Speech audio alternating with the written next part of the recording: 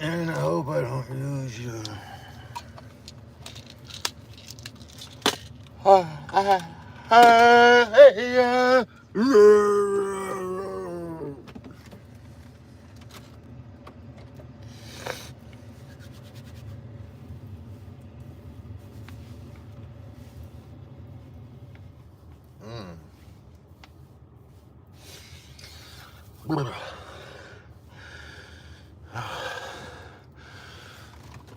And I hope I don't lose you. Oh, right on my nutsack.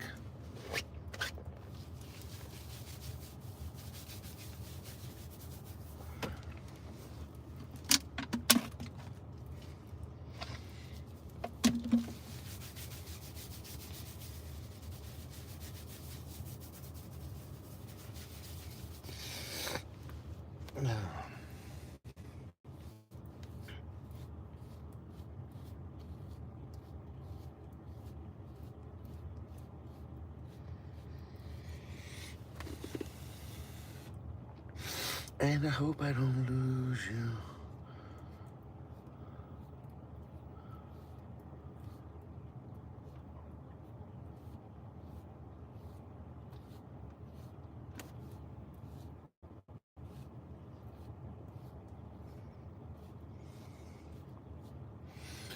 And I hope I don't lose you. Oh, hey.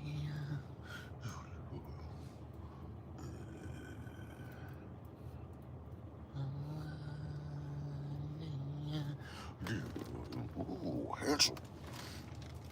What up, Kathleen? How are you doing?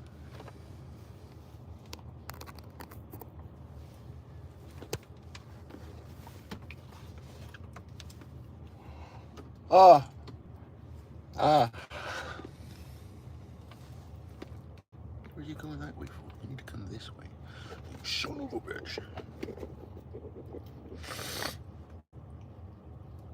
I'm doing okay.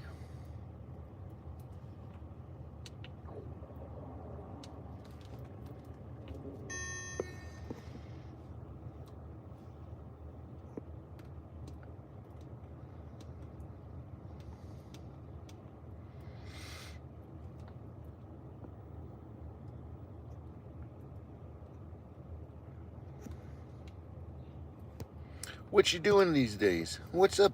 Holy smokes. Let me adjust this camera thing. Just working hard, man. Just working hard. How the hell you been?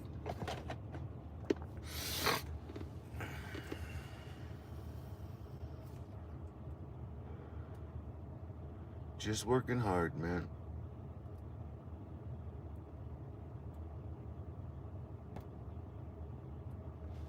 Yeah, I'm in Colorado.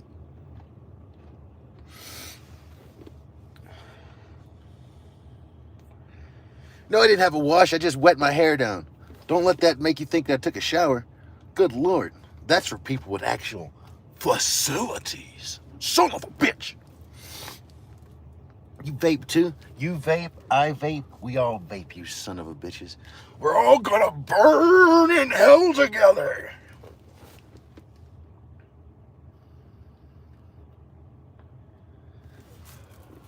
Yeah, no doubt. But a lot of the petroglyphs I see are actually only about 500 years old. It makes me think that about 500 years ago, there was an alien ship came down here and fucked a bunch of people's shit up. And the Indians were like, what the fuck is going on here? It looks like somebody fucked a bunch of these people's shit up. Like a boss. Son of a bitch. What are we gonna do? What are we gonna do?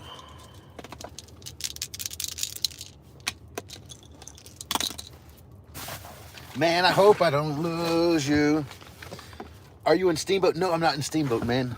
I'm working down fucking near Breckenridge right now. Actually, I'm down near Colorado Springs right now. At about a month or so, I don't know where I'm gonna be.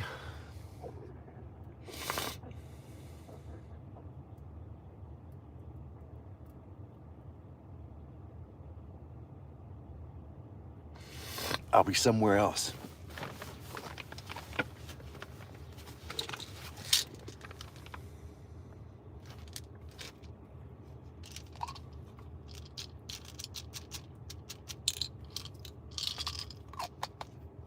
How it do?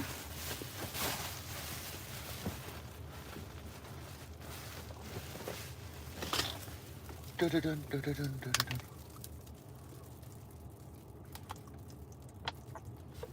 She says I'm fit. No, I'm not fit. I got a little bit of a belly. Ah, this little fucking jello. I got a little jelly down here. I need to get rid of this little jelly. Other than that, I'm fit as a fiddle. Look at that shit. Watch this shit. You ever seen my fucking back?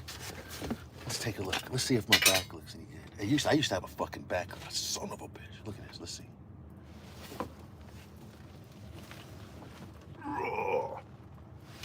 Probably turned it too much of an angle. But when I fucks my fucking back, people are like, Jesus Christ, watch out! He's gonna hurt somebody. Don't be scared. Don't be scared. Let me put this thing away. Let me put these guns away. Let me put these guns away before people are like, holy shit. Now, if only I had my penis growing out my asshole, people were like, that's a sexy looking son of a bitch. And my head was turned backwards. Son of a bitch!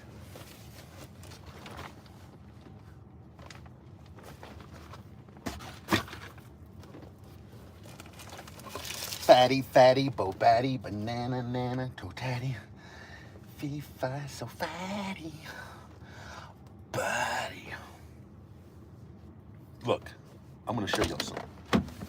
For anybody who thinks I'm fat.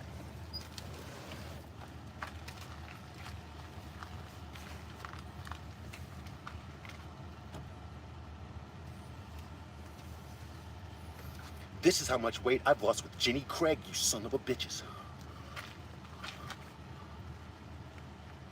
I could fit somebody else in these pants. We can both get in there together.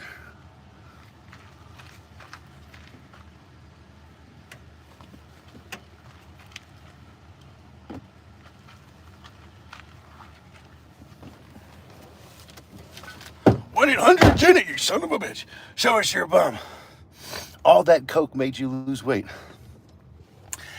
Oh, somebody got that motherfucker. That son of a bitch. Listen. Let me wipe the white crusties off my nose first. Do I look like a son of a bitch that uses cocaine? Oh, how much I got a little. Now, do I look like a son of a bitch that uses cocaine? You sons of bitches! Now that right there is a good look.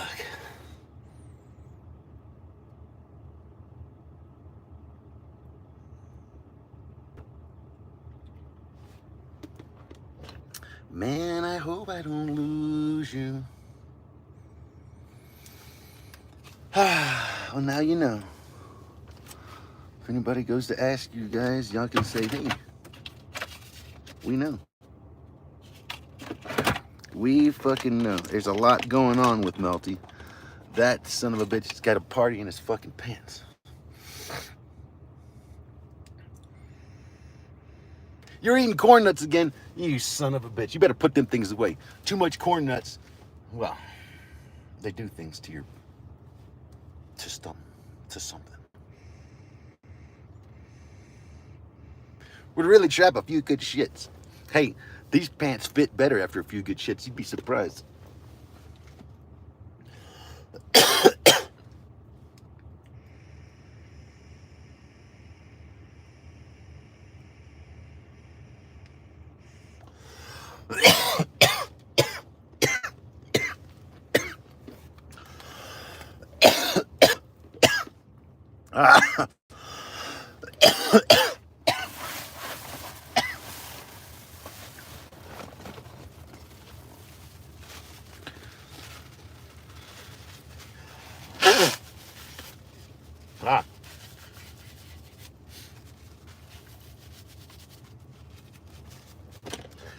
God damn it, sore throat like a motherfucker last night. Them sons of bitches. Sean Amat, good morning. I need the Slothmobile towed around the range. The Slothymobile.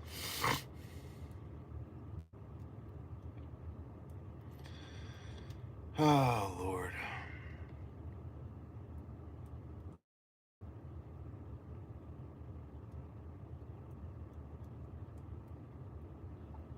I don't know.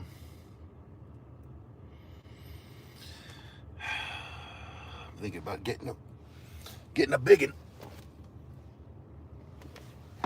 3-bedroom fucking camper.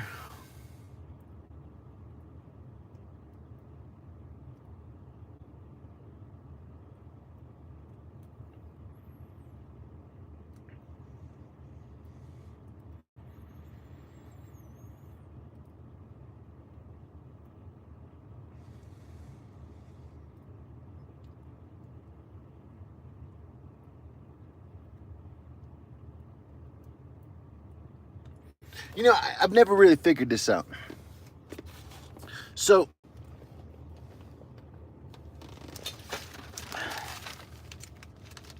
during a tornado, and maybe even during a flash flood, I'm not sure. During a tornado, they say, get into your bathroom. If you get in your bathroom, you'll be safe. Let's say interior bathroom. But still, I want you guys to think about this. Here you are in your fucking house. Here comes a tornado. You're already going to be going to the bathroom because you're going to be scared shitless. So it seems a logical place to be. But imagine the tornado comes. Boom. This shit could hit the fan, literally. Would you want to be in a bathroom that, like, gets sucked into a fucking tornado and spinning around, all getting tossed about? You're gonna be so fucking brown when you come out of that son of a bitch.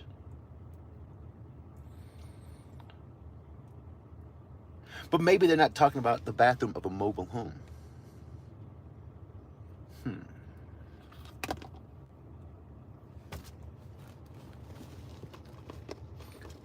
The shit will hit the fan.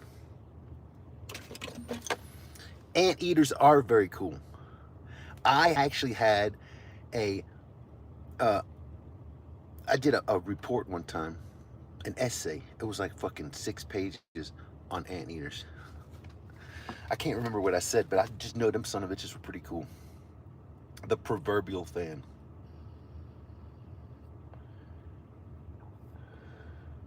Gorgeous. Seats taken.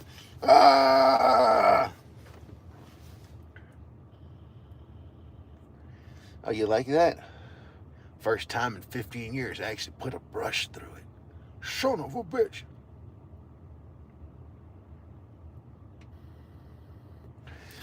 Hey, so when I bought my house, the first night in our house, all of a sudden, I start hearing boom, boom, boom, boom, boom, boom, boom. Something banging around underneath my fucking house. And I'm like, what the fuck is all this goddamn noise? I'm thinking they got a bunch of motherfucking African Americans trying to break into my shit. And so I go outside and I grab my fucking pistol. I'm like, the fuck is going on? I'm about to bust a cap in a motherfucking fool who fucking around my shit. I don't see nothing. I'm looking like, all right, motherfucker. All right. I know you crawling around in my house. And so I go down and there's this little entrance for the crawl space in their house. And I open that fucking entrance up and out runs a fucking Rottweiler-sized motherfucking armadillo. What the fuck?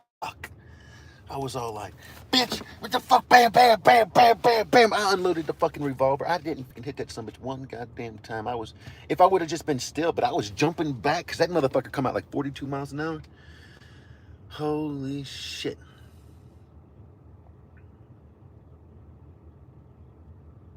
Ever since then, me and them armadillos ain't had a good relationship. Those bastards. They kill dealers.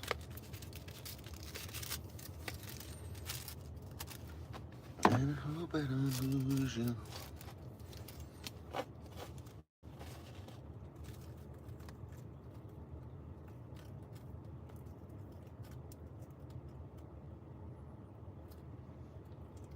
Was it a 9-banded armadillo? That motherfucker didn't even have a fucking goddamn solid 3-piece.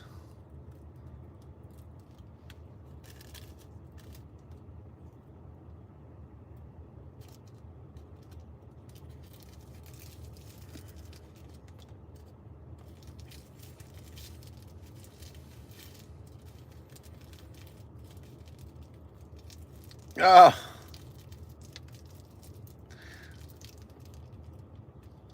Them dillers. They got a thing for melting. Man, I hope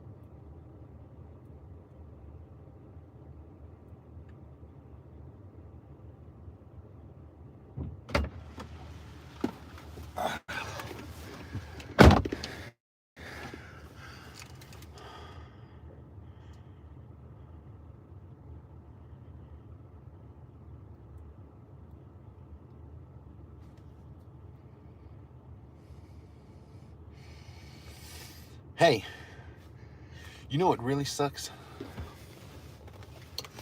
So they got these little critters. They call them prairie dogs.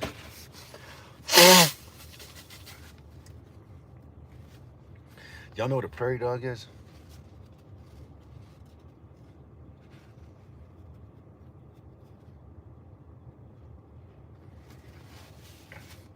Well, listen. One day, I went and fucking goddamn went to go hang out with a bunch of prairie dogs. Prairie dogs are kind of cool. I don't know if y'all know about prairie dogs. But, so I go and snatch one up. It was a little baby one. And I thought, I'm gonna have me a little pet prairie dog.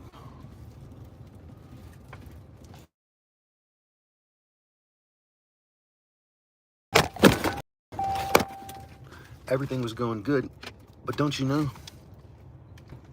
Oh, there's a door open here somewhere.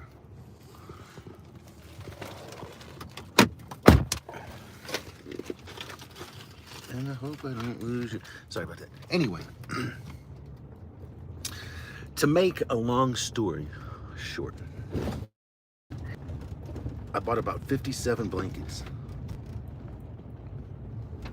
And I built this little blanket fort for my little prairie dog friend.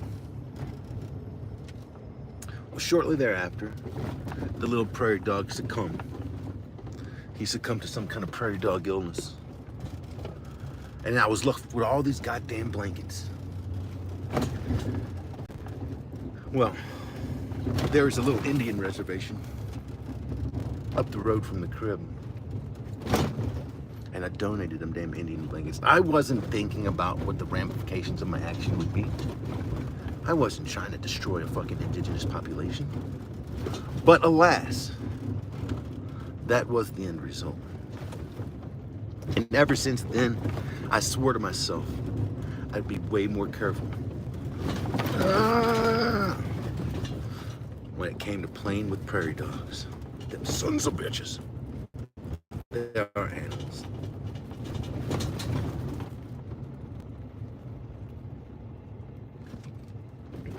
Do you ride horses, Sarah?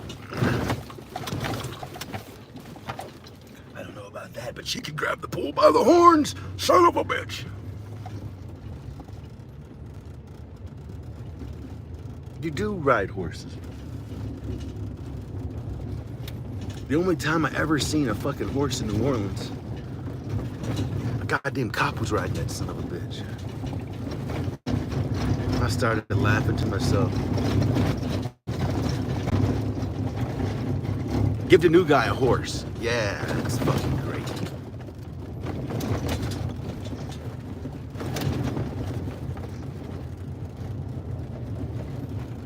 And I hope I don't lose you.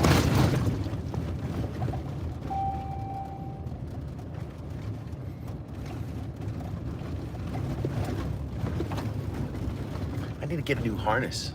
I wonder how much a new harness costs.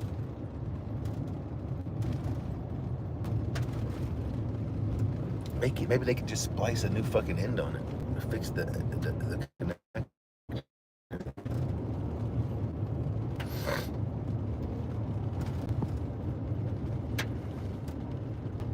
Guten Moosh. Guten Morgen. What up, Rally? Rally.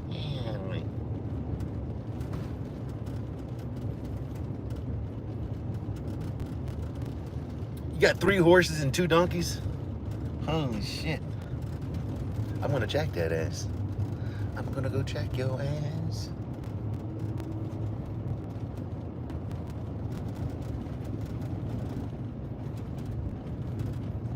Donkey. Donkey.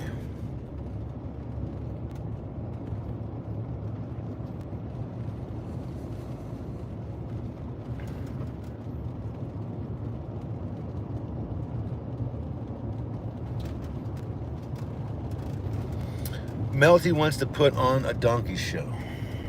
No, I don't want to put on a donkey show. That's not what I want to put on.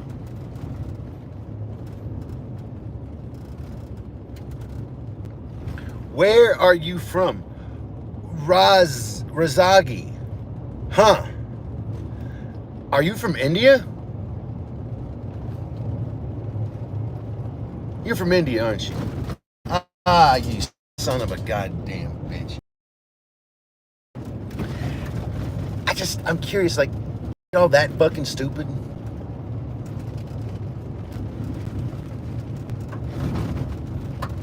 So, of all the things you can talk to somebody about, I mean, and we get this from everywhere, don't get me wrong, but it's like 9 out of 10 people that come from India. They're gonna ask me where the fuck I'm from when they see me. They're gonna be so, I mean, they're gonna be so curious. They can't fucking know. But of all the things to ask somebody, where are you from? What a fucking Indian? Someone in India, far away from me. What could they be interested in my location for? I'm curious. Let me ask. Are you in a call center somewhere? Do you just go around everybody's lives and you just try to get information and you're putting fucking little fucking tidbits in the computer and see what you can pop up, and then you'll fish a little more and try to get something else? Are you just a scammer? And this is what 9 out of 10 people from India are. You're just scammers and you're trying to get information from people. I don't think you're bona fide interested. I'm going to tell you why. I can look at your name and tell that you're from India.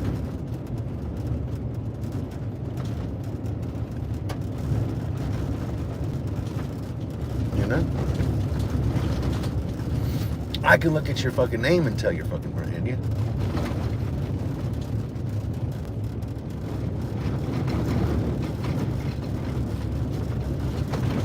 But you need more. You need the specifics. How much information will this guy be willing to give you? I don't know. Seems pretty fucked up if you ask me. It's a lack. If nothing else, say you're not a fucking scamming piece of shit. Just which I'm sure that you are, because what the fuck, you're an Indian. But say you're not a scamming fucking piece of shit. Just say. We'll just say you're curious. You just needed to know. for your personal records, I will say this. You're a fucking retarded person either fucking way. You don't think there's better questions to ask somebody that you're just meeting? That's respectful. It's just a good way of conversating. I mean, you don't think so? You don't think you can start the conversation of just an idea here? Don't just stop me if I'm going fucking too far off into fucking left field here. But you don't fucking think that you can stop and say, hi, how are you doing today? I mean, before you type in where am I from, you don't think you can ask me, and there's nothing else. There's nothing else. I mean, you can show, what's my social security number? I'm sure you're curious about that. But I mean, there's nothing. That's your first fucking question, where I'm from. Like I said, and it's not just you, don't feel bad. You're not alone. No, there's a huge giant fucking club of retards, and you must be the fucking goddamn leader, the fucking goddamn president of the fucking tard club for fucking people. You know, you're not alone. But fuck a duck. Bunch of stupid motherfuckers. It reminds me of the people sitting on the damn porch. Couple of fucking stupid fucking country fucking retards. Yep. Gonna be a hot one. Yep. Gonna be hot. Gonna be hotter tomorrow. Yep. Gonna be much hotter tomorrow. Damn, it was hot all last week too. Yep. Sure enough. Damn, we ain't got a lick of rain since I don't know when. Sure enough, man, we could use some rain. If that's all you have to talk about is the weather, you're just wanting to hear yourself talk, or you're a fucking retarded person. There's got to be better topics to talk about than the weather. This is a filler topic. This is something that you talk about when you literally don't have anything else to talk about and you need something fucking safe. You don't have a brain. You don't have a concept of what's going on in the world. There's nothing going through between your fucking ears. There's nothing. There's nothing. You got to know about the weather. You're going to talk about the weather because this right here is current events. I'm sorry. You're just a fucking retarded person. You lack intelligence. You lack substance. Why in the fuck would you think I would want to have a fucking conversation with somebody that lacks substance? If you lack substance, I can give you an idea. You're not going to gain it here. You're born with this. You're born with it, or you're not born with it. If you lack that substance, go ahead and go on somewhere. It's just not going to get better for you. It's sorry. You know, the substance that I'm talking about, it's instilled in you from birth or from even pre-birth, before you were even born. It's too late. If you're old enough to hold a goddamn iPhone and use a fucking iPhone and you don't have that fucking substance in you, you're fucking useless. You're fucking worthless. You ain't got no intelligence. You don't have no fucking respect. You don't have no integrity. That's pretty fucking disgusting. I can make that assessment just from seeing somebody say to me, where are you from? We got a fucking winner here. We got the first thing. That's the first thing you're going to ask me. That would a hell of a greeting. I'm from the place that'll fucking stick a goddamn fist in your fucking mouth and remove fucking teeth. That's where I'm from. For asking me where the fuck I'm from. That's where the fuck I'm from. That's I come from the dirty South, and it's dirty down there for a reason. It's dirty because you'll find little bits and pieces of teeth and fucking chipped bone all over the fucking place.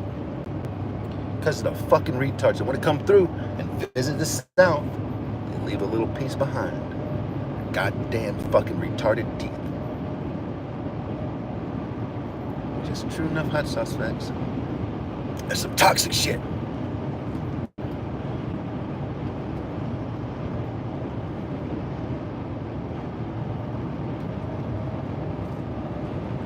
I ain't never gone, and never one time in my life, just gone to, and the first fucking thing, my greeting to that person, a total stranger, somebody from a different part of the world, where are you from?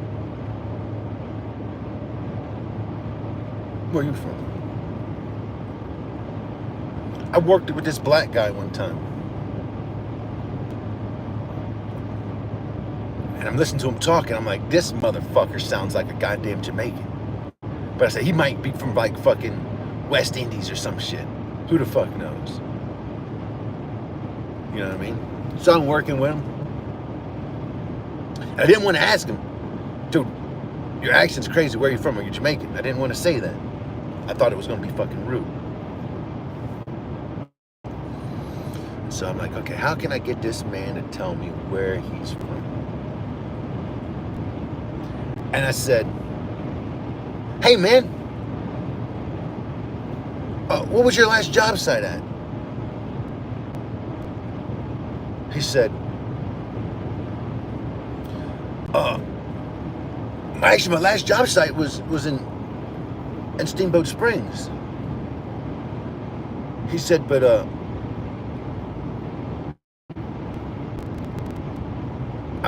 he told me where he said, I'm not from here. I'm from Jamaica. He said he only comes down for school. He comes down for school when it gets fucking, I can't remember if it's the winter time or the summertime. But he said, oh, look, these people getting arrested straight up. Fuck. Got them sons of bitches. Damn it, McManus. They had something they shouldn't have had on them.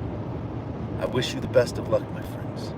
Anyway, so he come down from Jamaica every fucking year, okay? And he's not the only one. There's a whole fucking big old fucking gang of fucking Jamaicans.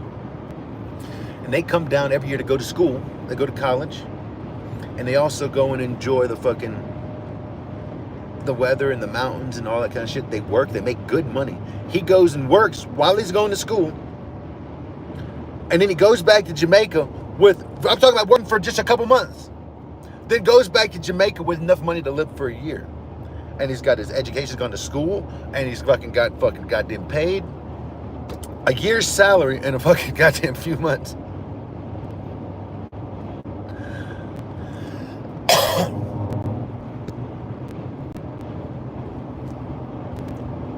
This fucking ear is so fucking clogged.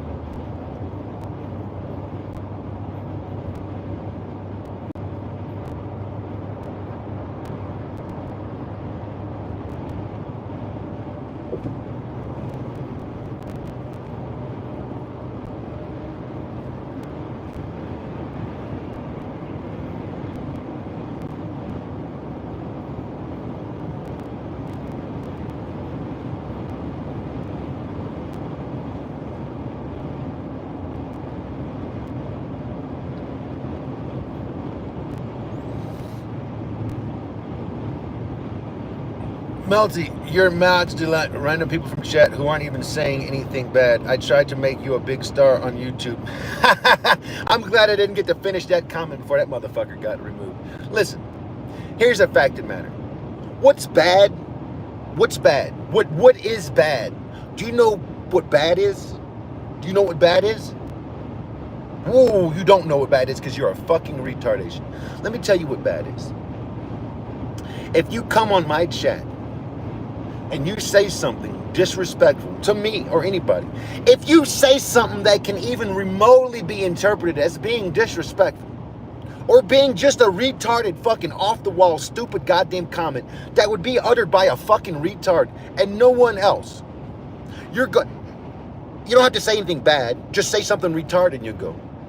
If you offend one of the fucking 2,000, 3,000 people on here with the fucking wrench, and you might offend them for a number of reasons. Maybe you goddamn say something about fucking Trump, or maybe you say something about Kamala. Maybe you say something about fucking Jews or blacks or fucking goddamn Asians. Who the fuck knows? But you might say something to offend somebody. And if you say something to offend somebody, and you get fucking goddamn from this channel by somebody who's not fucking goddamn been disrespectful to me, that's not been a fucking retard, they've been cool, well, guess what? I've given that person a fucking wrench so they can do whatever the fuck they want to do with it.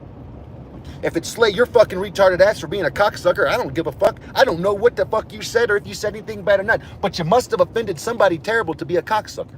Well, that's fucking number one. That's fucking number one. Well, then you got the second fucking aspect of it. You got the second aspect of it. If I fucking see somebody in the fucking blue crew willy-nilly just fucking timing people out and just banning people from my chat for doing nothing, well, that's a good way to get your fucking wrench gone in a fucking heartbeat. Just gone in a fucking heartbeat. I expect a level of integrity. I demand it. And then a fucking joke. But at the same time, once I give you a fucking wrench, you pretty much got a lot of fucking goddamn call. You can fucking goddamn run the fucking show. You can run the show. Don't let me catch you fucking abusing that fucking power. You fucking, if I see you fucking ban somebody that I fucking might be interested in talking to, I will remove your fucking wrench, and I will have everybody with a wrench just ban your fucking ass. It won't be that fucking hard. So it doesn't make a difference. There's repercussions for all your fucking actions. If you're a fucking retarded person and you get all butthurt because I don't allow you to say some retarded shit on my fucking channel, well, go cry home to mommy. Tell her she should have beat your fucking retarded ass a little bit more the first time she saw a little fucking retardation coming out. What you want me to fucking do? What you want me to do? I don't want to waste my time talking to a fucking moronic person like you, and I damn sure don't want to take some time talking to an idiot that cries about getting banned or timed the fuck out.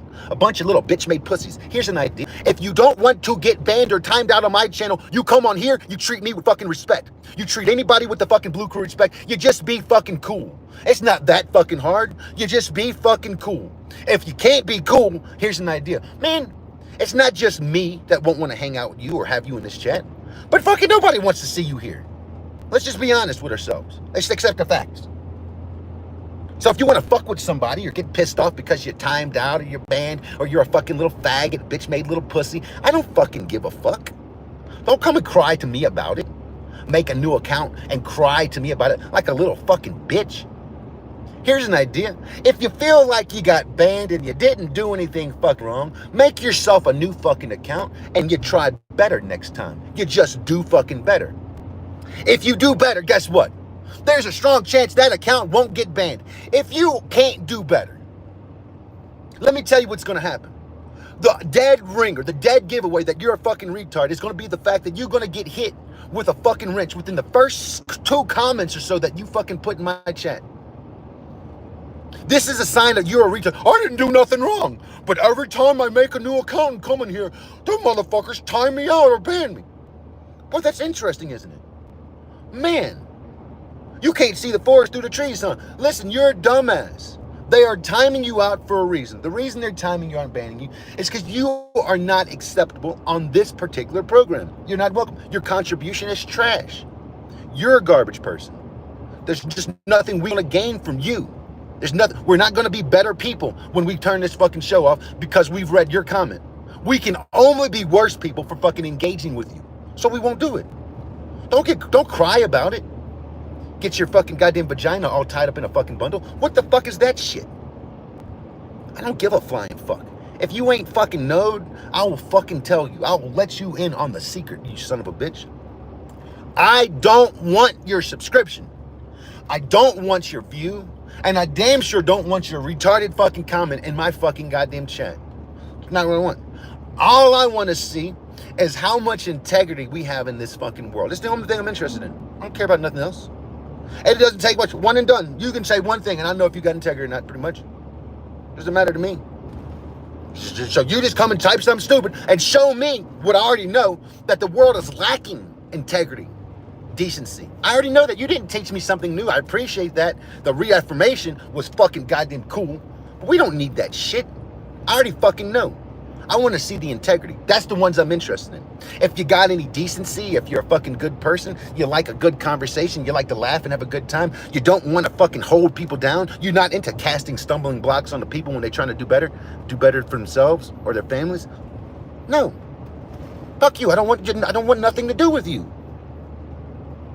You're gonna be a decent person to be here. It's that simple. Does that mean that you're not an asshole? You could be a fucking asshole and be in a blue crew, be respected. I'm not a fucking asshole. I treat people like shit when they deserve it. And if I treat somebody like shit that don't deserve it, you know what I do? I'm the kind of person, here, you've never done this. I apologize. And I do better. Man, that was uncalled for, man. I was in the wrong for that. I try not to make that mistake again because I'm a fucking decent person. Unlike you, every day do the same fucking retarded shit and then get mad at me because I won't tolerate your fucking retardation on my fucking shit. Jesus fucking Christ. Get over your fucking retarded fucking selves. Holy fucking shit. If I'm gonna come up here and I'm gonna slay my fucking ego every fucking day and lay it all on the fucking line, don't give a flying fuck.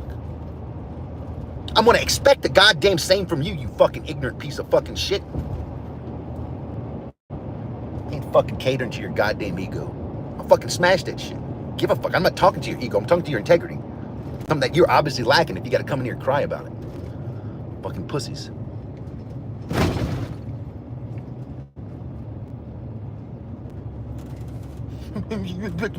Moderators being mean to me. Here's an idea. Come on here and become a fucking moderator yourself. Be blue too, you fucking retarded piece of shit. I didn't know I could be blue. How would just come on here and be fucking cool?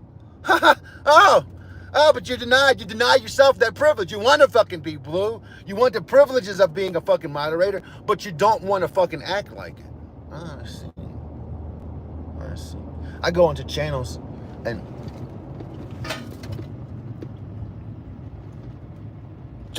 I learned a long time ago, the fucking moderators are the cool ones. Fuck these stupid great people come in and say shit. The moderators come in, they're fucking respectful, they're decent fucking people. They keep it 100. Fuck, I want a fucking channel with nothing but moderators. And then we can fucking just keep the fucking retards at bay.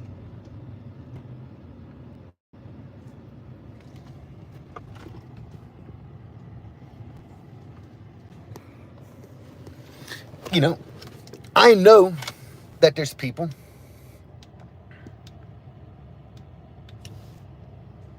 that don't like it.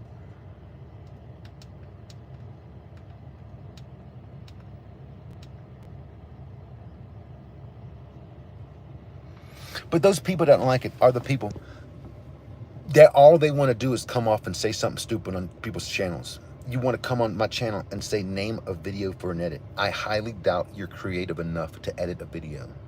Let's be honest. Let's be honest. You don't even have the creativity to edit a video, let alone make a fucking video. You can't even fucking come up with a comment that's original. You got to understand this. You've got to know this, right? So you coming on my channel saying name a video for it. If you were worried about a video or a car for an edit, I don't think you'd be here. I don't think you'd be here. You might be on some mechanics fucking page.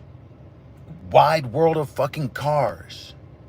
Classic fucking goddamn car fucking, same consumers. Some other channel where they talk about cars and just you see cars and you make a little collaboration with somebody.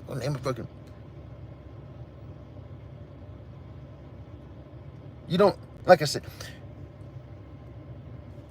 you think I'm not entitled to think of you as a retard? If you can come in here and say name a fucking goddamn car for an edit, you can say that.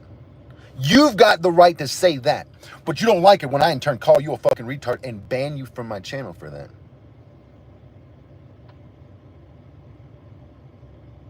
You're a retard, and I will ban you for the channel for that.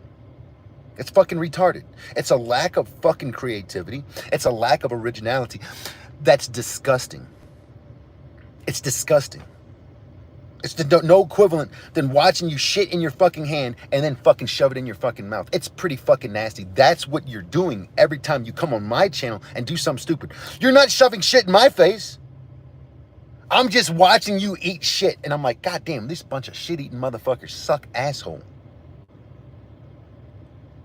Don't come on here and suck asshole. Don't come on here and suck cock. And don't come on here and eat shit. Just don't do that. And I'm going to tell you what. You'll be surprised. You'll be treated with respect. You'll be treated with decency.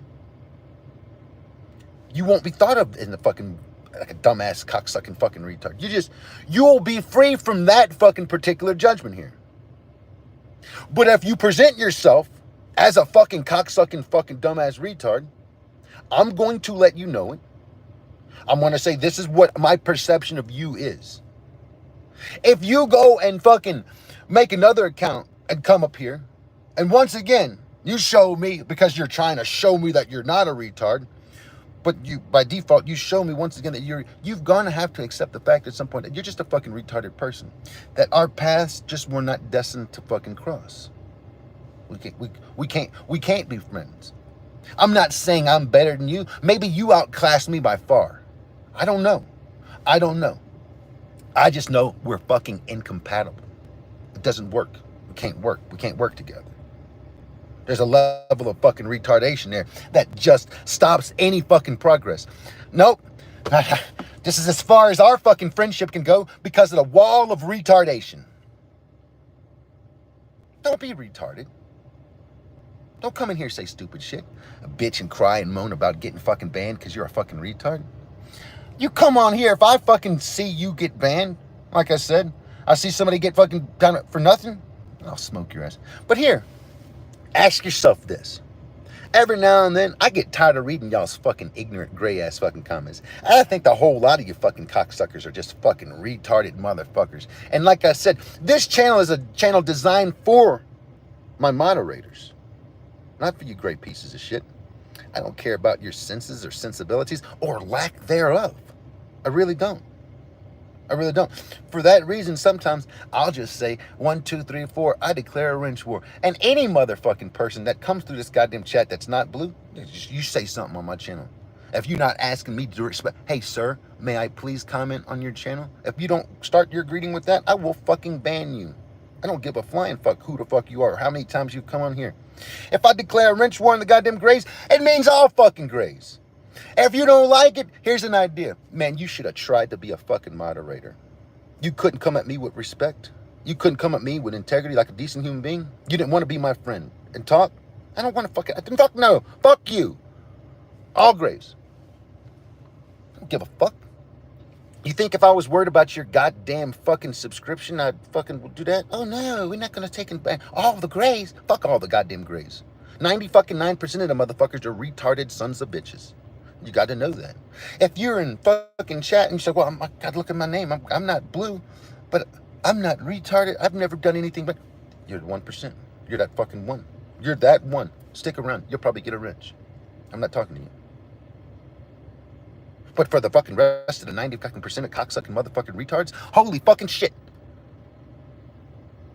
You gotta know. You got to fucking know. I just don't give a fuck about your goddamn comments. I don't care. If you happen to be gray and want a fucking wrench, the best thing to do is either you fucking goddamn ask me for permission to speak or just don't fucking say nothing. Get on down the line. It's not that hard. I've given you one fucking option. You got one option. Come up here, be fucking cool. Or don't. I don't give a fuck. You got your option though. You want to type something in my chat? You better type something that won't offend me and won't offend about 3,000 other people from all over the world. All sorts of different views and perspectives. You're going to kind of be forced to play it a little fucking safe here. I'm going to ask you, even if you're like comedy fucking flu, I'm going to say, hey, try to be more respectful. They've got people in fucking chat that's been traumatized sexually. They don't want to fucking see that. They might people that by watching it with their fucking kids or something like that, they enjoy the entertainment aspect of that, the fun stuff I do. They don't want to fucking goddamn see your fucking goddamn sexual perversion. Be you fucking feel assaulted. They don't want to. We don't want to see that. And it doesn't matter who the fuck you are. I'll fucking let you know my fucking feelings all day long. Tell you straight up exactly how I feel. I want this place for everybody to come in here and feel comfortable. Except for a fucking retarded person. You'll never feel comfortable here. Because you won't be accepted here. But everybody else should have the right to come here and not be fucking goddamn harassed sexually. You know what I mean? Not be fucking exposed to perversion. We should have that fucking ability. I don't want that in my life. I don't mind joking around sometimes. The right crowd, the right people, blah, blah, blah. You gauge the situation and you fucking goddamn, whoa, you stick one in there. Hey, yeah, whatever. Right, wrong, or indifferent, whatever. But when this is what you base yourself on, and this is what you bring to the table, you might find yourself with a problem here. That might be the kind of person you are. But here, I'm the kind of person that's got a daughter. Okay?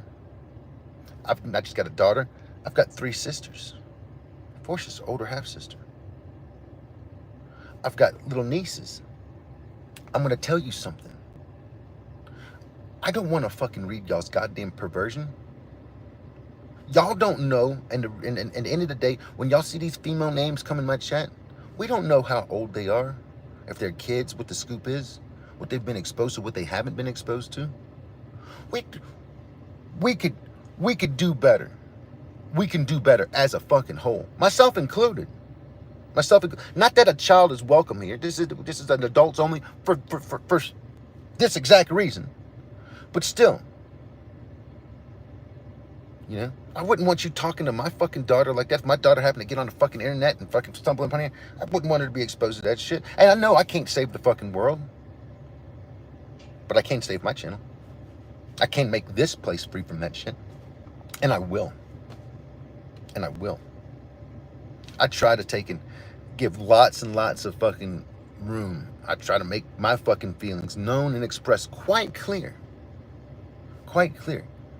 You know, I want this channel to be a decent place. I don't want it to be a place with a bunch of fucking retarded, hateful fucking idiots. A bunch of stupid motherfuckers don't even know what sex they are. You've got to look at me and ask if I'm a trans? Say no more. You've done let me know everything about you that I need to know. You've said it all. Please don't say nothing else. Please don't. You think you've offended me? Oh, yes. Totally offended. My God, my big fucking hairy face and ass. Just everybody thinks I'm a woman. This is how I present myself. Fucking retarded people. Like I said, you want to present yourself cool here? Do it, man. Fucking do it. And be respected. If you present yourself as anything other than that, you won't be respected by me. I'm gonna call you out on it. I'm gonna call you out on it. You're fucked up, stupid, goddamn shit. Just like if I was doing something stupid, I would hope you guys would call me out on it. I'm gonna call you out on it too. It's just gonna be what happens.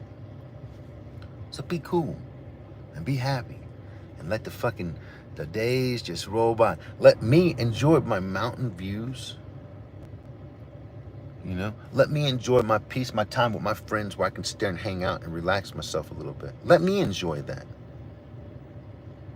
I don't care what you go and enjoy. You go and enjoy whatever fucking ignorant shit you fucking like to do. But you ain't gonna do that here. You're not gonna do that here. Go do it somewhere else. I won't say nothing. I might even go join you. But we're not gonna do that here. You gotta understand that. So you can cry and you can whine. The only thing you're doing is making yourself seem like a bitch to me. I don't give a fuck. Nobody gives a fuck about me. I gotta deal with all kind of terrible fucking realities. That fucking suck. That hurt my fucking heart. I don't get nothing. So you gotta deal with it. You're gonna have to deal with it. This is one of the things that you'll have to deal with. You'll have to fucking come up here and present yourself with integrity when you're communicating on this channel. You'll have to deal with it. Even if you're not dealing with it here, you go deal with it. You go cry to yourself and wonder if it was because of you or if it was because of me. I can't answer that. I just know that it's not going to work out between us.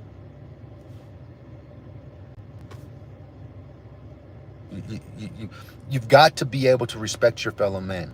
If you in turn want to get respect, you want to be respected, but you can't.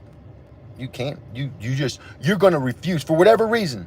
You think you're born in a higher social class or whatever. You're not going to give me respect, but you want respect. You're a fucking clown. I want you to come and sit right here in this seat and you tell me that. You tell me why I've got to respect you, but you can't respect me. If you can sit here and tell me that, I'll by default respect you a lot more. But it'll be after you get the goddamn ass whooping you deserve. Just something. Anytime you want to, the fucking truck door is open. Just hop in, this motherfucker. Just hop in. And tell me why. Why you deserve respect, but you're not willing to give me none. I need to know. I need to know this because I'm fucking truly curious. And I can't just, I won't just accept a phone call. You know what I'm saying? You've got to be able to fucking sit here, right here. So in case you say something stupid, I can remove your goddamn teeth. This is fucking goddamn, this is checks and balances in this motherfucker. If I can't use the proper checks and balances, I'm going to get upset.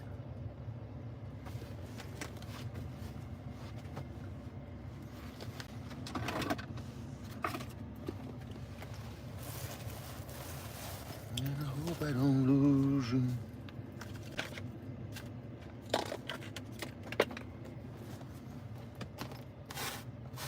Mo Rizzles. You gotta check your moderators. Yeah, like I said, hey, if you're a fucking moderator on my channel, I'm gonna ask you, please, pretty fucking please, carry yourself with some fucking integrity. Don't go fuck around with my goddamn channel. It's something that I fucking built and something that I fucking take pride in. I will take just as much pride removing your fucking wrench and shoving it up your fucking asshole. Just letting you fucking know that.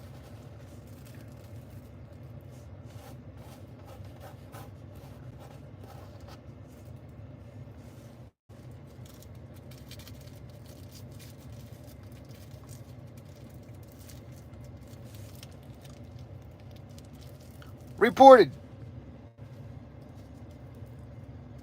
Exactly, Brian Kirk. Exactly. I treat everybody. You guys, I've been doing this shit for 10 years. I treat everybody with respect.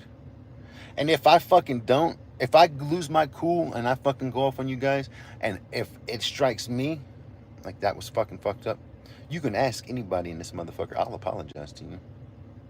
I'll tell you that I'm sorry. And I'm sorry I didn't, I felt like I was in the wrong. I'll let you know. I'm going to tell you the truth about it, though.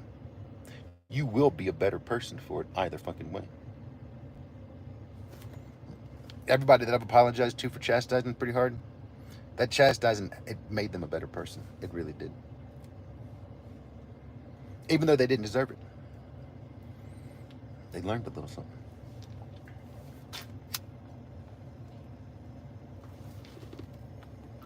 Simple facts. No rats allowed.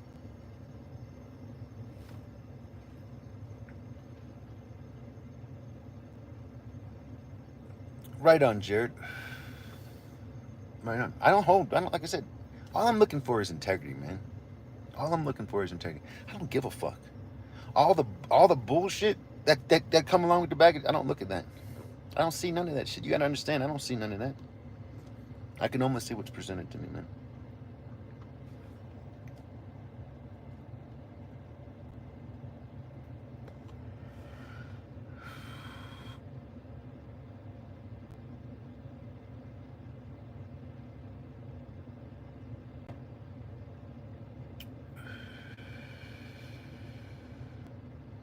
You guys think I'm chastising y'all a lot of times. I'm talking to you guys. A lot of things I'm talking to myself just as much as I'm talking to you guys. Hello, McFly. Because it matters. Humanity doesn't need shitty people.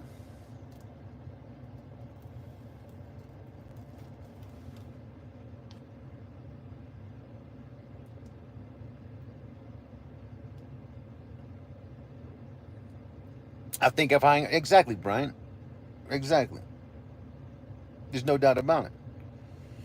There's, like I said, there's some people that are blue. They just don't know it yet. There's some people that are blue, you know what I mean? And they know it yet.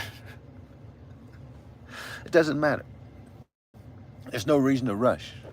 It doesn't matter. Because it's like I read the comment. When I read the comment, it doesn't make a difference, right? See, so I talk about grays versus fucking blues. But here, I'm reading the comment. If the comment is a blue comment, it's something that the fucking crew would say. Something's gonna be accepted and fucking treated like a fucking blue.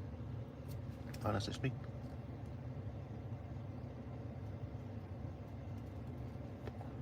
Right on.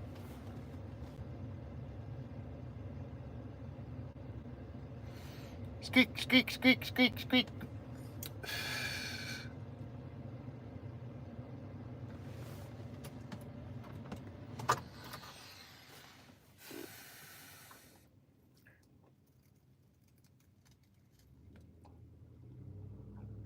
It is what it is. I don't give a fuck.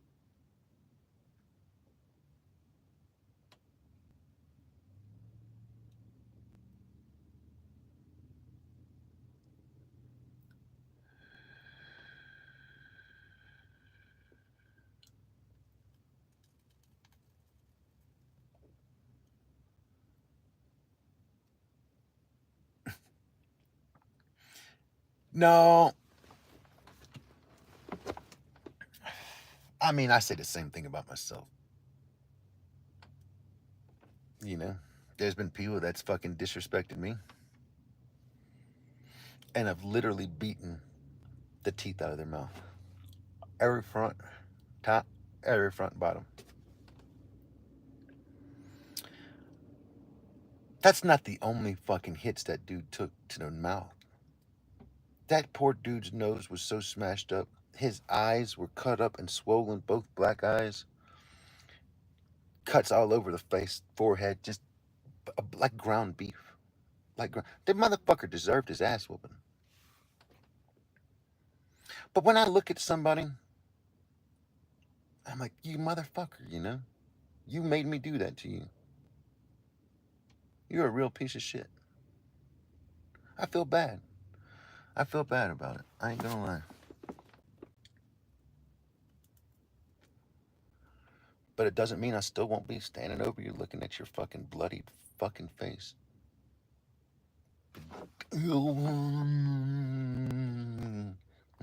If you got any fucking salt whatsoever, you'll try to smile and take your aspirin like a man. But the funny thing is you're smiling with no teeth. It just makes you look like a dumbass. Eat it up. I did that same dude did that to me, and I fucking smoked him again. Matter of fact, you see that stitch right there? That scar? That motherfucker was standing on the other side of a piece of glass after his ass whooping. And it looked like he smiled at me. And I put my arm through that window and I connected again. You son of a bitch. I just don't give a fuck. God damn, Melty. Fa-pow.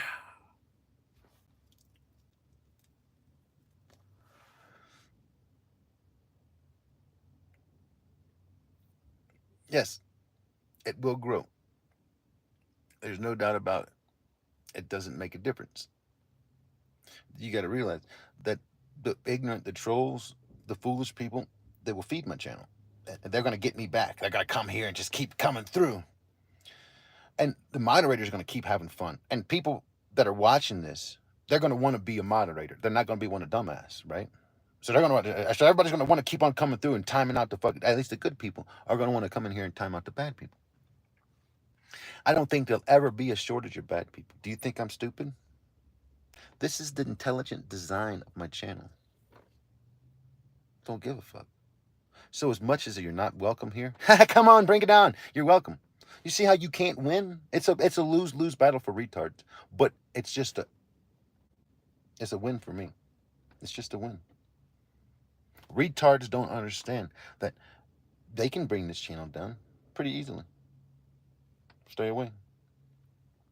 My poor blue crew will have nothing to do. They will go somewhere where they can feel more engaged. But you can't do that because you're a retard. I win. I win.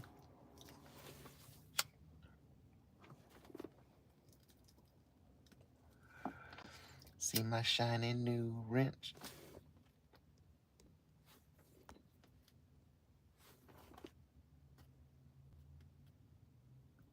Well, one day you might get it, but ain't nobody on this channel got a wrench because they asked for it. Nobody has asked for a damn wrench. That's a goddamn fact. People get a wrench if you get it, when you get it. Such is life. Some people on here for fucking a long time, maybe months or more, and then they get a wrench. Some people on here for fucking days or a day, and they get a wrench. It's weird how that works, huh?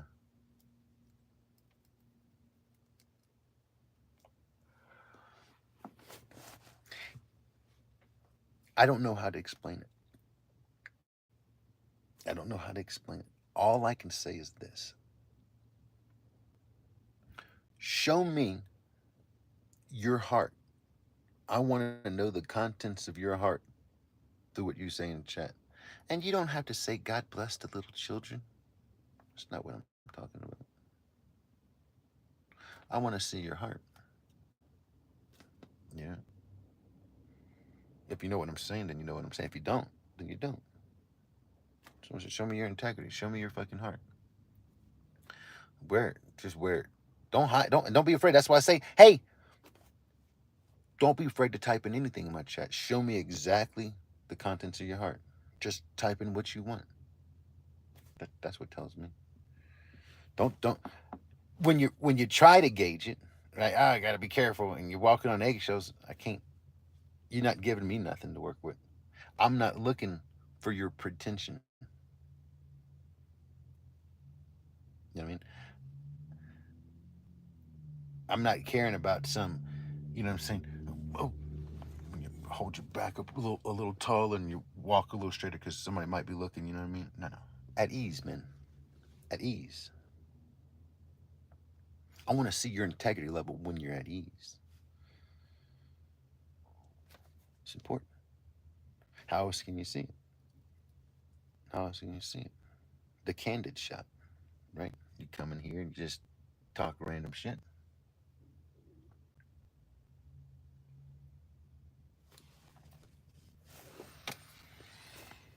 Oh, man.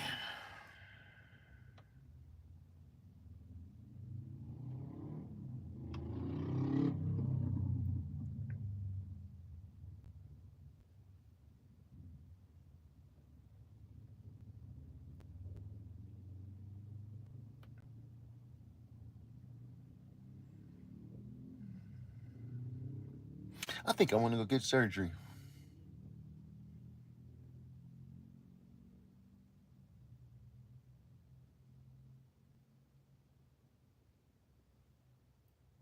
I told these motherfuckers no.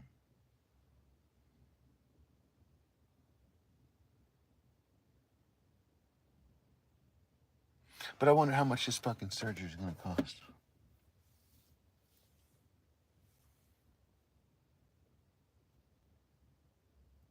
My heart aches for the ones I hurt.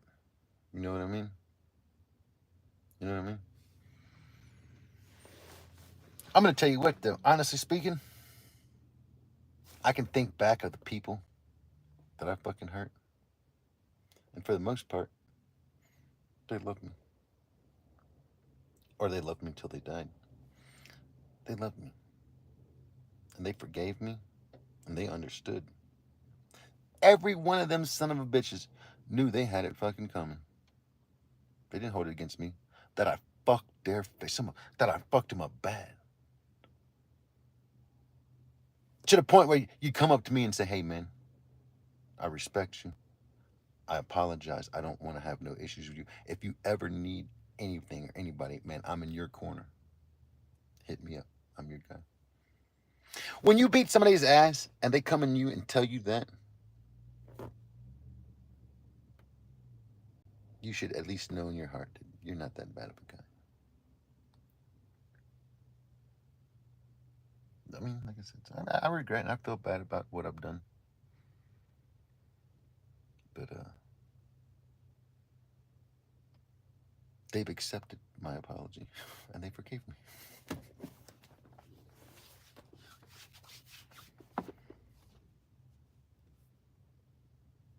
So I want to get, I got this goddamn sickness. And when I get sick, it never affects my body. Like, you can't really tell I'm sick looking mentally. What are you talking about? You're sick. My fucking throat is just dying. And my ears are so fucking clogged up. This is the main thing that happens when I get sick. It's happened like that since I was a kid. I never even knew because I didn't think that was sick. I didn't know what that was. But that feeling is sickness. So I don't know if it's a eustachian tube dysfunction or something like that. But I think I want to get that surgery where they insert them little tubes into your fucking ears so that I can equalize the goddamn pressure inside of my motherfucking head. Because it literally just makes me feel lightheaded and dizzy and like shit. Like I got my head underneath the water or something. No, my tonsils have been gone.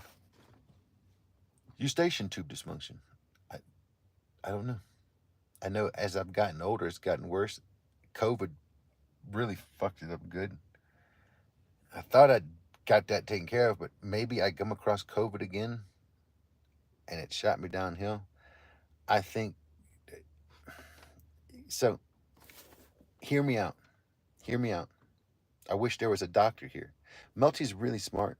I'm really smart. I've actually got a brain. I can figure shit out like a motherfucker. It's amazing. I think that when my dad died, and I cried a lot. I cried a lot. I think that me crying gave bacteria a place to fucking grow inside my eustachian tubes or tear ducts or whatever.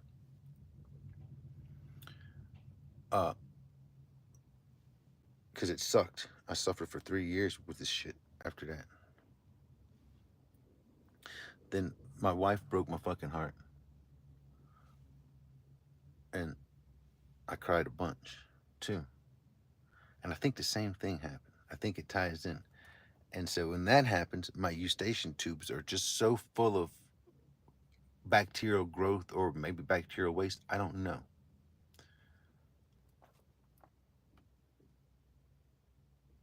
It shuts it down. There's so much inflammation that nothing can equalize.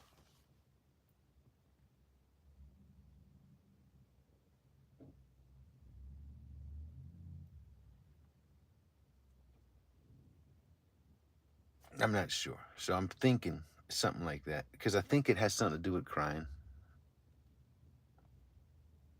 But I'm not sure.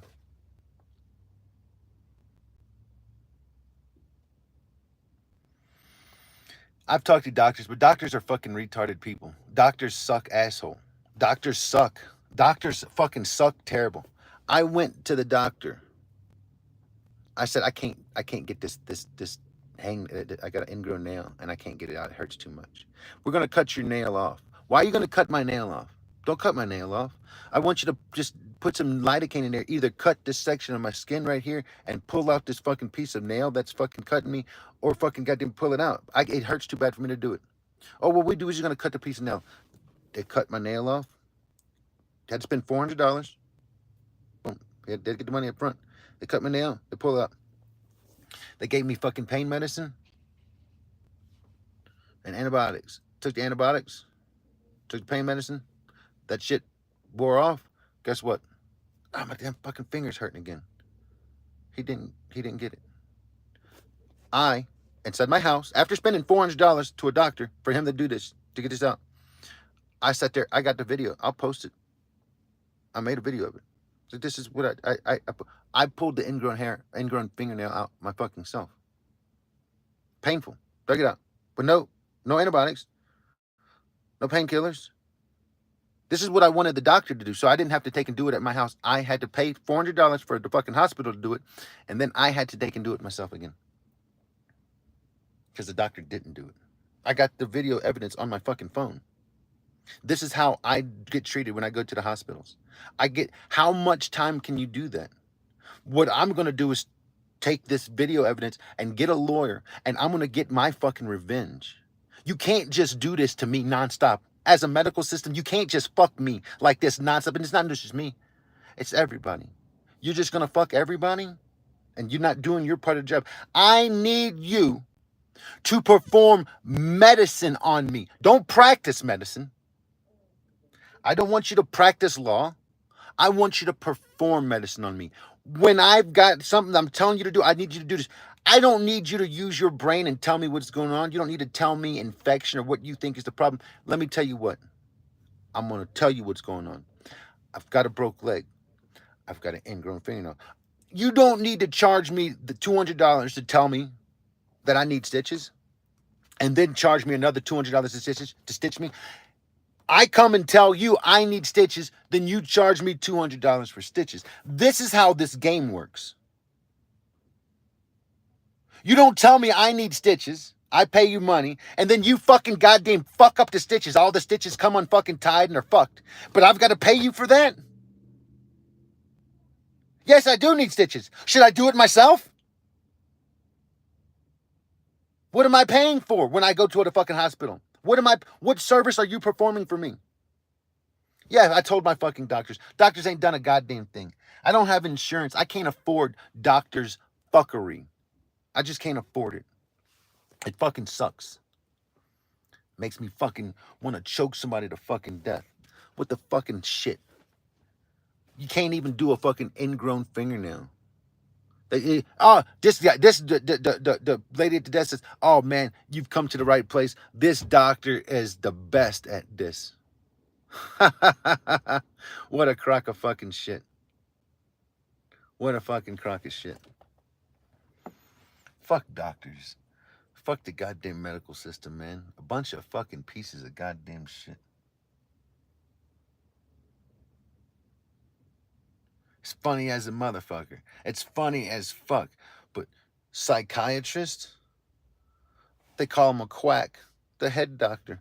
Goddamn, they've done more for me in the past fucking goddamn couple months than fucking doctors have done forever. From the time they ruined my fucking leg, the time they botched my fucking tonsils, every fucking shit them cocksuckers have done. Shit fucking fucked me up. Goddamn, my fucking psychiatrist, it's kind of fucking goddamn reversing all the damage them son of a bitches has caused. And everybody says, oh, that's the quack. Haha, shrink. I don't know, man. Maybe most of my problems was in my fucking head.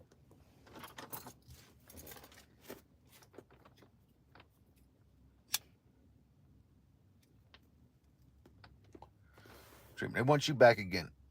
Why do you? Oh, the ingrown nail comes back. Do you know why the ingrown nail comes back?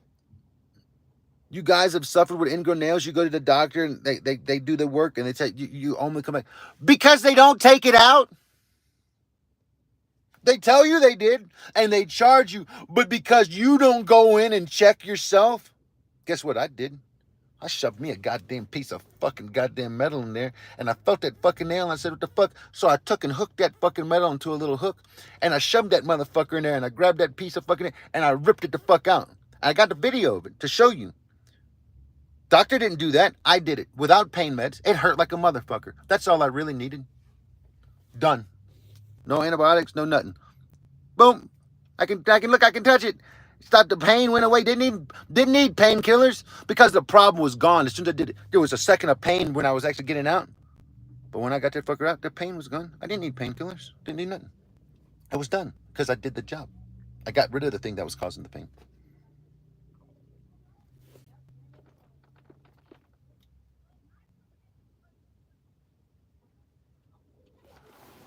This woman is beating the shit out of her kid.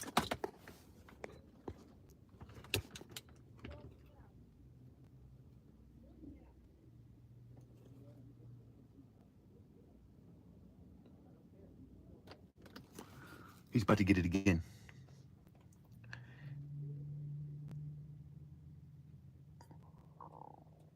Oh, she just got it again. She just got it again. Okay, watch it. She's got look. The one that's crying, she just got this shit spanked out of her.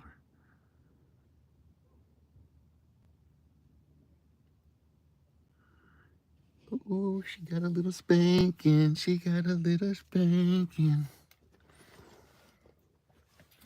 Beat them kids. That's only one of them human beings is going to grow up to be decent. And it sucks that I can judge people like that. It's the parents' fucking fault. Son of a bitch. You let your kids walk around like that. You're going to be pulling your shorts out of your fucking asshole all day long.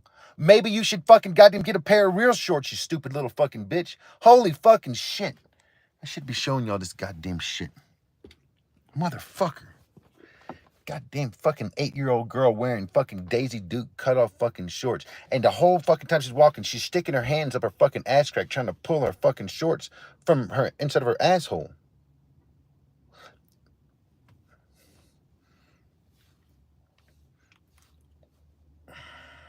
I got an idea.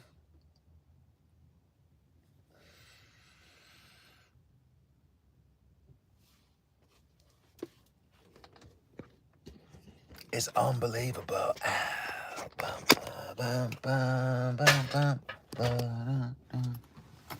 It's unbelievable.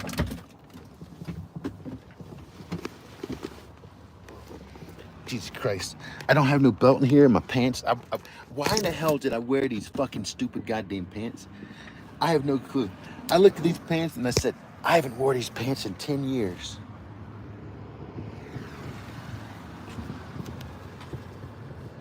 It's because they don't fit you, Melty.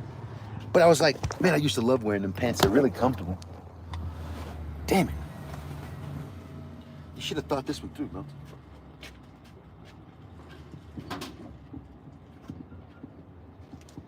But let me show y'all a little trick. I'm going to show y'all a fucking Melty trick. Watch this shit.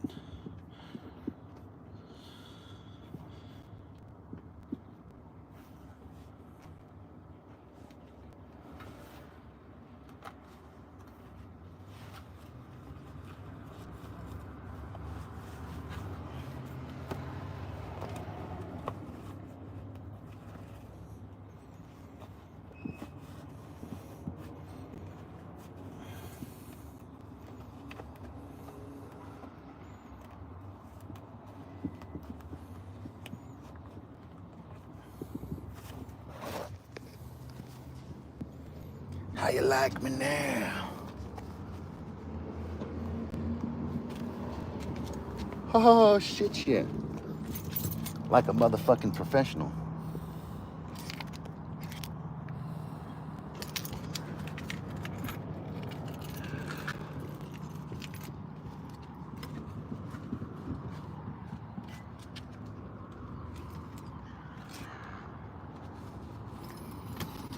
Well,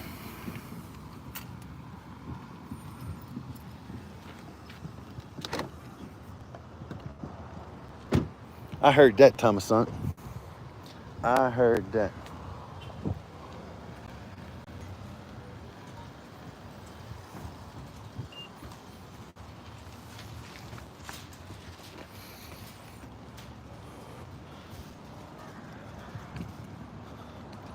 Goddamn crazy fucking parents. Bring their fucking kids to the fucking Walmart. Just have them fucking looking like fucking trash. Ah, Myshkin. That sounds like a fucking Jewish name if I ever heard one.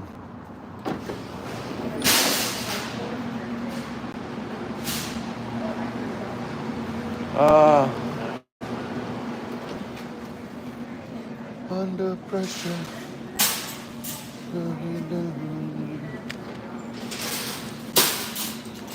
No MasterCard.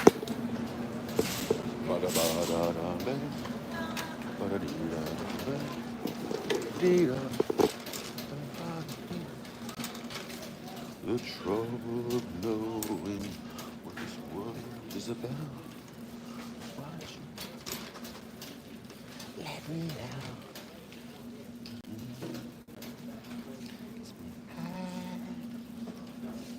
That's enough. The streets. Da, da, da. What would you make for dinner?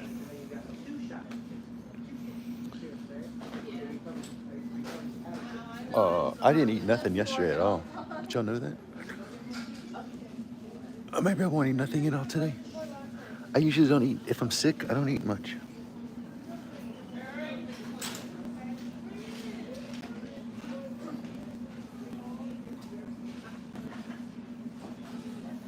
Shopping with Melty. You ain't seen shopping, you son of a bitches. Thank you.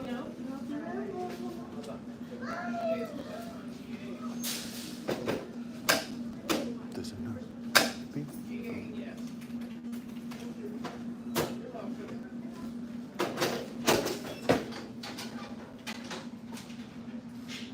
I should be ashamed of myself, huh?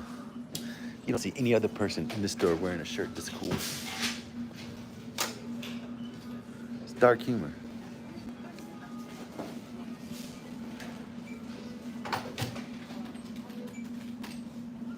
I can't. I can't. There's a bunch of energy my body can burn right off my asshole. I'll get better.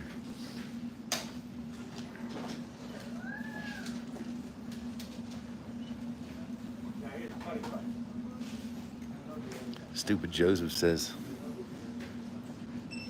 when he hears Evan talk, he's like, Evan, that little dude sounds like Marge, but he's sick. I'm like, you son, but you're going to be talking like Marge next week. I think we all are.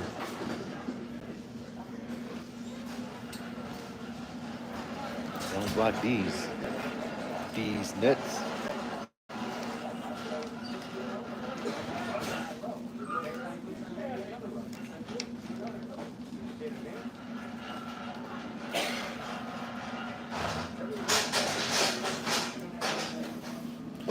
Vroom, vroom.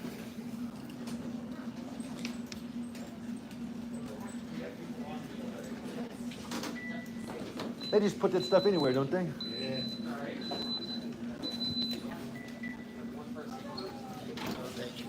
You're welcome.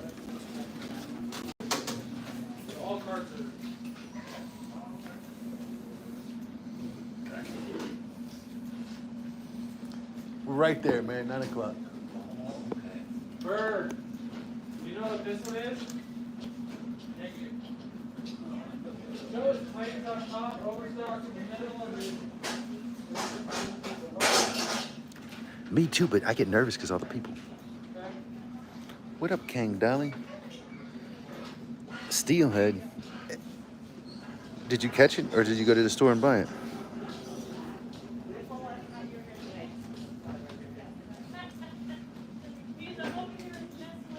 What the hell happened to my hair?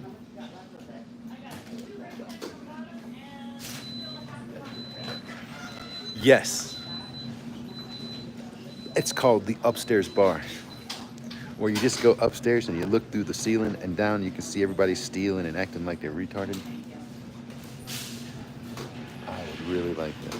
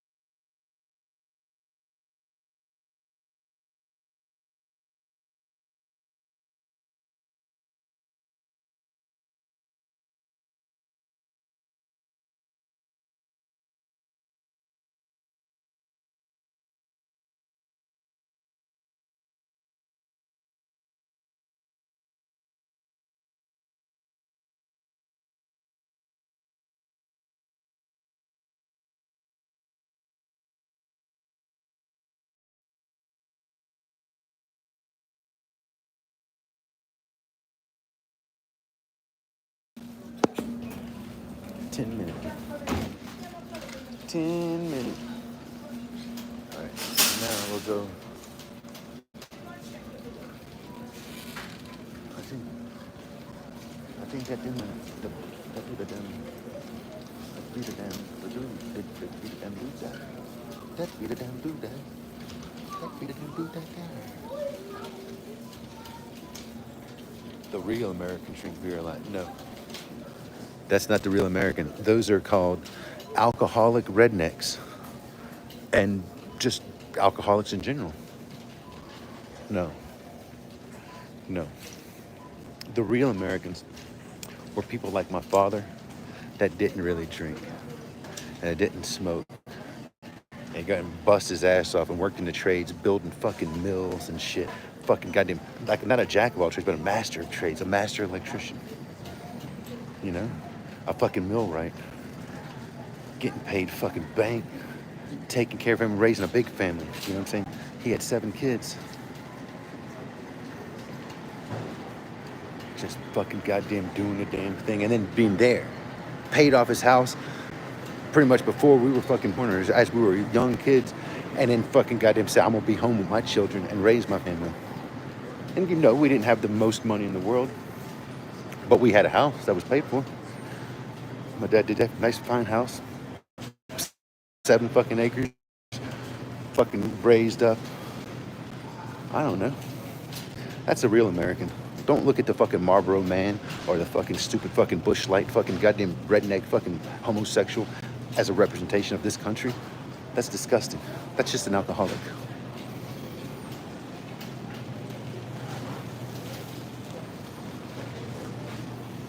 Oh, we had food too. Like I said, there was 8 people in the house.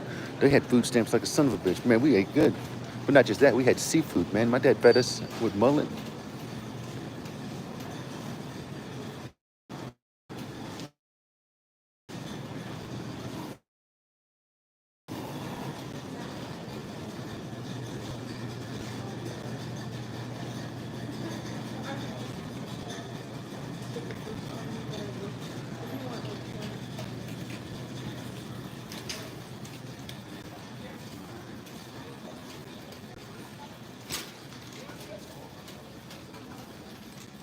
Hell yeah.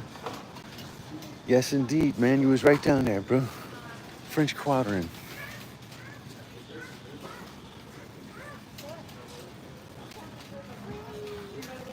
You might get to go hang out with Sarah. Get some gumbo and some jambalaya.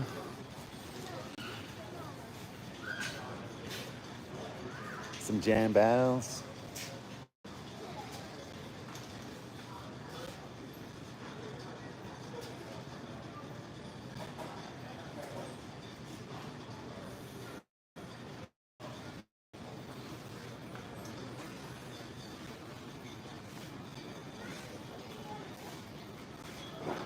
The fuck?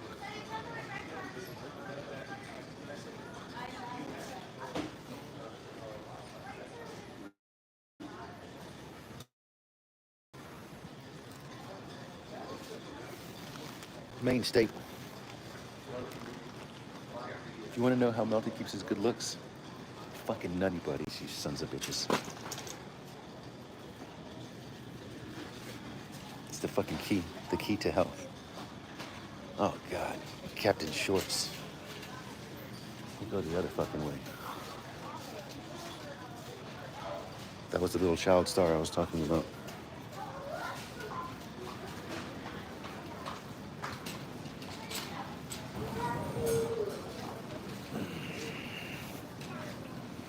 Forget what I'm doing. I get all fucked up. You get too many people in the damn, all the fucking anxiety comes in case in my ass.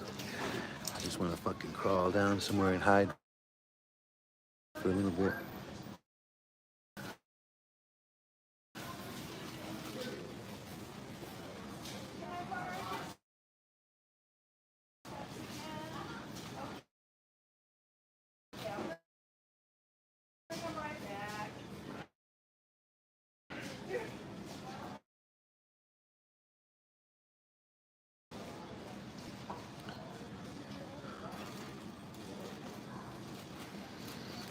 I'm just drawing on a blank, a complete blank.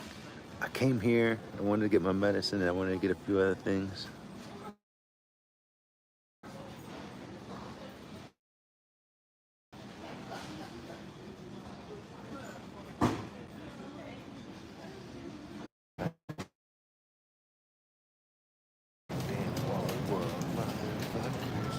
Wally world, motherfuckers. Got the Wally world, motherfuckers again.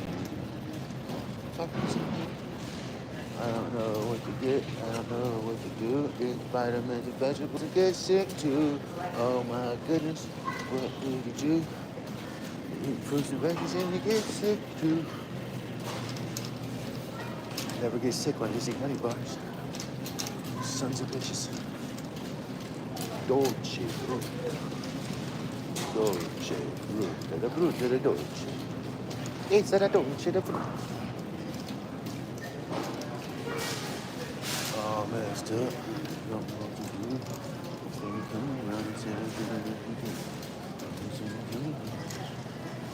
I'm happy that we crossed some paths. You got to trust your instincts and let go of regret.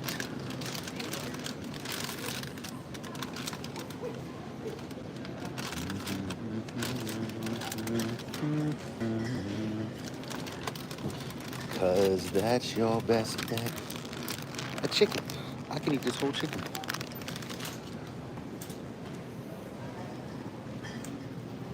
I'm gonna eat that chicken and let go of regrets.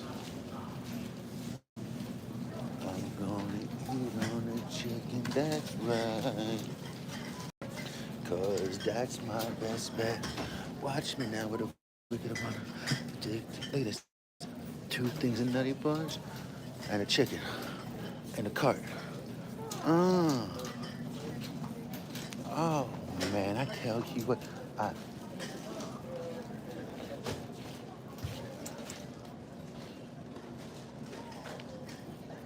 what's that? The pharmacy. I'm like, where the fuck is the pharmacy?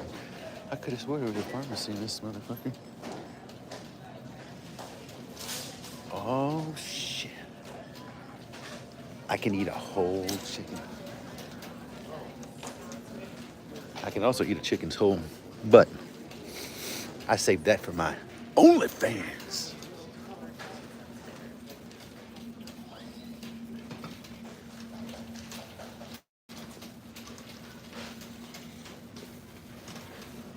I heard in America they eat so much for breakfast. That's craziness.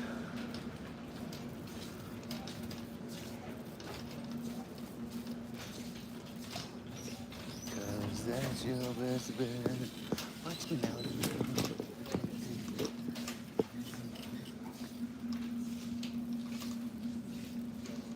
I can't find my B vitamins. Love ate you. Love ate you. Love ate you. Love ate you. Love ate you. Love ate you. Love ate you. Did it elevate yourself?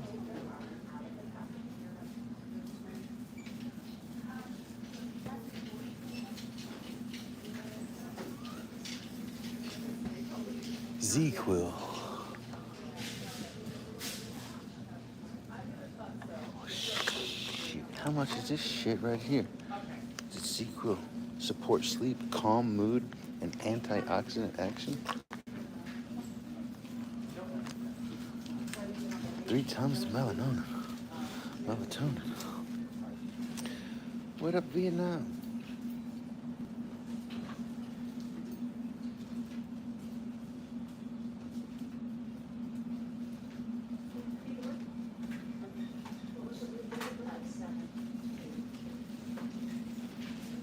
Whatever happened to days when you could just get a multivitamin?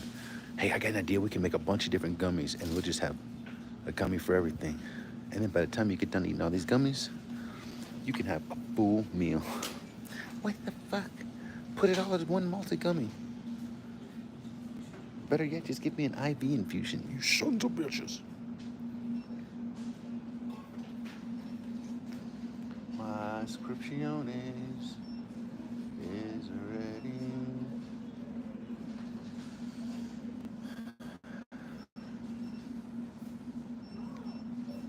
Scrambled eggs, bacon, sausage, I don't like pancakes, but you got me. Scrambled eggs, bacon, sausage, ham, huh? Maybe a couple of fried eggs, huh? We'll do a biscuit, a gangster biscuit. You son of a bitch.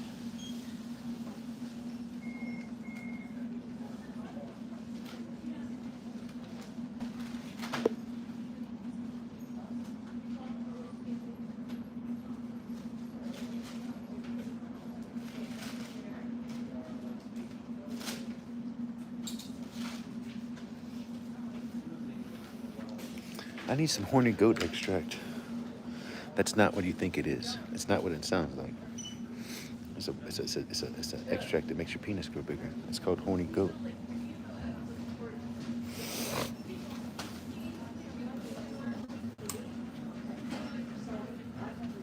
I eat just a croissant with coffee and milk and vanilla flavor. See? No. That's fine. 6 days a week. You can do that 6 days a week. I usually don't eat anything for breakfast, but on that seventh day, you've got to have bacon, eggs, mashed potatoes, cream cheese, gravy, turkey breast, salami, cold cuts of all sorts. What's it called?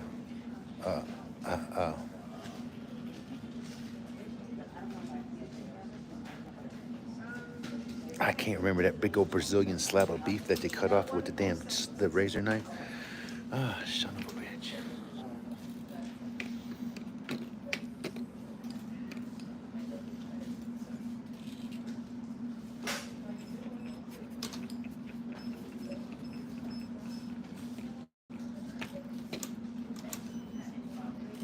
With beignets. You like beignets? Big nets? You like big nets?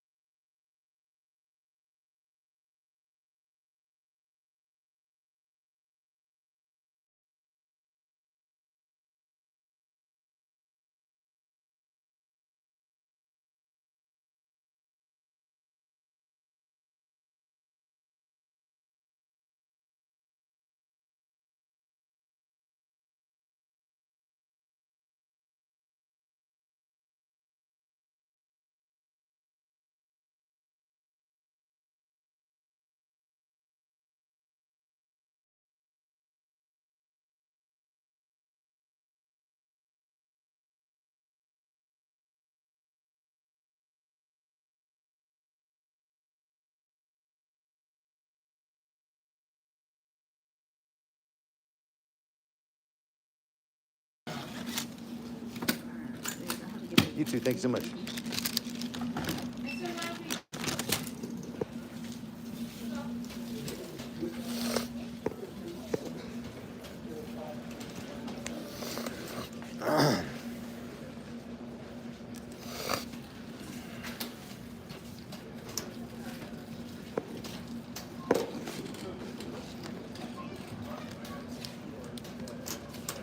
It's an emergency exit only.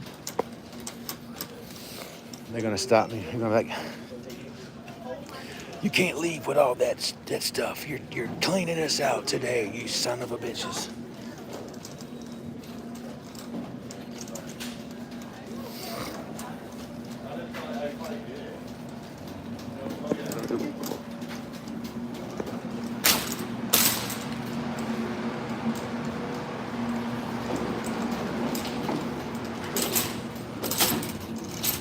Gotta trust your instincts.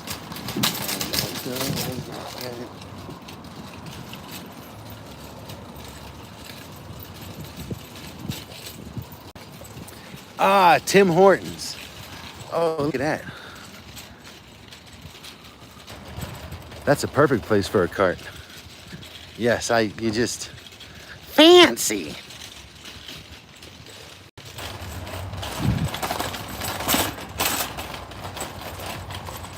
Just put the cart right there in the middle of the road. That won't cause no issues for nobody. You sons of bitches. The lone cart in its natural habitat.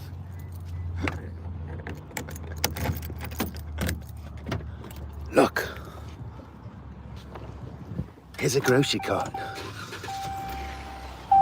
In its natural environment. Shh. Don't scare it. Or a car might hit it.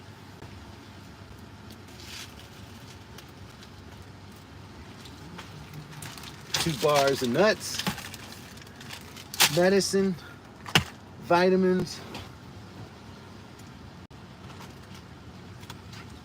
Chicken!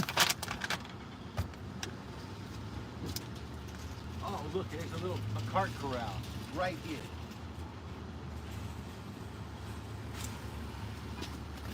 Look, to make it better, look here, cart coming down. Cart corral, cart corral, cart corral, cart. Look, car. Oh, just drive around that. Don't worry about that thing. Son of a bitch. You gotta love this place. That's right. This show is brought to you by people like you. You sons of bitches!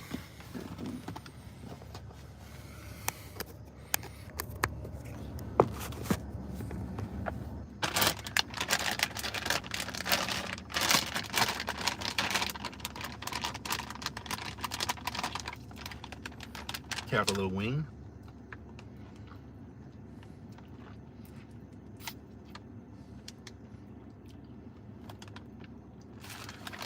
Man, suck the meat off that bone. You saw that shit?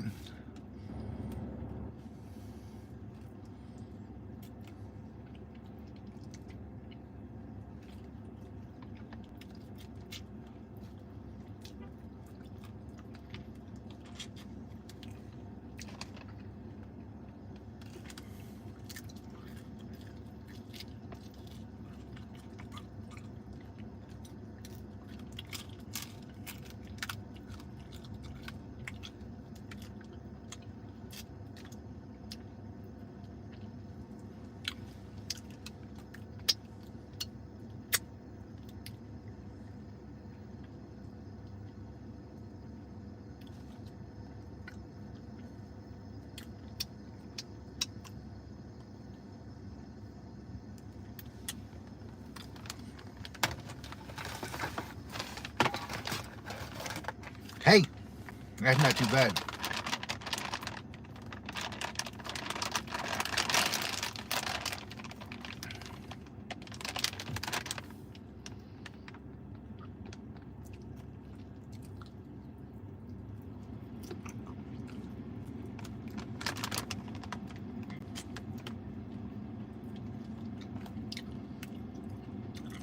You ever break the knuckle?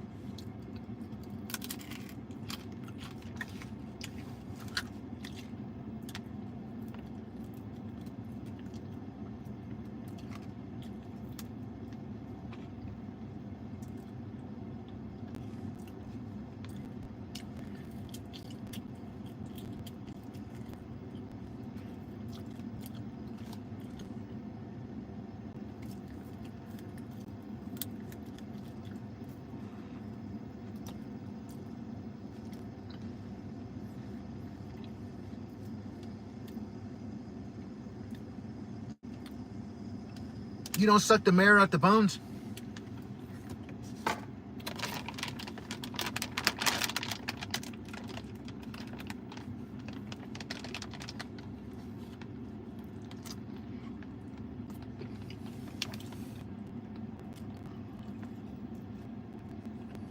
Mmm. Mmm. Now we're moving on into the thigh. She's got thighs. Ooh. Mmm. Wait a second.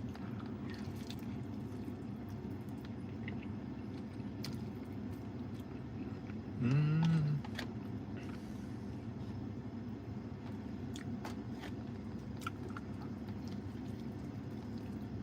Mmm.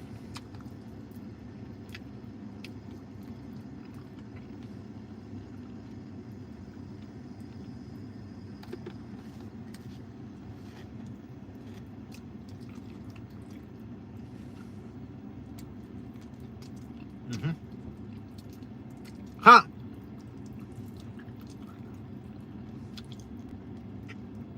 I've been there, dude.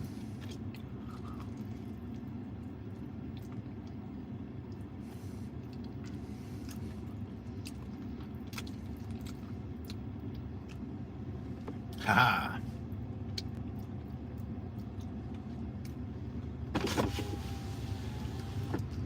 Don't judge me.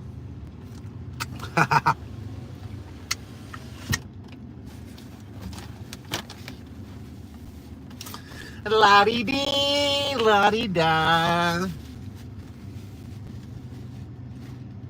Damn it, I didn't get me a drink.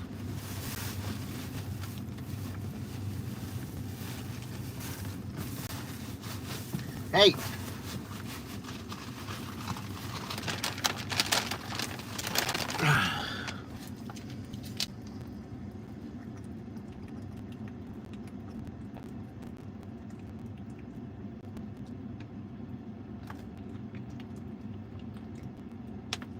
You wash the bones and make a bone broth soup. I don't even wash the bones. Say, fuck, give me all that protein.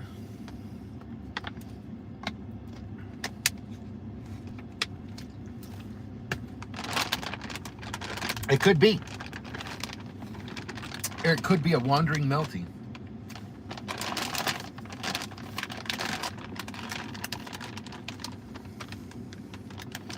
Chicken wing.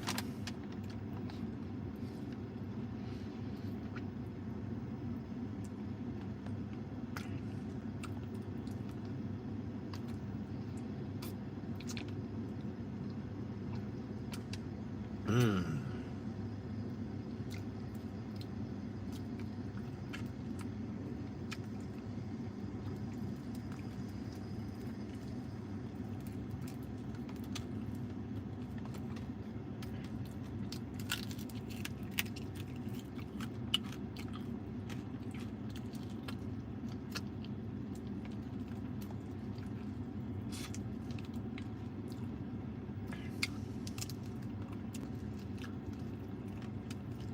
It's really good.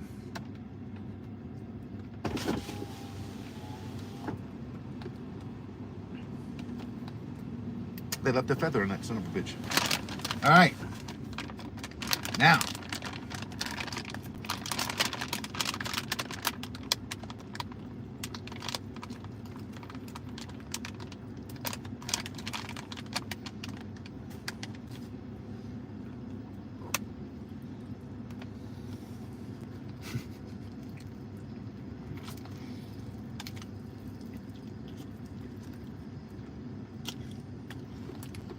goddamn knuckle come off too with it.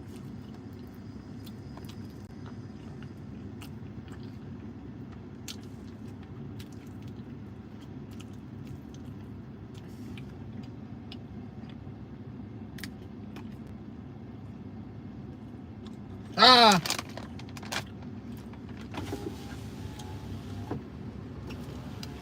No bones about it. They ain't got no goddamn sauce.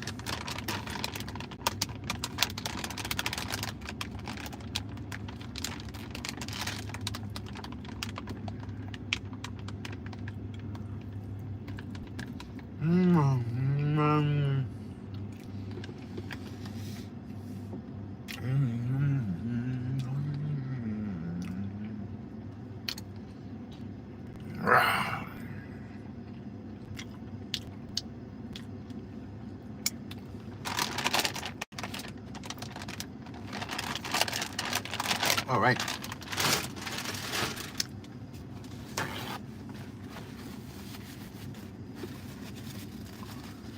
You eat chicken with a fork or your mom will slap you.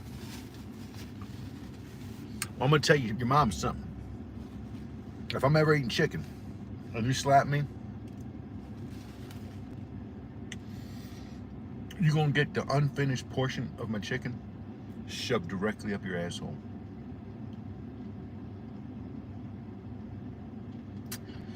Just be warned.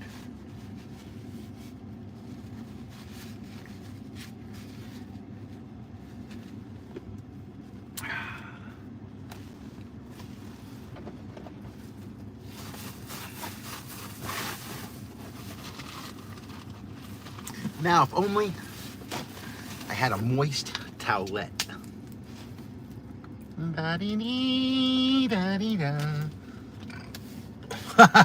Well, now.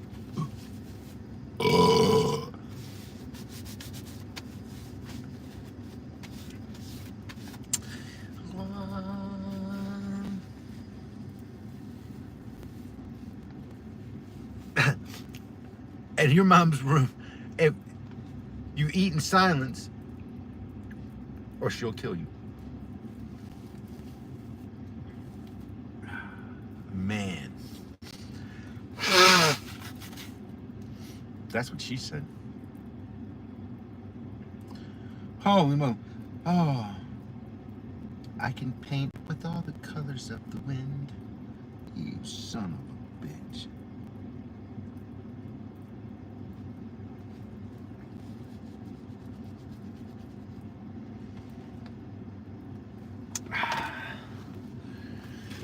All right, now, a nutty bar.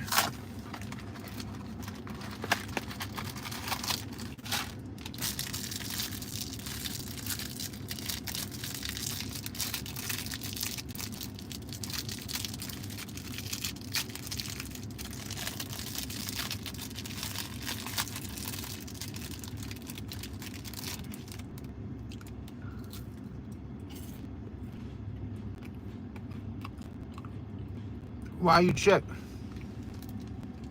Because I've been chipping concrete dust. Or chipping concrete. When I've been chipping concrete dust, I breathe concrete dust. When I chip concrete, I breathe the dust in. And so something about my body, it can transform simple concrete dust that's breathed in into fabulous art. Swirls and colors and patterns that you've never even fucking known can exist. Geometric shapes that are not geometrically sound.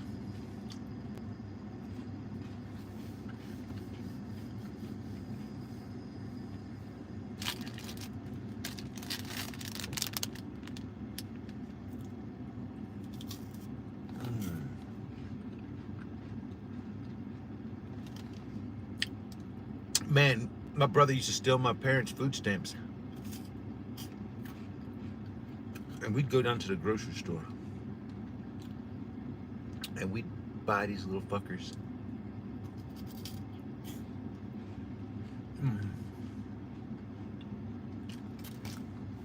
Then we grew up a little bit. We're like, we shouldn't be stealing food stamps from our parents. That's pretty fucked up. It was like, yeah, let's go steal the fucking candy from the store. Bam, we showed them.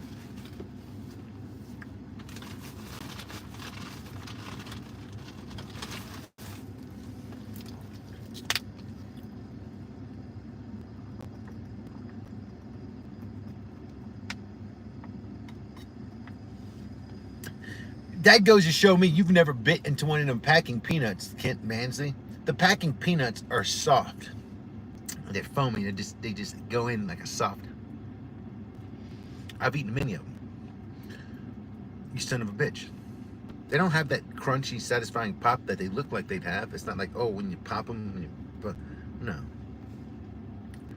No, that's crispy, crunchy. It does not have the texture of styrofoam, you son of a bitch. Jesus fucking God balls.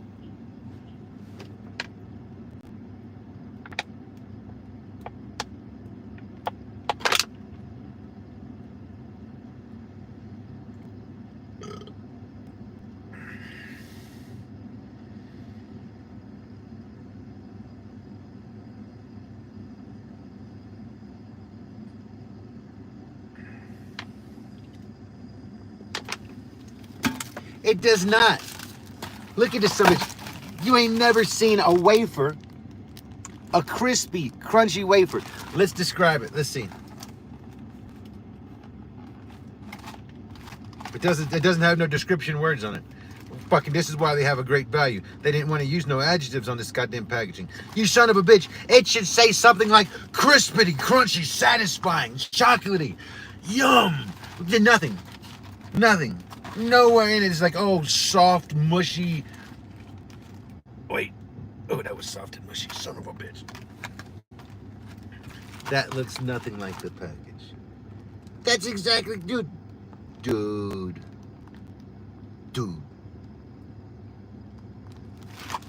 This is the real deal. This is the real, look. Look at this. It does look like it got a double layer of chocolate on here. There's only a single layer of chocolate on here. This is where they took advantage of us. These sons of bitches!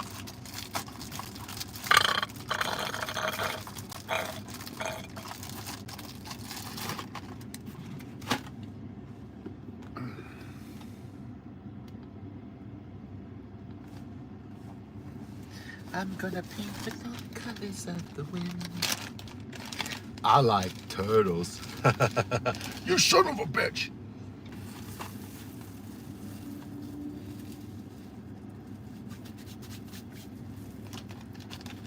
You're not getting proper nutrients. That's right. That's why I bought these vitamins right here with ashwagandha. Oh, I shouldn't eat these though. This is pure Z's. This has got melatonin in it.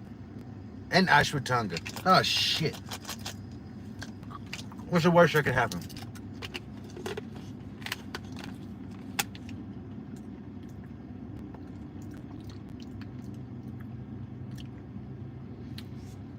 Kind of tastes like a hog's asshole.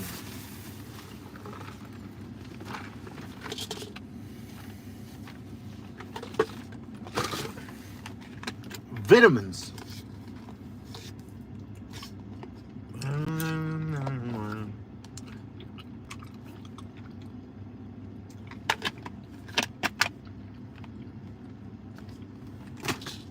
Look. Just in case I missed any of my vitamins.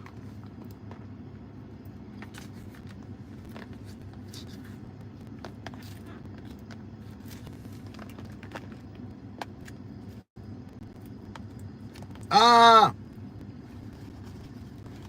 I lost it to another room.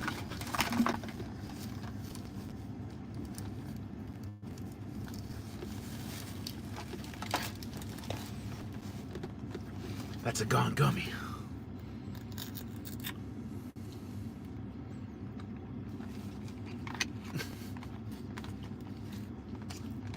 Hey, wait a second. Listen to this.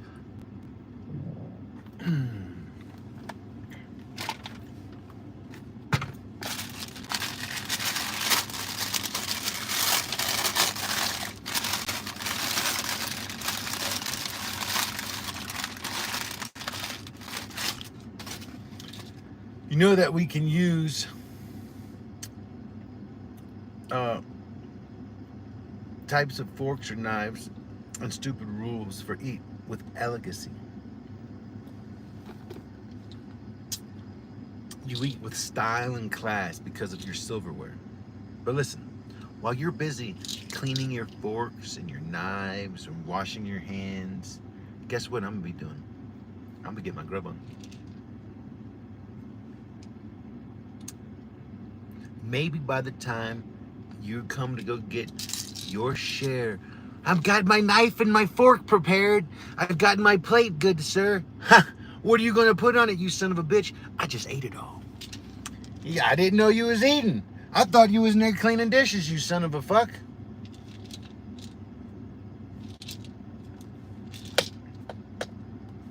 Yes.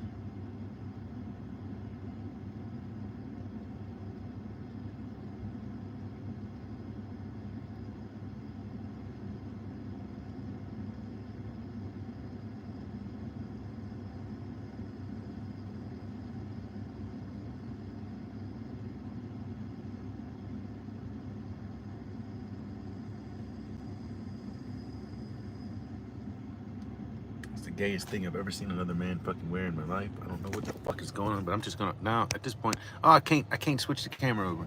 You son of a bitch.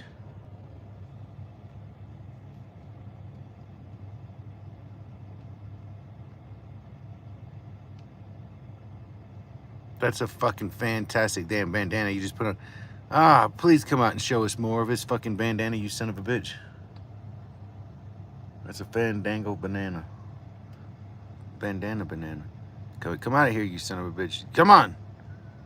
Show us your fucking crazy, fucking homosexual fucking shit. What is a bandana? You know them son of a bitchin' things that people wear in their head? Kind of like this.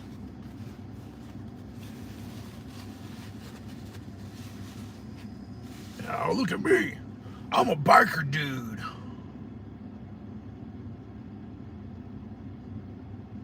Except his had fucking tassels going down each side that was like 2 feet long.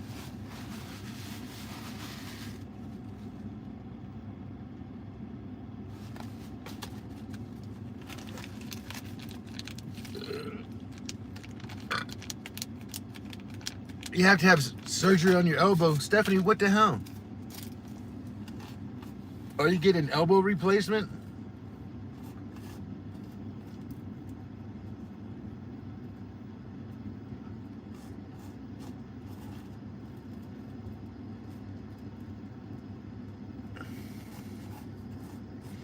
Now, does the elbow have a patella?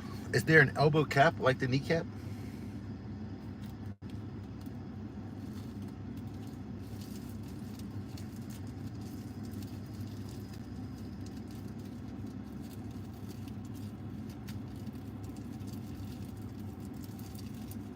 Here, we just shove our hair up our assholes.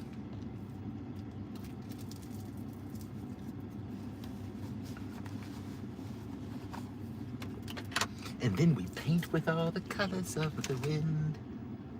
All right, old people, young people, pregnant ladies and children, you will get crushed. You will get smashed. I will have no remorse. I will drive off laughing. Laughing as you die.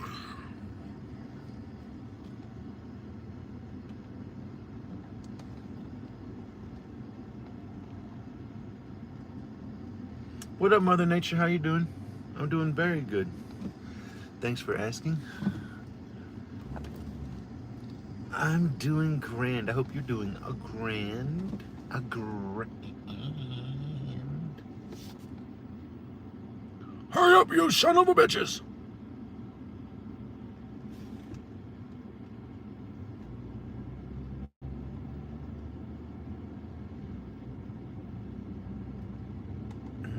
paint with all the colors of the wind. Gotta get ready for a walk in a minute. Kind of tired. Ah, I heard that shit. You know what they say.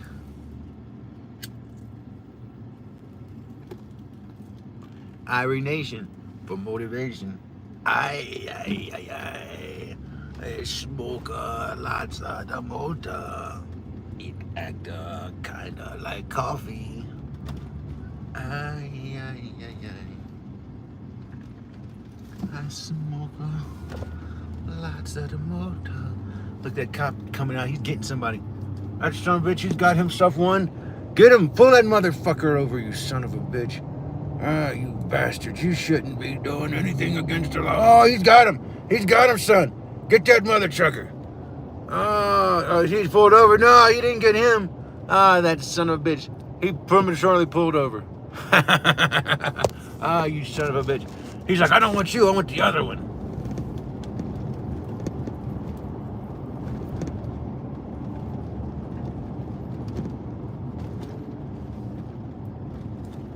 Listen here, you sons of bitches. I'm trying to keep up with that cop. Where the fuck are you going? He's an emergency, and I've got an emergency going on, too. Everybody sees fucking police lights, they get scared. I see police lights, I'm like, oh, goddamn, we got a license to kill. They're busy.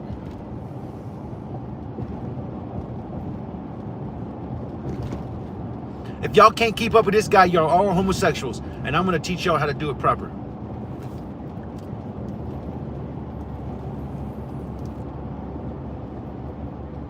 Okay, listen here. Do you know what these two lanes are for? This is not the homosexual lane.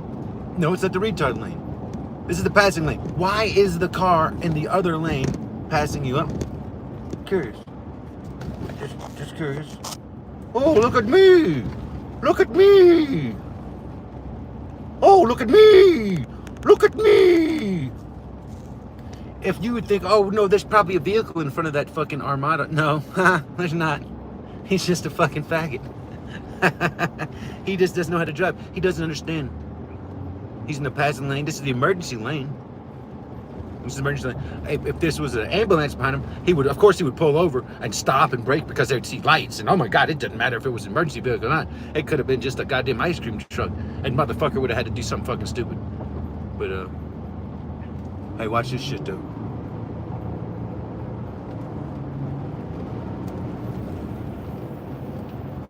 You see what I can do? Homosexual. Oh, shit. God damn. Listen. Do you need a number? It's 1-800 fucking goddamn Jenny, you son of a bitch.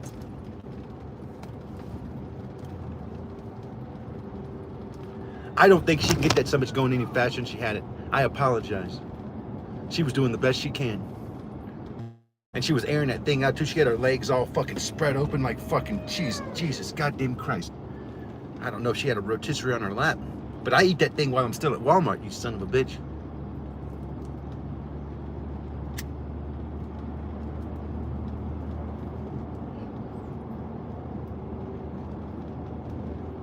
I heard that. I try to arrive alive. I do too. The best way to do that is to fucking obey the rules of the road. So when you're going down the road, you try to go to speed limit. If you're going 20 miles an hour and the speed limit says 25, man, it's gonna suck when the car that's going 45 miles an hour, just going the speed limit, all of a sudden runs into the back of you. It's gonna fuck your neck all up. It's gonna hurt like a son of a bitch. You might arrive alive, but you're gonna have one hell of a neck ache. Why don't you arrive on time, and let the people that are behind you arrive alive? That would be fucking awesome. You know what I mean? Every fucking goddamn, and everybody could get their destination alive, and not in fucking goddamn a terrible state of fucking whiplash. Get there alive, but get there. Don't be the only safe guy on the road that's in an accident that you've caused because you were fucking goddamn scared. Don't do that. That'd be terrible.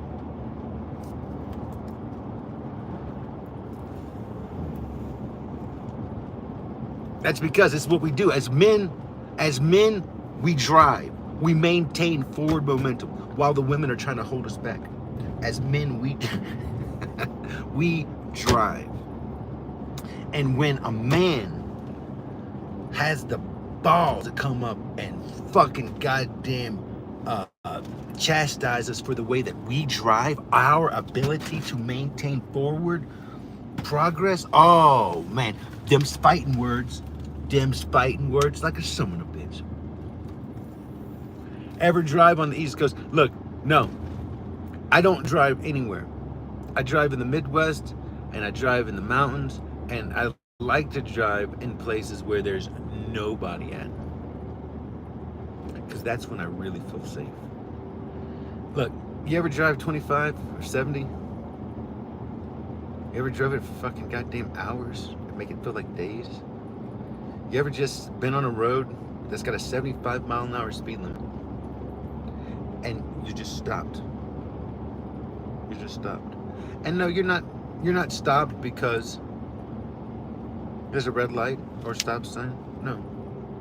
No, you're stopped. You had to come to a complete stop, because everybody who wants to enter the interstate goes on to, they take the acceleration lane that leads onto the interstate, which you're supposed to get up to speed on, and they get on the interstate going 35 miles an hour. Then doing so, they have this immense need, like, you know, they're in such a rush. So now what they do is they get into the passing lane automatically. First thing they do, they're not even going the fucking speed limit of the interstate, let alone faster than the speed limit. They're not about to pass anybody. That's for goddamn sure. But now they're over there in the fast lane. They got it. They got their shit staked out. But everybody behind them had to come to a fucking screeching fucking halt so they didn't fucking goddamn die. Well, this is why driving fucking sucks. This is why driving fucking sucks. Because this is what I have to do every fucking week of my life. A road that has no stop signs, a 75-mile-an-hour speed limit. It's amazing. It's amazing the amount of people that think it's acceptable just to come to a stop. We're gonna come to a stop here. But it's more amazing the people that will just take their vehicle and pull it in front of another vehicle going 75 miles an hour while they're only going 35. It takes a lot of fucking faith in that person's brakes and their ability, or they fucking even their give a fuckness about you at all. You're putting a lot of fucking... You can come across me sometimes and I'm gonna run into the back of you. I'm gonna think you're that stupid. My shit fucking paid for. If I got a fucking paid for fucking goddamn shitty fucking vehicle, I am going to run that motherfucker into you just as hard as I fucking can and ask you, what the fuck were you thinking? Did you think this was gonna end differently? I don't understand why that's what people do. That's what people do. This is what they do. You know it's not just me. You know y'all have seen the same shit before. You get on, or you know you've done it. You're probably the one that's done it. You get onto the interstate going fucking 35 miles an hour because you didn't want to accelerate on the acceleration lane.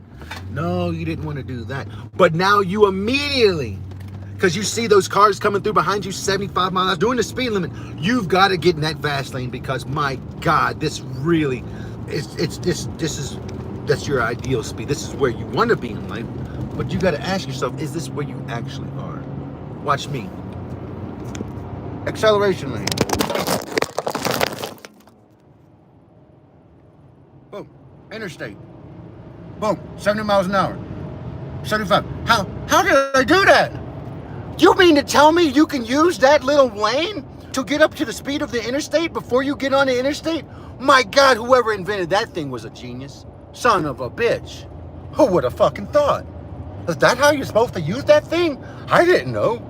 I thought you were supposed to immediately jump into the left lane. Oh.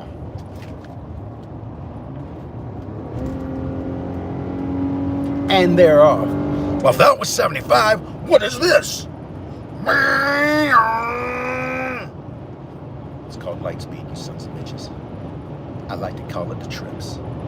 You better fucking goddamn yield to this vehicle that is eating your asshole, you son of a bitch, or I'll be the motherfucker that does this little trick. How you like me now? Are you doing it? I'm doing it. Passing to the left. Oh, passing to the right. Look at you. Oh, you're scared. But 10 and 2, baby. 10 and 2. He got 10 and 2 and he can't even do it. Holy shit, look at me. 2 and 2. Oh, look at me. Look, Ma, no hands. But look, while you're going super fucking slow in the passing lane, and this car over here on the right side is passing you up, you've got to know something. You got to, while you feel all comfortable and safe, this person that's on the right of you, passing you up, thinks you're a fucking retard. He doesn't just think, he knows it with all his heart. He's 100% fucking certain.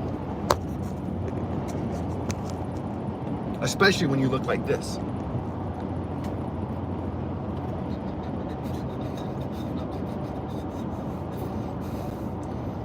Here's an idea. Stay up the road, please. Stay up the road. Don't drive. Stay home. There's better things you could be doing. Cooking me breakfast. Cutting my grass.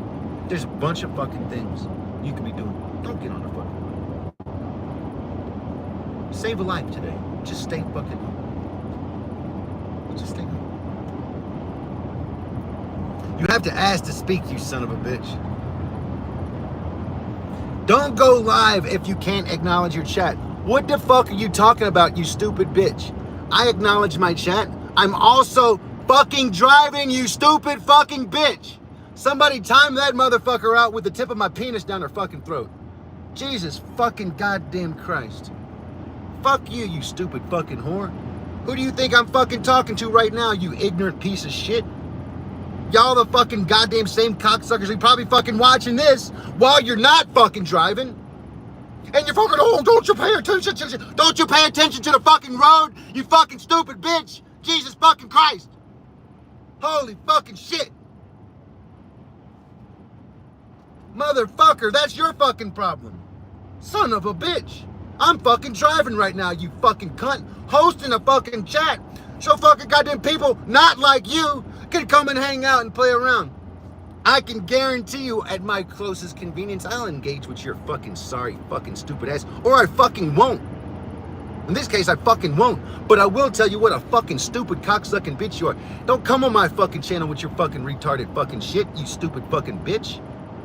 I'll fucking put a fucking goddamn stinky fucking D in your fucking throat.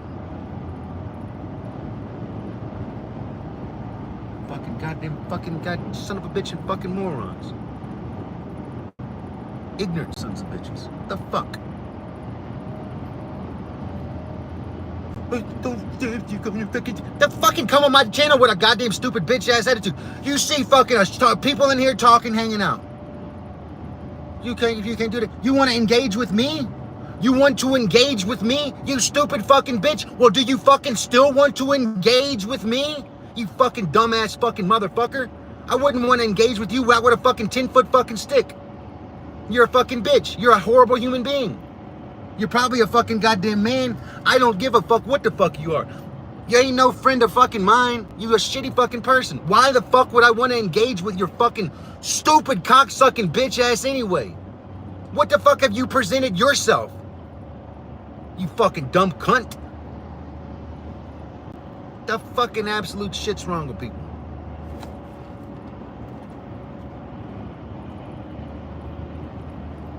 Stupid motherfuckers. Those demons is not gonna engage with the chat. The fuck, I was not fucking the first person on YouTube that really engaged with a fucking chat, you dumb fucking cunt.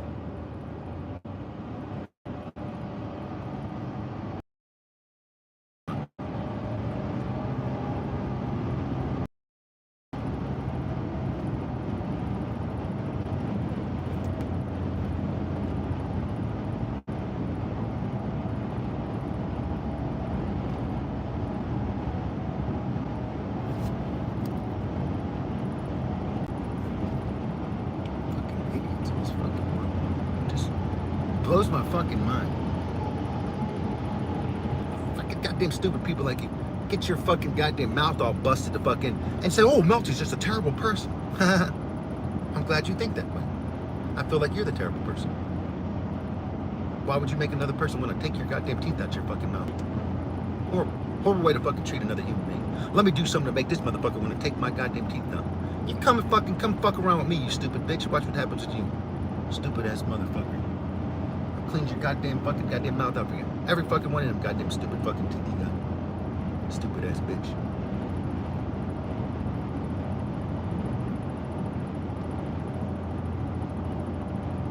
You can't win with a cocksucking bitch like that. That fucking same fucking cocksucking fucking piece of shit. Oh God, you're streaming while you're driving. You're a fucking idiot. You're a fucking idiot. Eat shit and then follow it with a fucking swift death. You son of a bitch.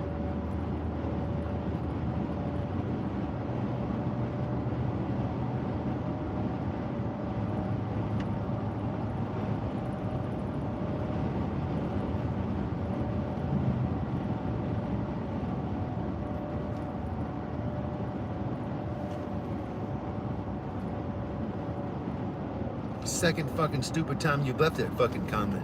The first time when Medusa times you out, that wasn't enough for you, you fucking stupid piece of shit.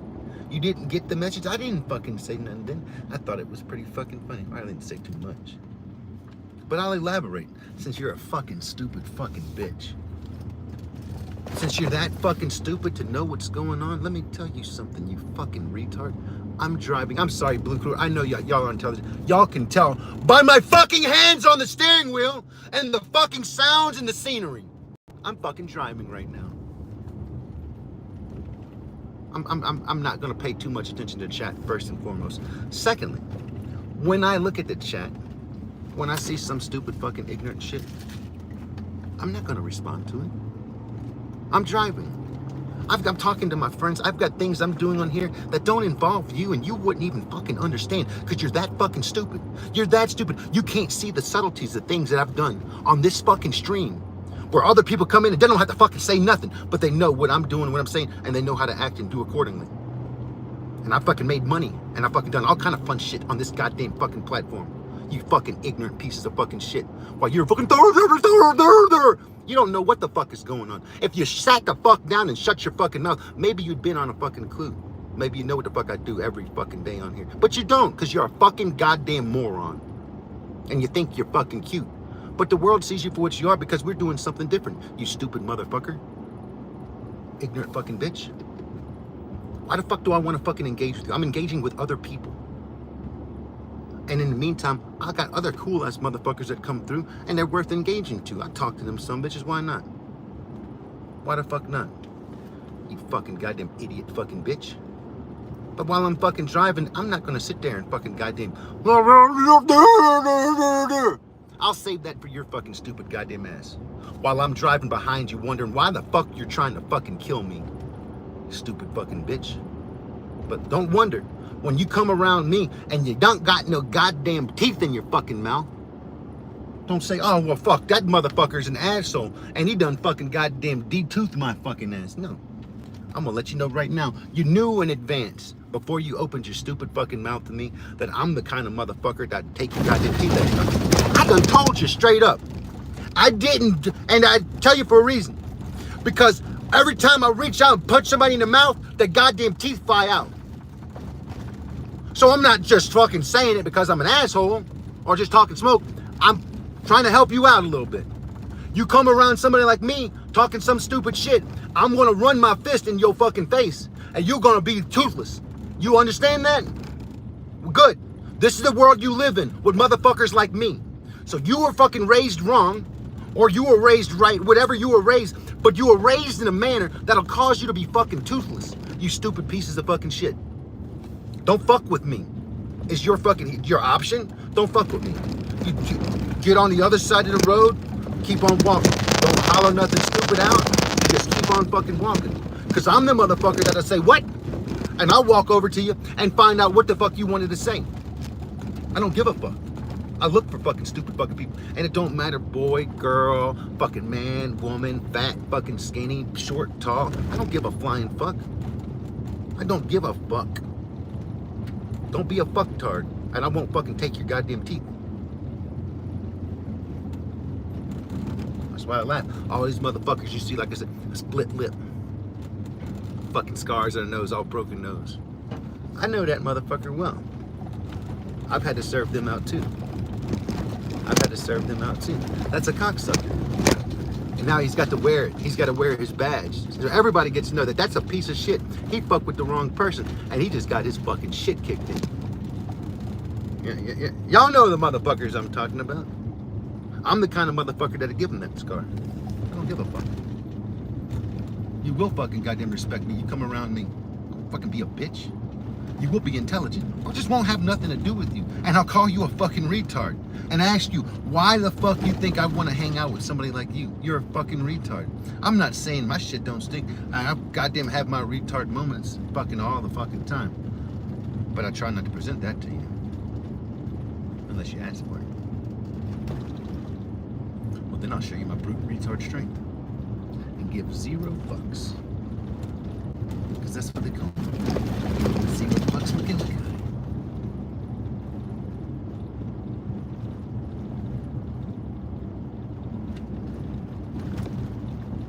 Hypothetical.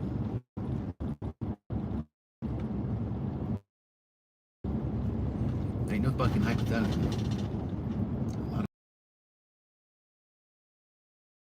They got their teeth replaced. They got false teeth or their teeth put back in. But it didn't matter. It didn't mean that it did. This one dude had gold teeth. He had a big crown, the top and the bottom. I knocked out all them fucking gold teeth, and that son of a bitch had to get false teeth put in because he couldn't afford the fucking gold teeth. It looked so funny seeing his mouth, both times, all false instead of gold. All false, just regular teeth, and they had 2 gold wires. The gold wire going across the top, and the gold wire going across the bottom to hold his fucking goddamn fucked up teeth in. You know what I'm saying? All them false teeth in while they set. I cleaned every fucking one of his teeth out of his goddamn mouth. I sat there and I had to fucking squeeze that man's fucking teeth out of my goddamn knuckles. 2 of his fucking teeth were just beat down inside my fucking knuckle. And fucking just the nurse had to fucking pop that some bitch out. Ah, it hurt so bad. She's like, you're gonna get some kind of terrible infection for that. I ain't gonna tell you what I said. It wasn't nice. While we talk about teeth, I'll just let you know. A lot of people fucking goddamn been a little too close to melting and been a little too, their family made them think that it was acceptable to be disrespectful to human beings. I'll take their teeth. I wish I had a fucking goddamn necklace of all the fucking teeth. From now on, every time I knock someone's tooth out, that's mine. I'm taking that motherfucker. Put it on a fucking necklace. I'd have me a fucking lovely fucking chain right now. That shit would look gangster. I'll take that, that's mine. I earned it.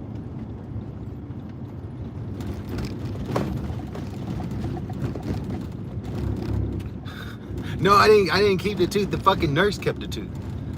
I asked that dude. That dude, me and that dude become friends. We actually graduated together. I asked that dude, I said, hey, whatever happened to your gold teeth? You never got your gold teeth back? He's like, no, man, I don't know what happened to them. I said, the fucking nurse said 2 of them.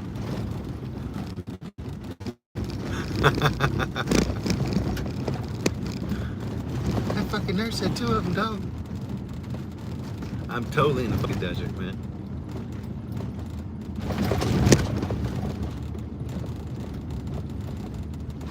Off-roading through the desert.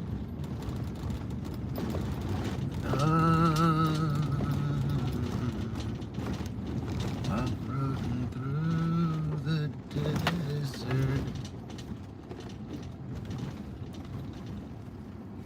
The nurse sold those fuckers. I love that nurse. I had a good relationship with that bitch. And then she pissed me off so fucking bad.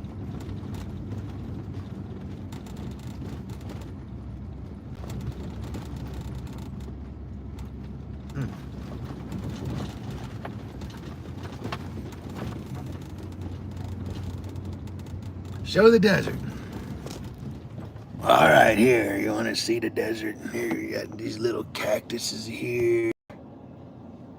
Oh, look at the damn desert everywhere you look. Oh, it's a little desert cactus.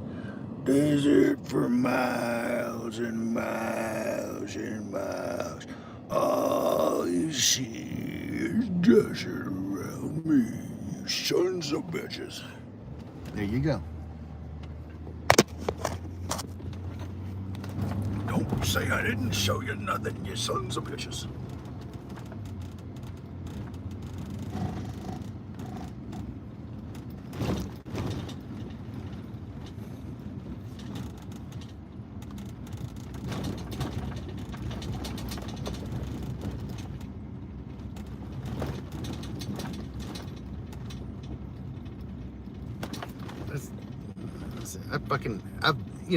Just stretching my arms out on the bed, I fucking roll over, you know what I'm saying? My arm gets thrust out. A fucking hole in the goddamn wall. Why'd you punch a hole in the wall? I didn't punch a hole in the wall. I was fucking rolling over in bed. The fucking hand hit the goddamn fucking wall. The fucking goddamn hole in it.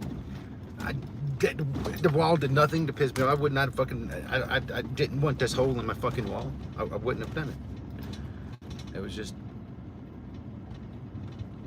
I'm fucking sleeping sometimes, and I roll over, my hand hits something, and it's just got a big hole. Wham! What the fuck? Some bitch must be fucking goddamn made of letters.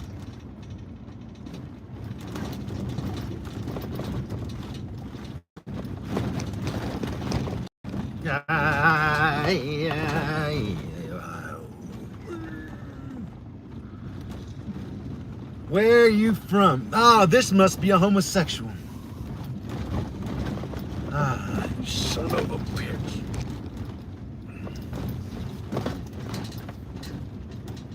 I'm from a place. I'm from a place in town. Get to the chopper.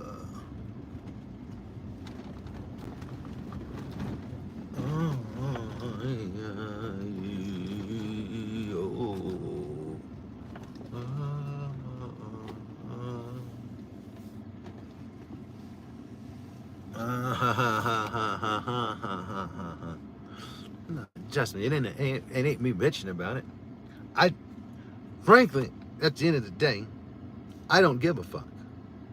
Okay, I'm gonna let you guys and fucking faggots in on a little secret. Fact of the matter is, I got social anxiety. I don't like being around people. I get nervous in crowds of people. That's just another fucking good reason I got to get rid of a fucking loser piece of shit. I can't really respect it that much. It's pretty disrespectful. That's the first thing you've got to ask me? Why? You gotta wonder why. Because if I say the wrong answer, you're going to judge me? Now you know how much respect to give me because you know where I'm from? I can't see anything, like I said, scamming. You can con me, start getting information, and you can use that against me, sure. But as far as, it doesn't piss me off. I don't give a fuck. It's just another reason to get rid of another group of people. I don't have to worry about talking to them. That's just another fucking person that I don't have to worry about fucking interacting with. Which makes life easier for me. Because it's stressful dealing with people when you know that they could say anything at any moment and you'll knock their teeth out. It's very stressful to live with that. Do you know how hard it is to live with? Terrible. Terrible. Could be at the bank. Very beautiful teller. Beautiful lady. Sweet as can be, just doing her job, and then she fucks up. The fuck did you just say? You're not gonna cash my check? The same check I cash every week. Why? And then I can't help it. At that moment, you're missing teeth. It's that quick. I say, will you cash this check now? You generally do. Such is life. What do you do?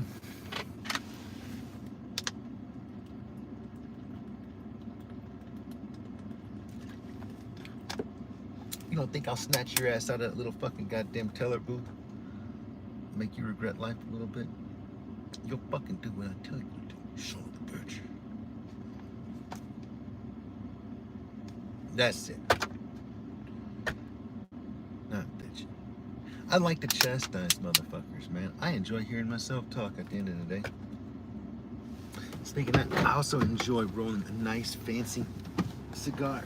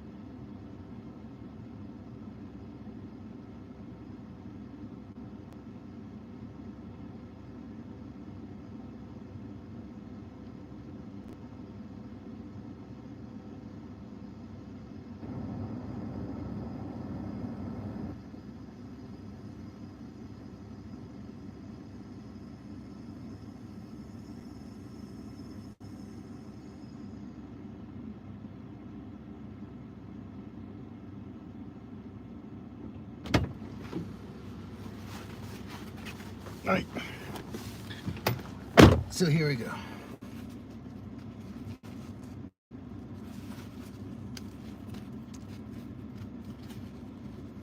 So there's many ways to skin a cat. There's many ways to skin a cat. Now, what you'll see a lot of people do to roll a blunt is they'll tear it off at this. Some people tear off the leaf, this little stem, I mean to say. See that stem?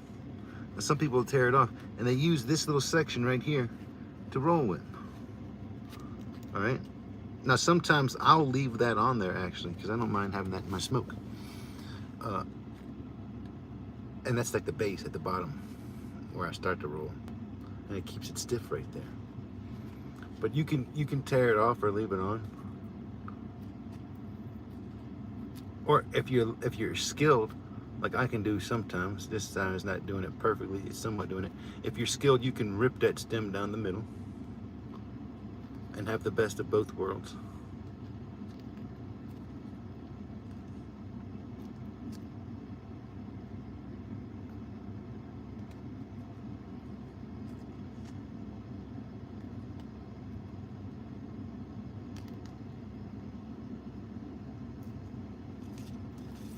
All right.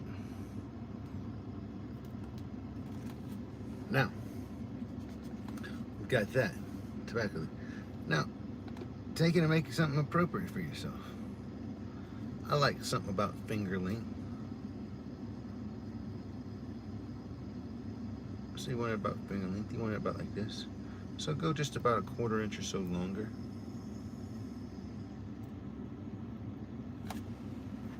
Bam. Look, for like the price of a pack of backwoods, you can get a 1/4 pound of fucking tobacco leaf. Why are you buying fucking blunts? They're literally keeping you in the ghetto. They're literally keeping you in the ghetto. I'm not saying don't smoke blunts. I'm saying smoke blunts like a white person. Makes sense.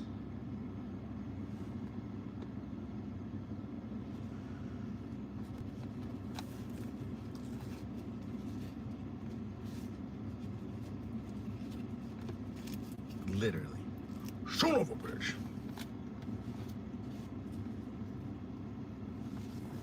This is the chicken skin.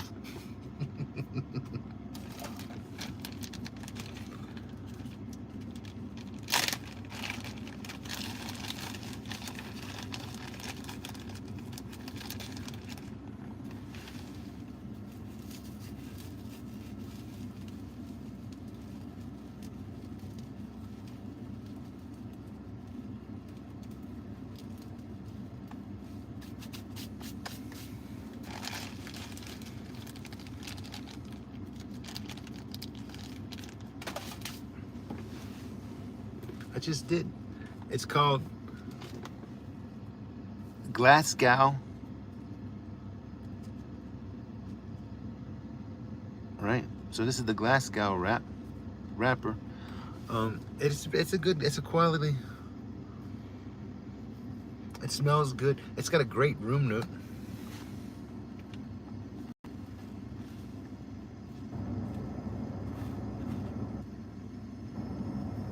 Glasgow.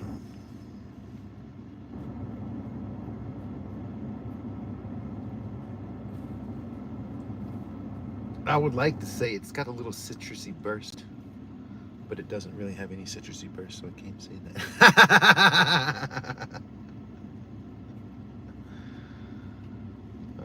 You son of a bitch.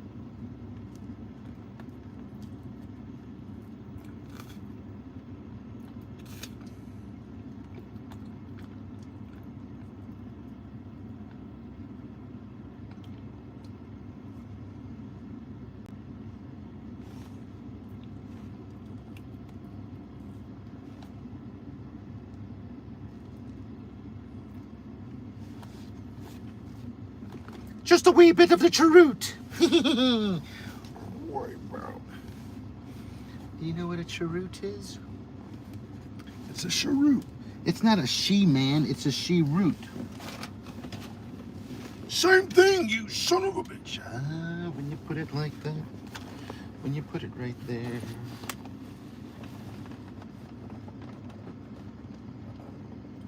I don't even know. I don't even care. Man.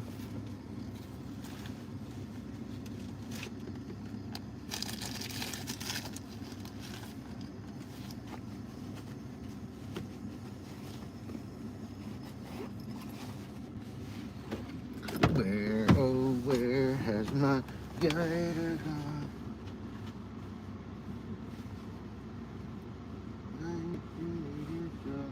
Very long. I ain't seen my lighter since I don't know when. And I don't even know if I'm gonna see it again. Ooh.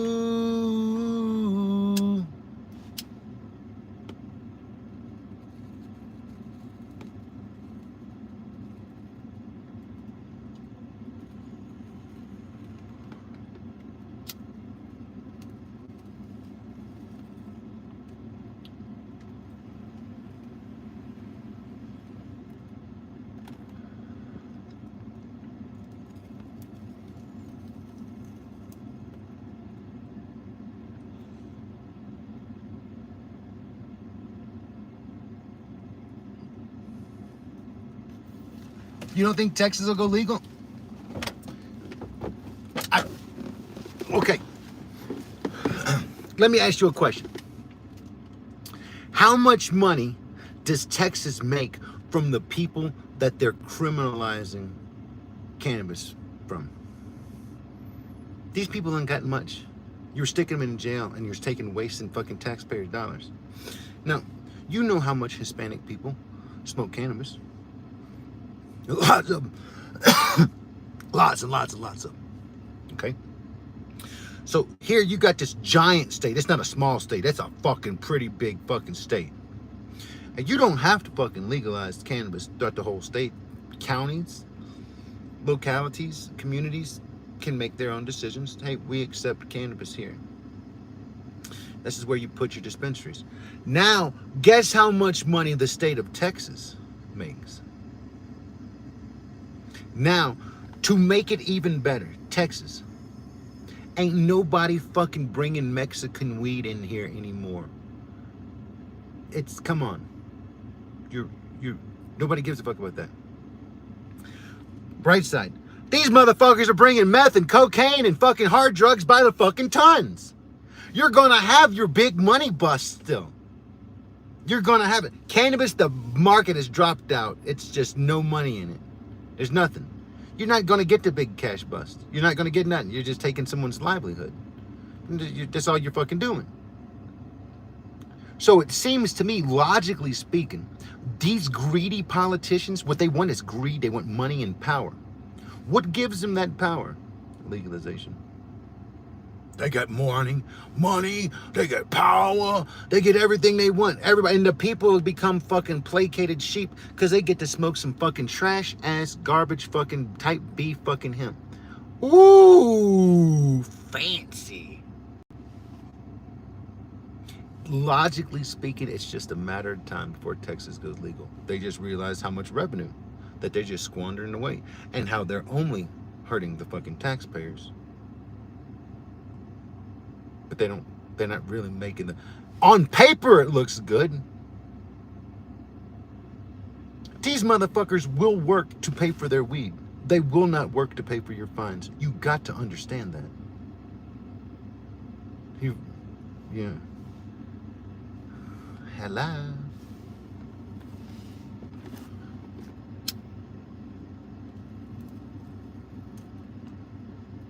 You're trying to smoke top shelf, not trash bag weed. Let me tell you, when you go to dispensaries, you're getting trash weed. You're getting weed that's been radiated. It's been heated up to the point where the terpenes are fucking gone. Maybe leaving only a specific range of terpenes that might remain after this fucking heat. It's being abused. God knows how long it sits on a shelf. God knows what it's used, what's used to grow with it, grow it with. Do you think you've had top shelf cannabis from dispensaries? Do you really think so? Ask yourself that question. And then how long have you been fucking smoking cannabis? I've seen higher grade, better quality, better grown, for the most part, in the black market than I've seen in dispensaries. There are no-till dispensaries that take pride in what they put in their garden. There are plenty regulations that keep bad poisons from being applied to plants, but it doesn't mean that no poisons are being applied to plants. It doesn't mean that it's being grown with love. It doesn't even mean that it's actually truly organic. There are some, even close to me, you got dispensaries that are fucking no-till, organic amendments, no input, nothing input by the plant's garden growing, water. And you get some stupid high quality cannabis. Smooth. It exists. But it's generally far and few between. It's too easy for a man to make a buck. You can take cheap fucking LED lights that you can run for fucking pennies on the fucking goddamn... you can grow weed for pennies on the pound. Your light is so cheap, you don't... It's cheap. Put enough white out there, you're getting you're more than your money's worth. Like I said, you're growing for pennies a pound. When you've got situations like that, and you can grow some decent cannabis, people are smoking and get high, especially if you're growing like that and you're doing it in an organic method. Well, Jesus Christ, yeah, you can have some fucking decent results for sure. But when you're doing it like that and you're cutting all the corners and everything you do is focus on the budget, as companies want to do, you realize the product is the thing that suffers. When your product is the thing that suffers, your consumers are the people who suffer.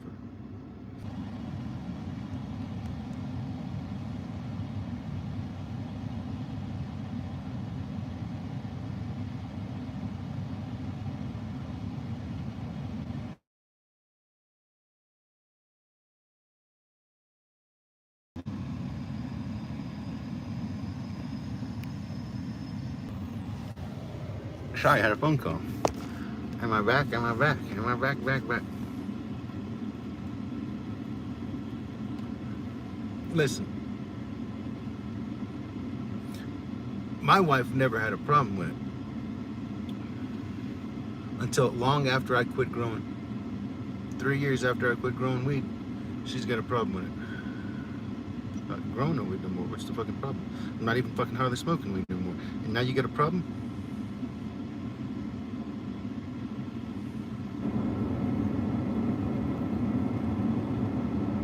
Horrible human being.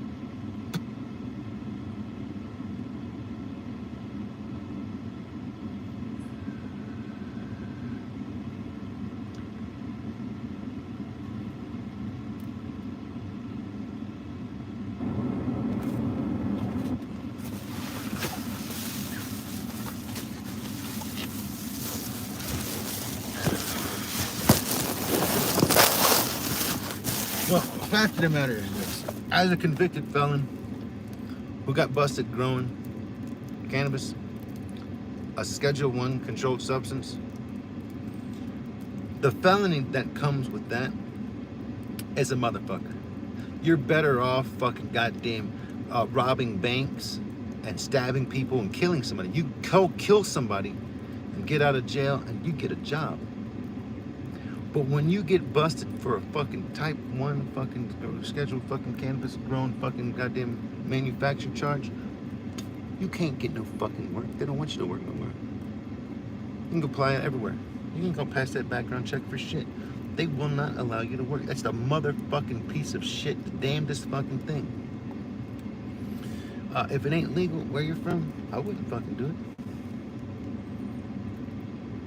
And in this day and age, now they've got places you can move to with legal cannabis.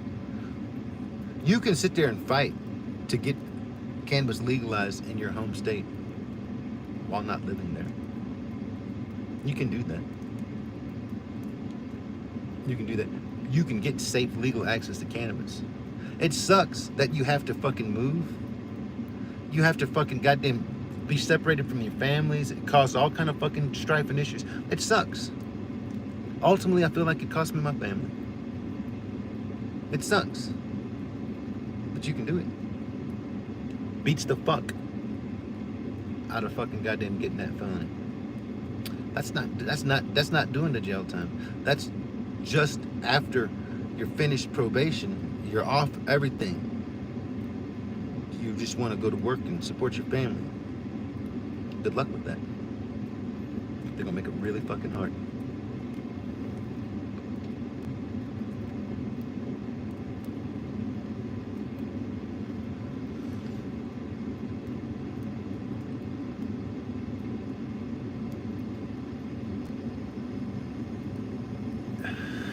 But simple girl, think about this.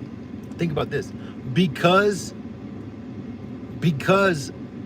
the brains are not fully developed until 25 to the late 30s. You know what I'm saying? 28 for me. 28 or so. That's how long it took me to fucking goddamn grow the fuck up.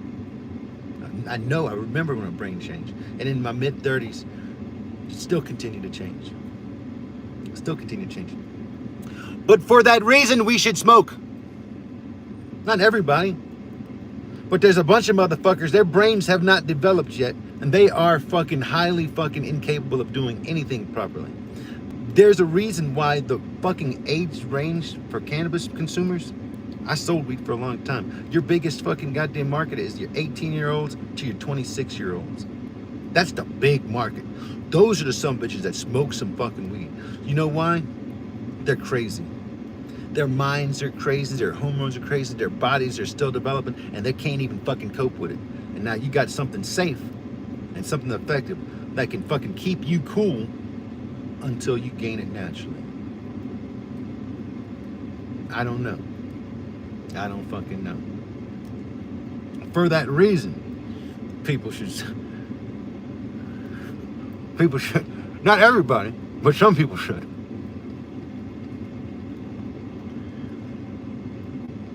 Cheers, think sun positive. You know, this is what I think. This is what I think about it. So I started smoking at around 12 years old. Okay? At 18 years old, I still felt in my mind very boyish. Slightly immature to a degree. Don't get me wrong, I was mature than a lot of people my age. But there was also a boyishness about me. And I think that that's because starting smoking pot at that young age kind of kept me mentally in that zone. It shielded me from the world. Right? So what it did was it kind of made me a naive person and kind of an innocent person by default. Because I was so fucking comfortable in my little stone fucking little world. You know what I mean? The whole world went by. It's like going to jail and coming out and seeing everybody on motherfucking goddamn cell phones and fucking the internet and stuff like that. Oh, Jesus Christ, I missed out on a whole. I never used fucking technology and shit like that. I never fucking used a smartphone until about fucking goddamn 5-10 years ago or so. What, 10 years ago? Probably 7 years ago.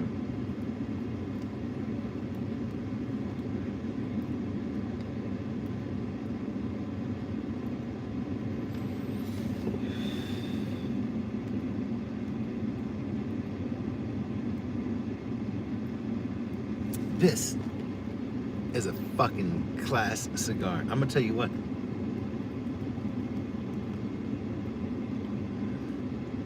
Great flavor, It's got a good room. It's not bad. I walked into the room after I smoked a blunt, and I said, "Damn, what the fuck you smoking on? It smells good as fuck in here." I says, "I ain't smoking on nothing." He says, "I work this week. I don't smoke." I said, "What the fuck is that smell?" I said, "That's the blunt that I smoked." It's gotta be. Damn, that shit smells good.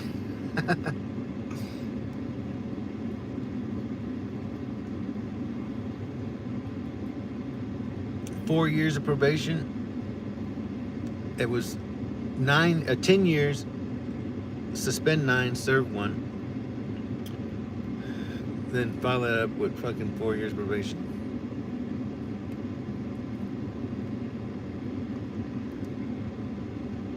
This is the perfect size.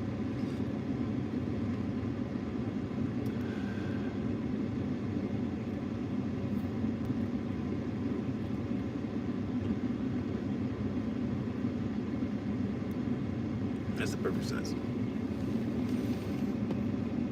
Bigger than this, you get a little choky. Smaller than this, and you can't feel it.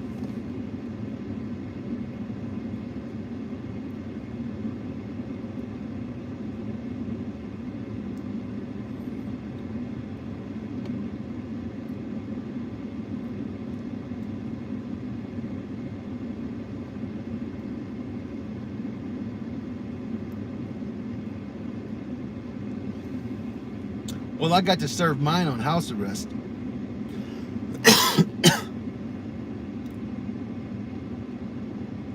And the coolest thing about it is, guess what I did? Guess what my job was at that point? I was a commercial fisherman. I owned my own boat. When do you work? I work every day. I get up in the morning, around 3 o'clock in the morning, if not earlier. And I leave the house. And I said, usually I work all day. Sometimes I come home in the middle of the day and take a little nap. I said, then I go work off at night. I said, you work 24 hours a day? I said, well, like I said, I come home for about 8 hours. I said, you know, you can have me at the house every day, you know what I'm saying, from about 11 o'clock, 12 o'clock to about fucking 6:30.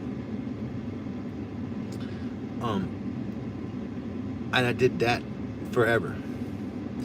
At the end of it, the dude says, what the fuck is going on? So I got a new fucking probation officer, a new house arrest officer, a new supervisor, whatever. So he says, what is up with your schedule? You don't have any time at the house. Like, you're always able to go places. I'm a commercial fisherman. You got to stay home someday. You've got to be home on a day. And so I sold weed. Guess what my busiest day was? The day when everybody called me all day long and hassled me and always wanted me to be at the house. Friday. I said, hey, look, what about Friday? I said, I can stay home all Friday. That's fine. Perfect. One day, these motherfuckers come to do a house check on me. And off the bat, boom, boom, boom, boom, boom, at the door. We're smoking. We're in there fucking chiefing out. We're drinking. We're having a fucking party. I got fucking probably about 6 people in the fucking house. And we had just been outside drinking on the porch. There were beer bottles all over the fucking porch. So he knocks on the door, open the door. He says, Mr. Garciano, this is a violation right here. I said, oh, hold on a second. Hold the fuck on. Hold your horses. I say, I got a bunch of people that just come over to the fucking house. Somebody just came over with beers. They wanted me to drink with them. I said, oh, hell no, guys. Check your fucking beers at the door. You know what I'm saying? I said, come in here. She fucking, they ain't got no beer in here. And so he comes into the beer, fucking all in the refrigerator full of beer. But he didn't check that motherfucker. He checked the big fridge, but he didn't check my beer fridge. So he's like, what is that smell? You're smoking pot in here? I said, oh, hell no. I said, fuck no. I said, man, but you guys said you can still smell that? I said, fuck. I said, I had some friends from fucking Colorado just stopped through And they wanted to smoke some weed with me. And I told them I couldn't. I said I was on house arrest, blah, blah, blah. But I said, this is where I messed up. I said, I'll tell you what, I just want to smell it. Just light that shit up, I want to smell it. And they smoked it in here. But I didn't smoke none. Can you pass a drug test right now? Yes, sir. So he takes me out to the car. He pulls out the fucking drug test. And he's like, you want to pass this drug test? Yes, sir. Here. I failed every single drug test I ever took because I take a medicine called fucking Protonics. Protonics causes false positive for THC. And so it's on my fucking books. So every time I fail for THC, they get a big X written on it and it gets thrown away because of a medicine I take. It causes false positive. It doesn't matter if I'm smoking or not. It'll come up positive. You know what I'm saying? So they draw a big fucking X on it. You know, so yeah, I can fucking pass a piss test. Bring it on, you know. Are you sure? Yeah, let's do it. Fucking, this was a new guy, you know. When I got off of probate, when I got off of house arrest, so my house arrest supervisor, the new guy, he looks at me and he's like, Mr. Garzan, I'm glad you made it to the end. I hope you don't come back through here and get no trouble again. I just want to let you know one thing. He's like, I know you were smoking pot in that house that day. I said, it is what it is. He said, I ain't worried about weed. Oh, fuck. I had a good time on fucking house arrest. I ain't gonna lie.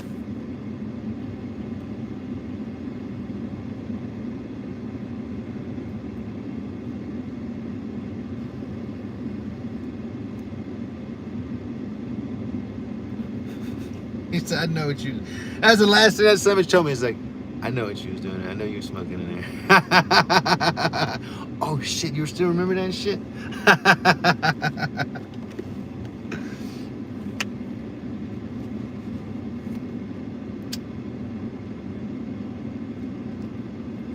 What a fucking trip.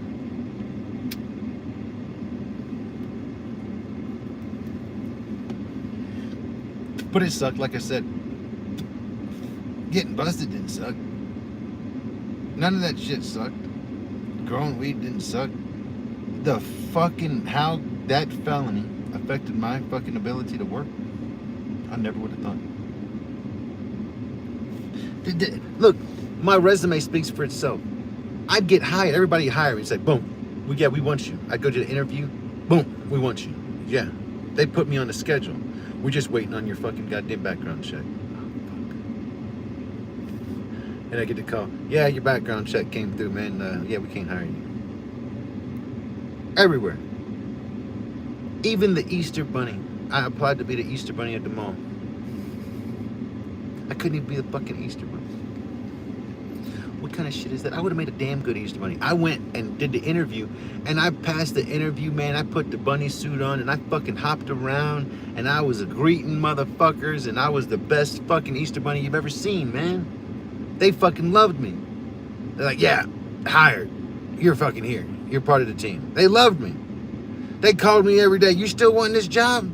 Hell yeah, I wanted to. I'm going to be the best Easter Bunny you've ever seen. I needed that fucking job.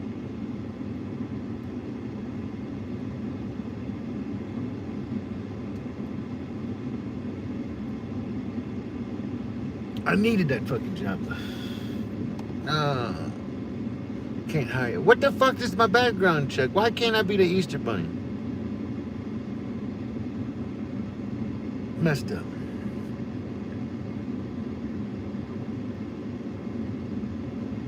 And then as soon as it hit, the background check goes back 10 years. As soon as it hit 10 years, I'm talking like to the day. Like to the fucking day. As soon as I was cleared, Colorado changed the fucking state law. Only goes back 7 years.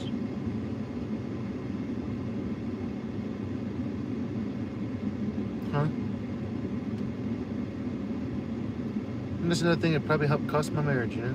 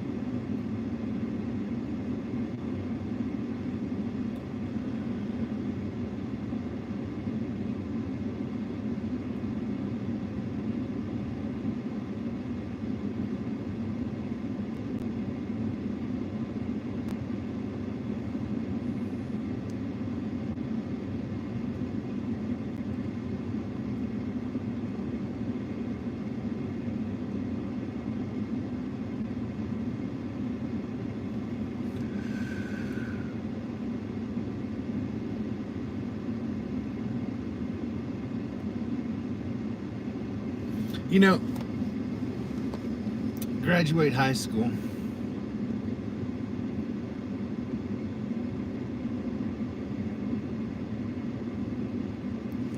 And I was selling a bunch of weed. And I had made a bunch of fucking connections and hookups. And it was not just one way. You know, sometimes people would be getting it from me. Big amounts. But I was working with this one guy. And forever I dealt with this motherfucker. And I go to his house one day and I look out, you know, I was going down the road and like, here's this one neighbor. I done fought this guy. Beat the shit out of him. And I say beat the shit out of him. In school growing up, it was 1 year, the other kids would have the growth spurt. And they'd be bigger. And so they'd fight and they'd be beating our ass a little bit. The next year, we'd be bigger. And we beat their ass. So we, me and my brother, we used to always like to fight. And so every year we scrapped with a lot of these same guys. Every year. Until we got bigger. And we was a dominating force there. They didn't want to fight no more. There was mutual respect at the same time. And there was a friendship, acquaintance, whatever you call it. But so, I go down the road and I fought this dude. And I fought this dude. And I fought this dude. And I fought this dude. And I'm going down the road and they're looking at me. And I'm like, these motherfuckers, they know who I am. They know exactly what the fuck I'm doing. And so I go see my guy and I say, hey man, I think I'm done seeing you, bro. He's like, what you talking about, man? We got a good thing going. I said, yeah. He's a black guy. I said, yeah, but man, you see all your fucking neighbors and shit, bro? Man, I done fucking scrapped with all these motherfuckers, bro. And I said, I'm driving through your neighborhood, and these motherfuckers all look at me, and I feel like they looking at me like I'm food. Like these motherfuckers, you know what I'm saying? And he's like, nah, man, it ain't like that, bro. He's like, nah, man, we cool, bro. We all grew up together. You know what I'm saying? He's like, they ain't no fucking racist, you. He said, there's only one fucking color, bro. So that's fucking green. He said, when you come into this neighborhood, they know what that means. He says, and they looking out for you. They got your back. It ain't in no negative way.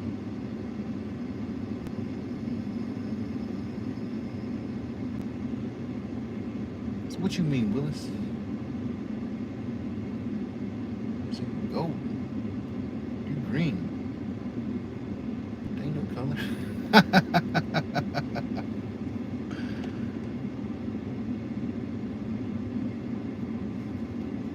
And we continued a happy relationship until he got hammered. He got hammered. He went and did his time. As soon as he got out, I did my time. I went back straight to him. And shortly thereafter, I got hit. And then they come to me after. Now these guys, in the meantime, I'm not gonna say any names to protect them, but these guys had a record label. There was at that point it was small back in the day when I was high school and getting older. But by the time all this shit got older, that record label got big.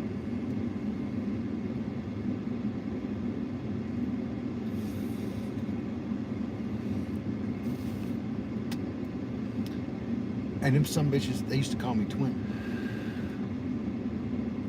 They say, Twin, you gonna be done with the hustle soon, son. See, I was over the hustle. I was done with it. I was fucking trying. I was backing out. Just done with it, you know. But it's like, nah, we got you, you know. So you done proved yourself. So I was gonna be the stash house. I was gonna get paid fucking big money to fucking just store it. shit. But I was done with all that shit. I said, fuck that shit. About fucking goddamn 3 months later or so, I fucking goddamn made up that song, fucking, I wanna go to Colorado. And I fucking moved to Colorado fucking shortly thereafter. Probably within the next 6 months. That's the story of motherfucking Milton.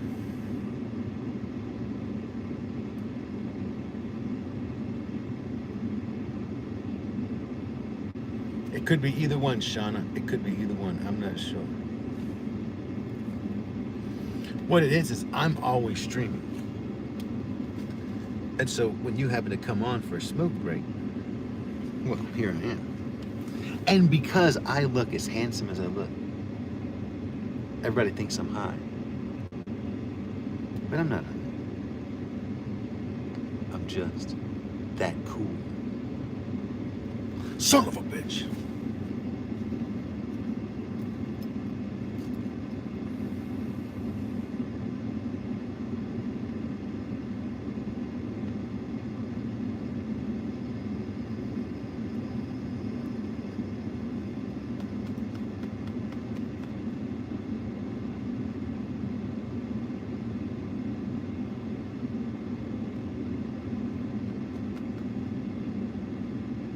I could smoke, but I don't smoke. It is what it is. I could totally smoke. I'm in Colorado. It's legal. Recreational. Legal. Medical. Legal. I've got tons of medical fucking goddamn weed. Fact of the matter is this. THC and weed don't really get along too much anymore. I don't know if it's because of the eustachian tube dysfunction. I deal with that lightheadedness shit. It's just not for me. I like to smoke sometimes, and a friend or something, but like CBD, hemp, man, fuck, I love to smoke me some fucking herb. Yeah, I'll smoke a joint of some fucking hemp in a heartbeat. I'll fucking eat hemp hearts in a hemp beat. I don't do drugs. Matter of fact, I am a pipe fitter and a plumber. I go work on military bases and hospitals. I work on police stations, fire departments, schools. A lot of times to get in a job, I've got to submit a drug test. And I've got to pass a drug test to be able to work on sites. I get paid prevailing wages. I get paid $50 an hour. Do you think it's worth it to me? Now at the same time, the drug tests that I take don't give a fuck if you smoke weed. If you have THC in your system, that doesn't fail you. What matters is you get like a 2-hour panel, a 4-hour panel. If you pass that piss test and you ain't fucking smoked in 4 hours, you're good. The same thing applies that if you get hurt on the job site. You get hurt, right? The test they give you doesn't test for THC. Like, oh, you have THC in your system. How recently have you consumed the THC is what it tests for. So I'm gold. I'm gold. I don't have to worry about shit like that. And I don't do drugs. And the drugs that I do, I get prescribed medicine for fucking goddamn mental fucking goddamn shit and fucking goofiness in my brain. I've gotten no control of what my doctor prescribes me and what the fuck helps me out. The doctors get paid. They know what they're fucking doing.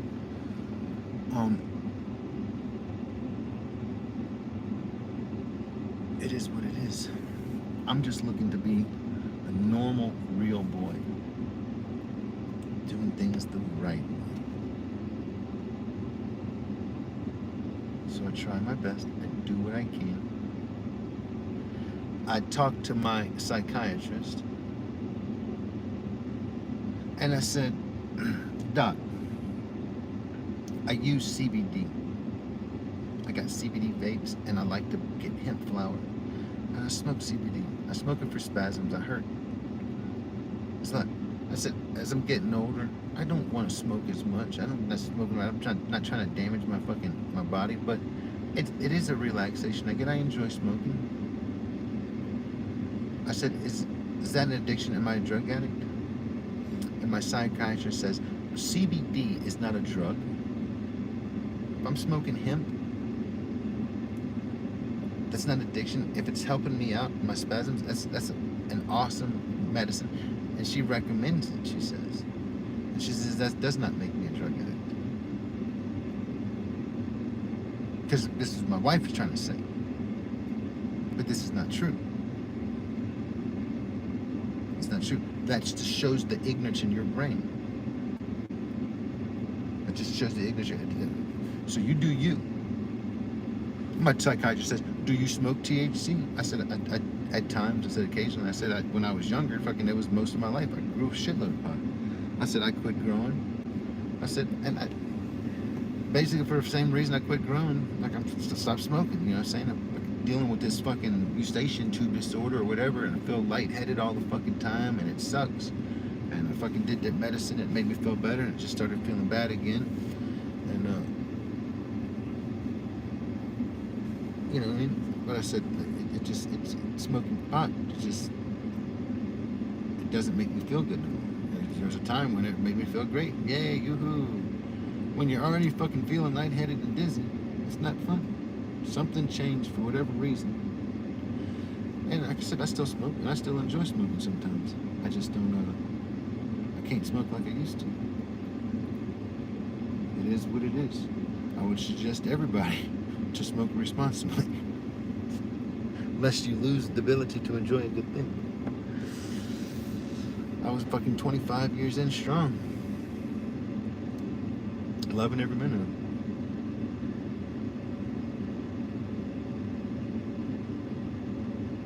Almost 30 years strong.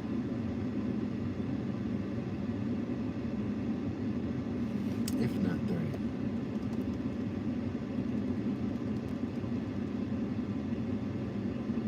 30. Exactly, Shauna. I used cannabis to not take opiates my whole life. I still don't take opiates. I refuse to take opiates. But I've discovered, see, it's not about the pain for me.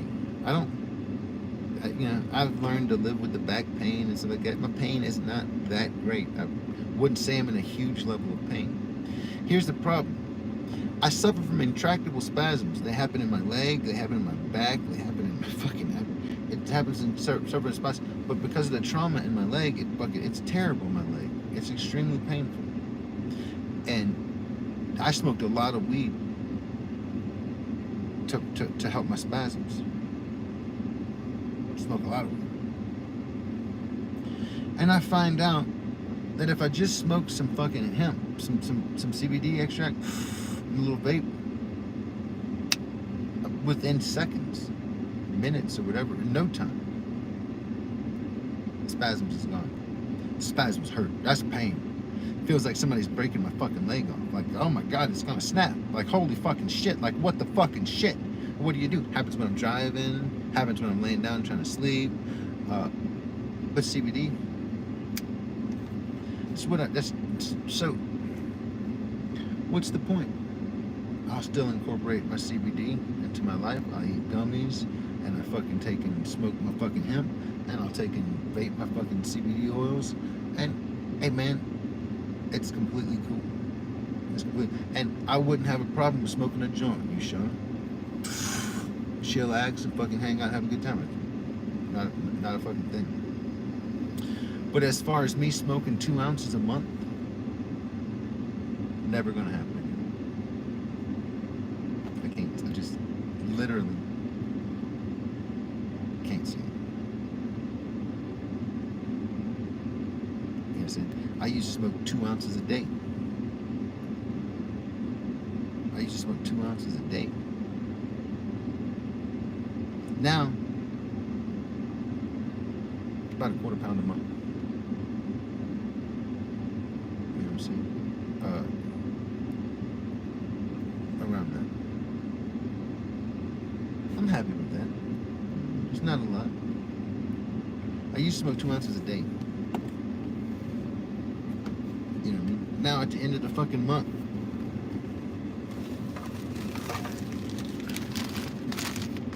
I've got this bag and I got another bag. probably got about an ounce and a half. 2.5 ounces in about a month.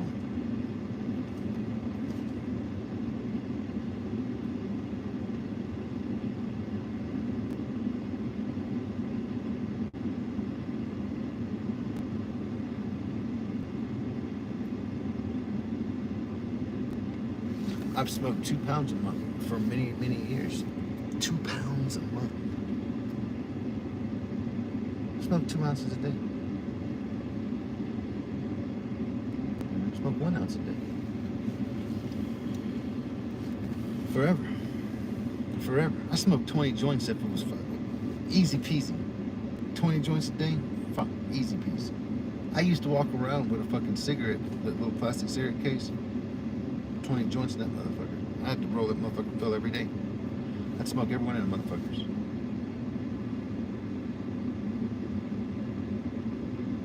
A lot of times I'd smoke them with other people. But still.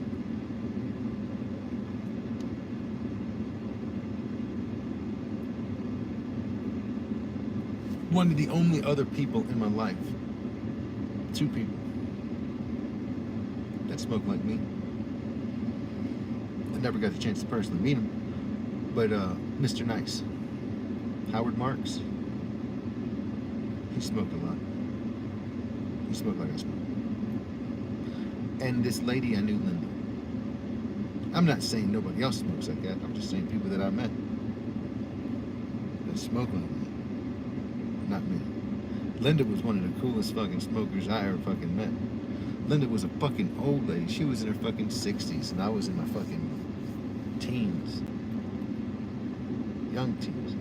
And this fucking old bird just smoked and smoked and smoked. This is what she fucking did. And she smoked probably about 20 joints a day.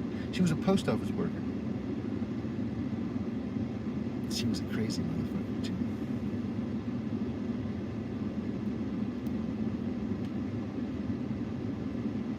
And I liked her. I never asked her for weed. She got good weed. And I always wanted to smoke weed with her.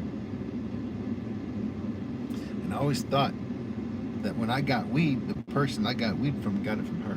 Because the weed was so fucking close. And then a few years down the road, I find out that the weed's not coming from her.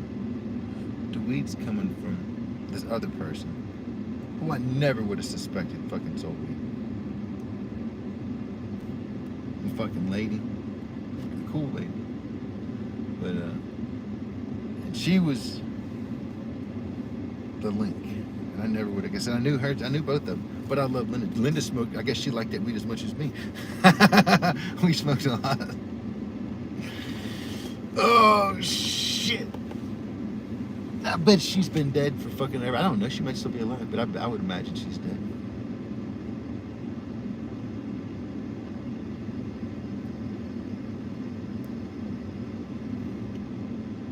Probably the only one left is the weed dealing lady, and she probably still deals weed. I'm not gonna say her name.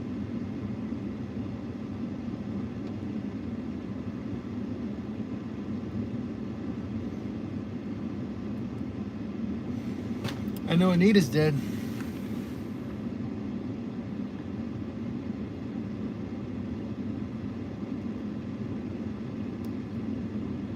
They found her in a fucking ditch, dead.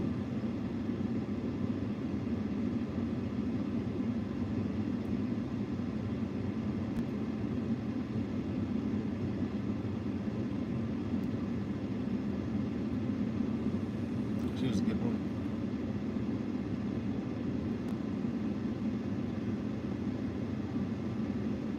I mean, she was a good woman. She was a fucking drug addict, and she was a goddamn alcoholic. That woman worked 16-hour days, supported her family, provided a house, and she took care of me too.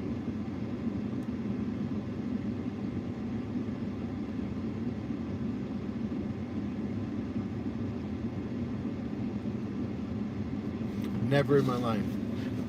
We had a bunch of property, we had like 7 acres, and so there was 3 boys, me and my 2 brothers, And my dad would split the property up into 3 sections, and each one of us had a section. I guess about a 4-acre section. Or no, I guess it was 2.5 acres or something.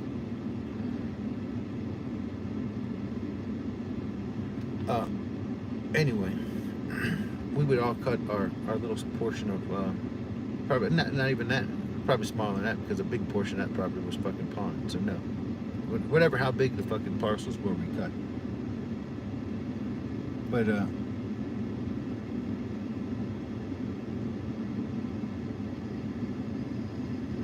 we'd all cut them fucking parcels, and then we hated it. We'd go with my dad, the fucking lawnmower loud. And my dad would come back out after we cut the grass, and if you missed a spot, he'd make you cut the whole fucking yard again. Same thing with raking. If you fucking have a leaf fly off the fucking tree after you're done raking, that's still leaves it. They're gonna do it again. I think he was in there hog dogging my mom, and he just didn't want the kids in the house. I'm not fucking sure. But anyway, so I fucking cutting grass was a chore. It was a pain in the fucking ass. But I moved in with Anita and my girlfriend. That was my girlfriend's mom. And she welcomed me like a son. Man, I offered to cut the grass for her, you know what I'm saying? I cut the grass, and for the first time in my life, man, I cut the grass. Now, she had a riding lawnmower. She had a smaller property than my dad had. But she had a ride. My dad wanted us to push mow everything. Not a self-propelled mower either. I'd sit on that ride lawnmower, and a lot of times she'd roll me a joint. And I'd get on that ride lawnmower and smoke a joint, go cut the grass.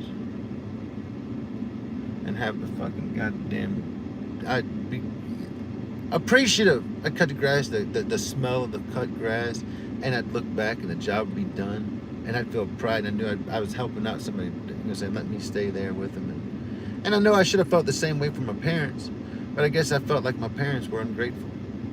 My dad's like, I had you kids. The reason I had you kid was to fucking do my slave work, you know?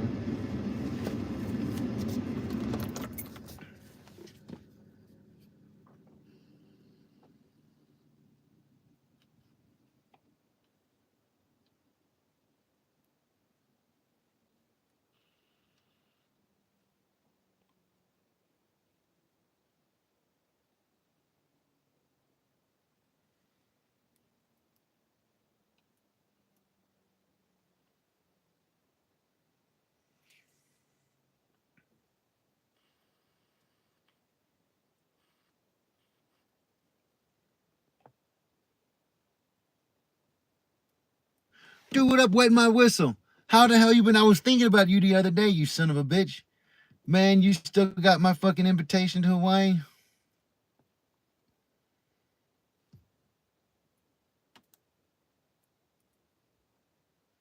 Let me finish up this fucking divorce shit.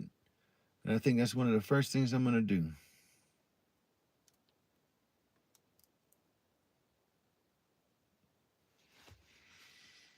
My bathroom? Whose bathroom situation?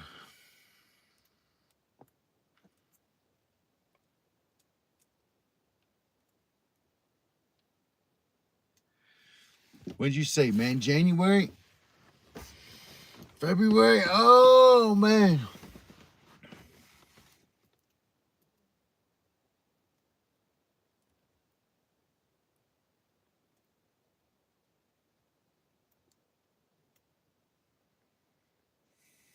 I've been on the road a long time. I'm not on the road.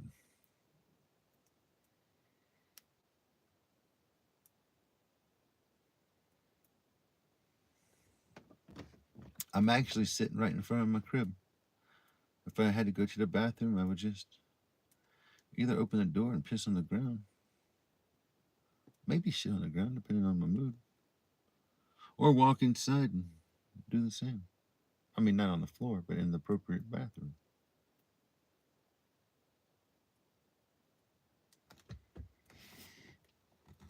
Now, a lot of times, if I'm driving I just go. Sometimes I'll pull over, but a lot of times I'll have a fucking water bottle or Coke bottle or something.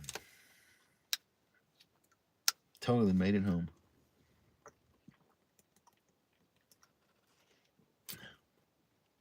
I just have a signal booster in my truck, and I can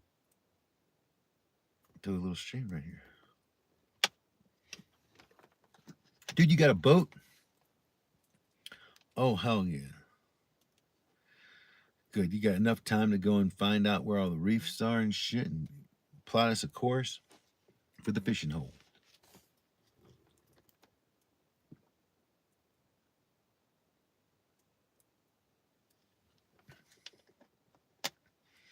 I just bought a new belt for your job. Does it got a little spot for a little pew pew?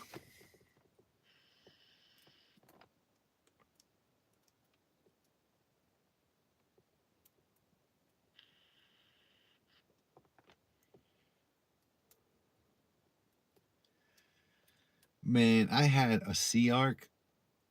That was the shiznit. I loved that little skiff. Just one of my favorite boats. I took that boat out all over the place.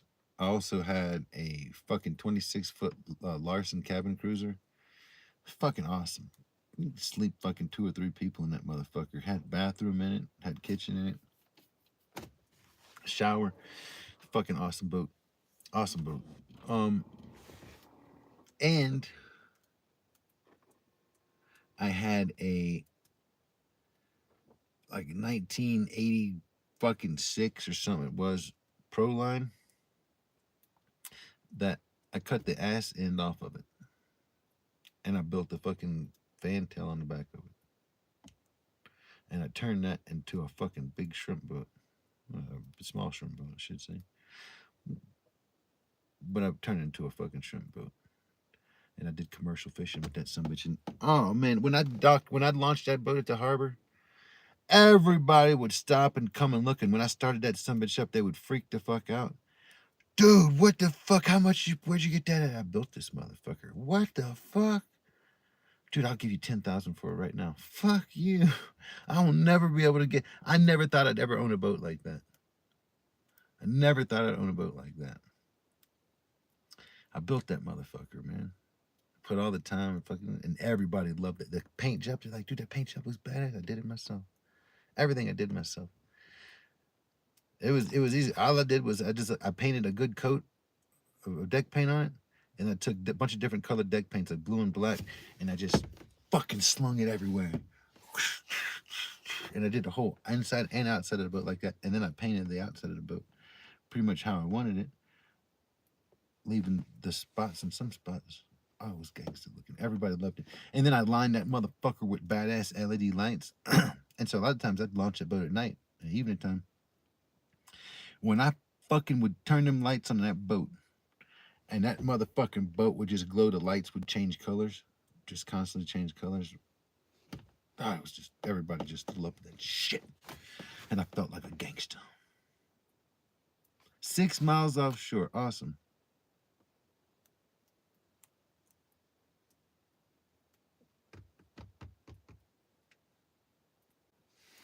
$25-foot Livingston double hull. Fucking cool. Fucking cool. That'll handle some fucking waves. That'll handle some 6 miles offshore. So how deep is the water 6 miles offshore?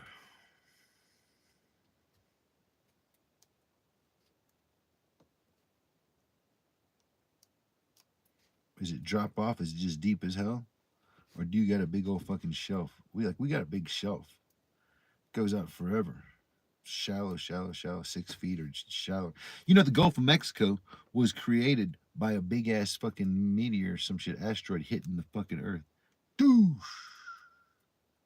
It was a swamp. It was just a low swamp, and it just knocked the mud out that motherfucker. I wonder where it all ended. That's why everything in Utah got covered with mud, huh?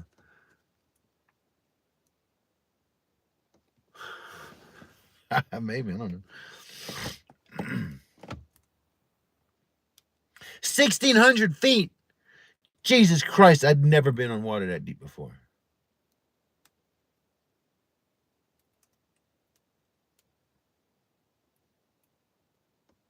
Damn. Damn.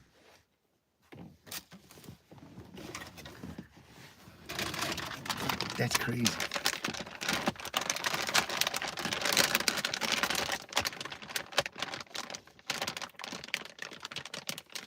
How much did it cost for the belt?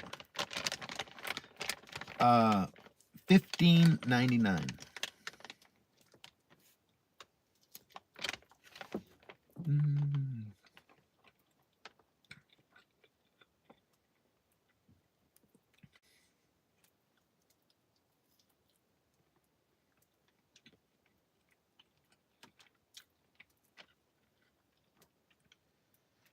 Could use more pepper.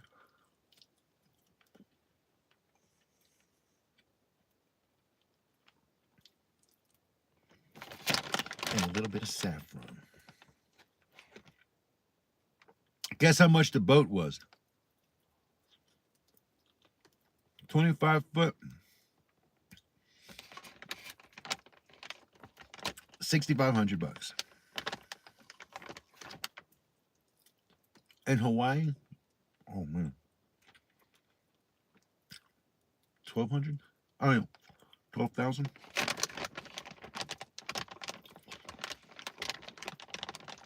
I guess it depends on the motor.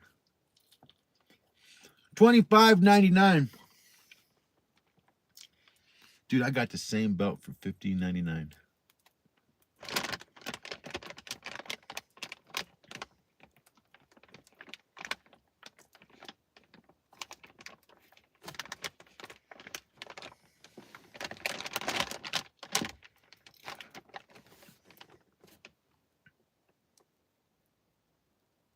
Just grab and pull a plug of chicken out.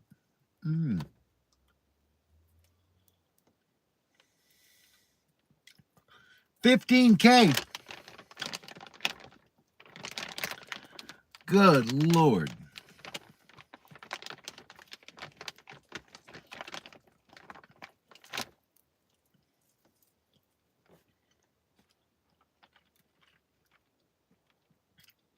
How much does gas cost in Hawaii?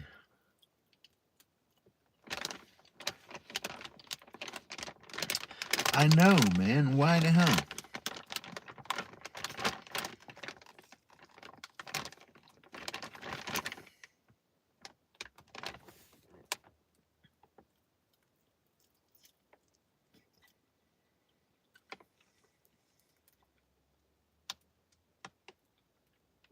$5 a gallon.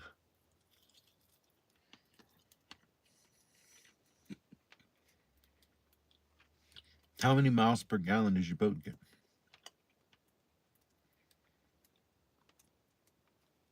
When I first built my shrimp boat,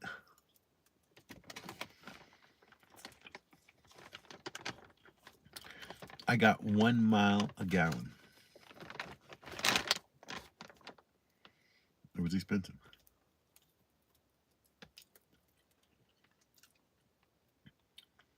So I mounted some smart tabs on my boat. You know what the smart tabs did? Fucking doubled my gas mileage. Instead of getting 1 mile a gallon, I got 2 miles to the gallon. You know what that meant? I can go twice as far.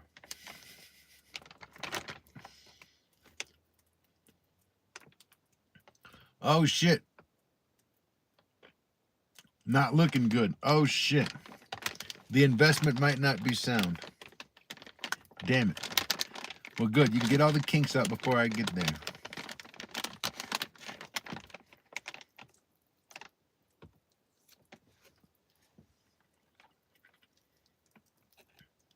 No.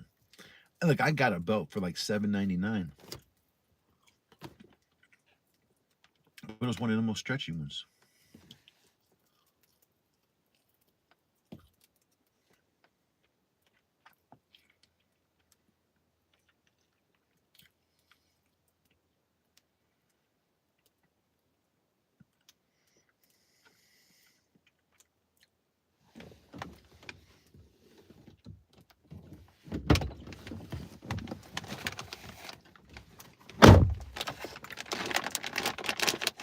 All right. Now you're getting in my language. Are you talking about an outboard motor?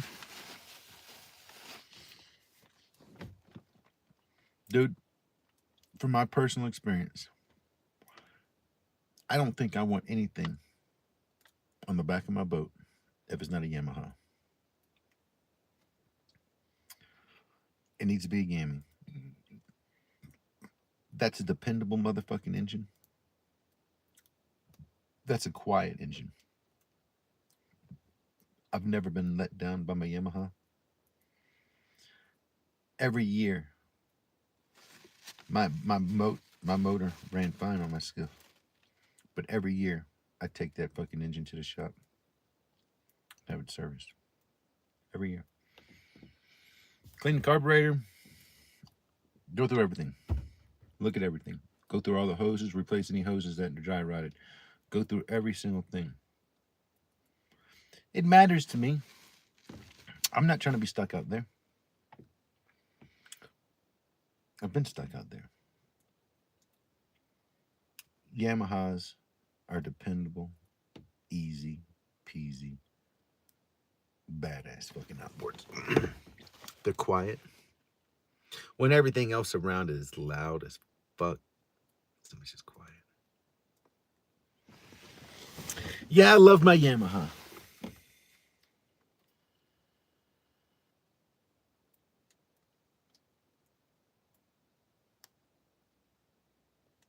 Maybe one of the best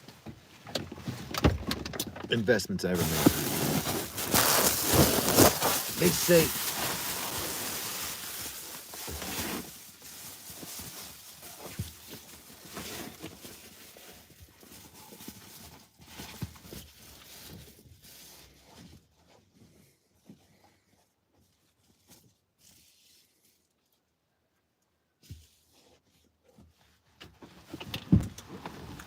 if you put the thing on the outside of the car, it works better.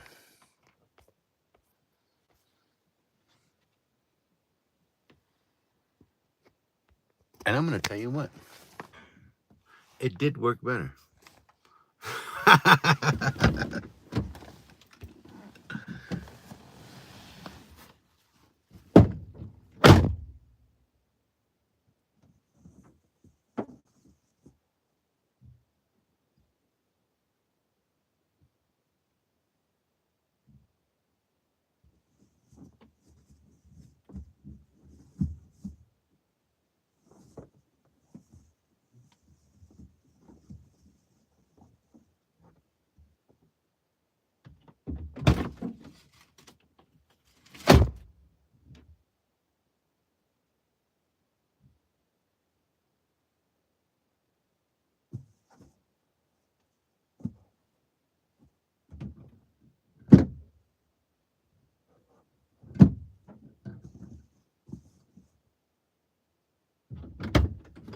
Maybe it'll stay there now. I don't know.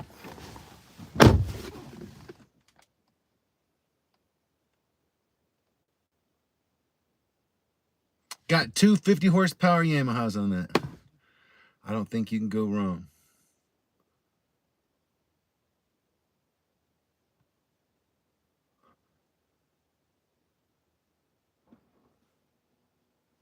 You got two Ahis?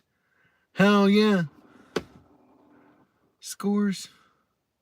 Go enjoy your workout, Stephanie Pooch. Thanks for hanging out with me. Cheers.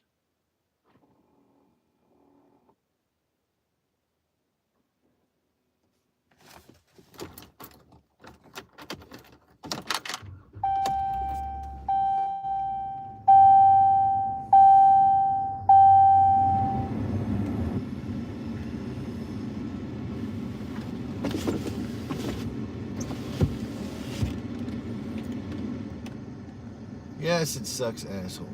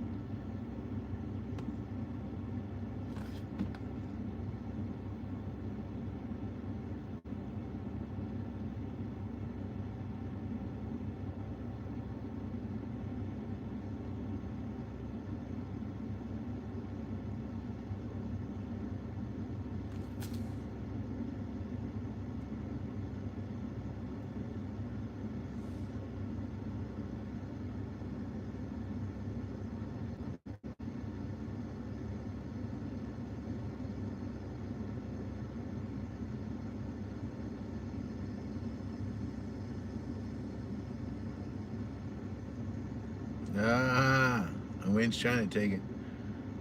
We succeeded the first gust.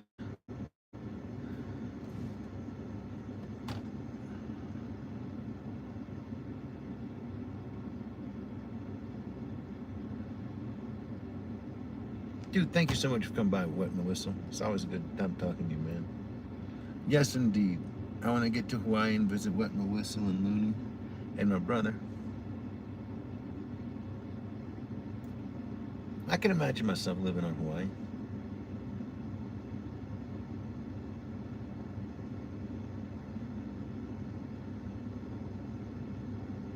I'd want to be at the top of a mountain, the highest point in Hawaii, still nearest to the coast. My brother one time was showing me a fucking picture. I was talking to him. It was on FaceTime. He said, "Hey man, look at this. I'm driving down this mountain road and I'm looking over here. I'm high up in the mountains, but I'm looking out over the fucking ocean." He said, and there's a ginormous fucking gray whale or blue whale or whatever, and it's bigger than it's bigger than a Greyhound bus. He said, this motherfucker has got a little calf with it, and this big old fucking Greyhound-sized bus whale is kind of jumping and reaching out the water.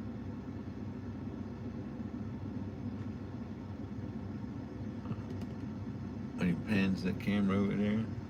I said, son of a bitch. Oh man, gotta go to ATL, Atlanta.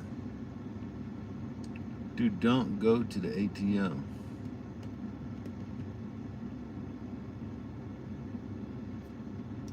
There's a lot of thugs up in there. Alright, guys and girls, you sons of bitches.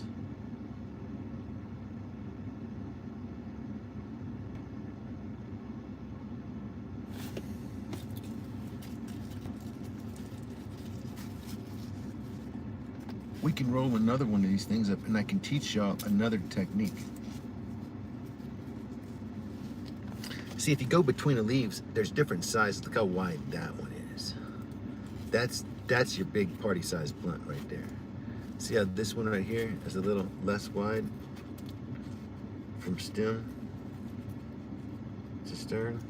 And look at this one. Oh, that's a serious bluntski. But you can wrap it all kind of ways.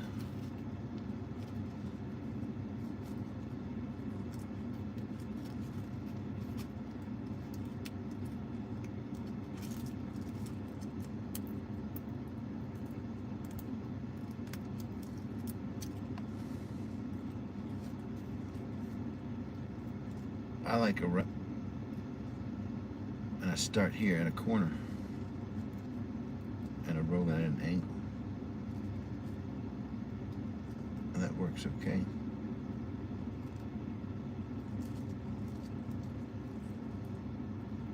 ATL is a restaurant. Oh, I thought you was going up to the ATL.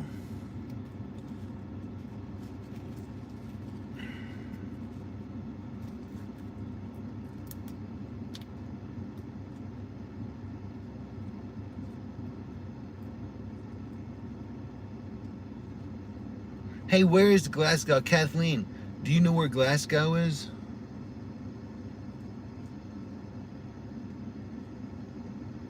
Why is this rapper called Glasgow? Is it, oh, heard that shit? Don't worry, it was just a word.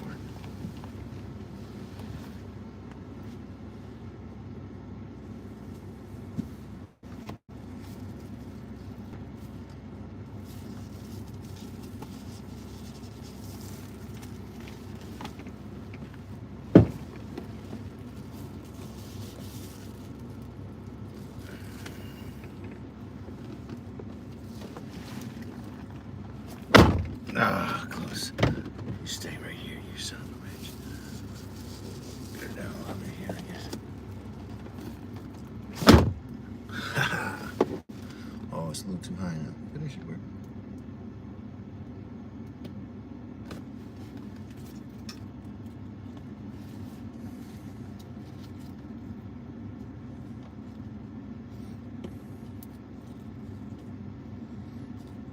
Oh no, that was one of them trolls. I will not take credit for that.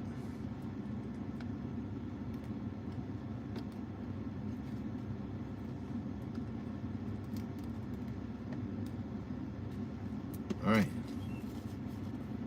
So here goes a decent leaf.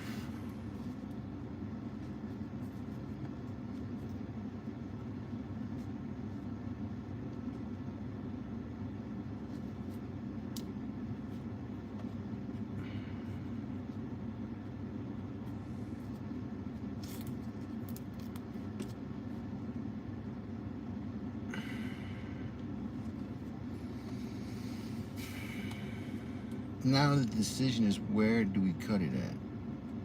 I can take and have a nice sized little skeet leg here.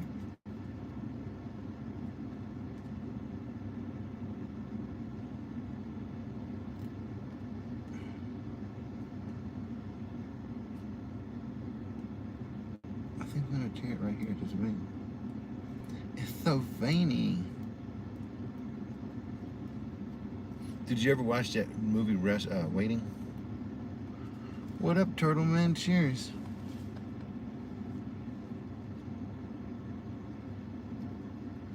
See, look, so now this has got that little stem on the bottom of it. You see that little stiff stem? I'm utilizing it. It's gonna make it a little more rigid, a little more stiffer.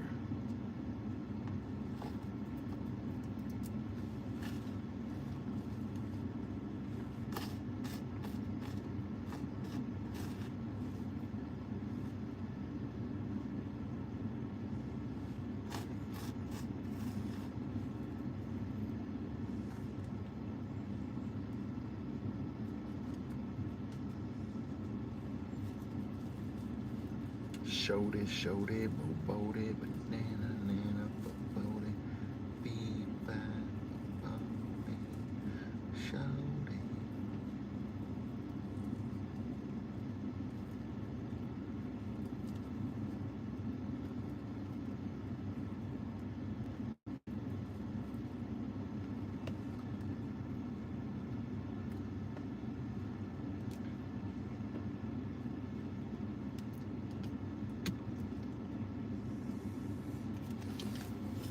Maybe just bite it and make it flat. You're good. I don't need to bite it.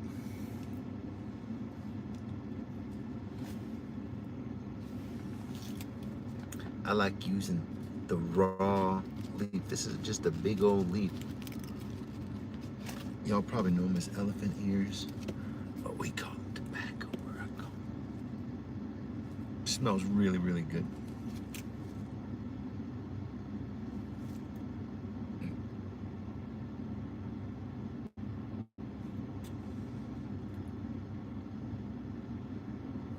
Hints of leather.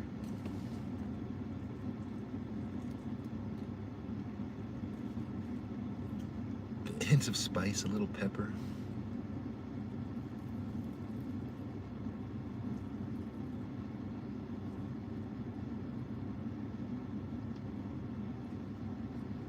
Just a touch of dog fart.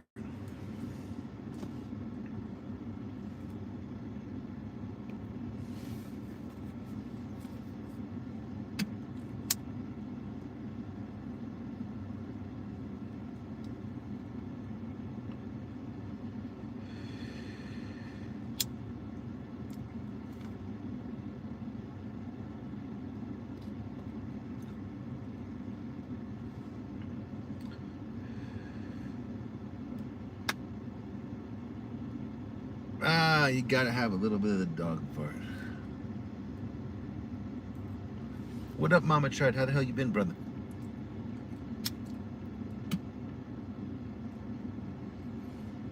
So when you thinking harvest, man? End of October?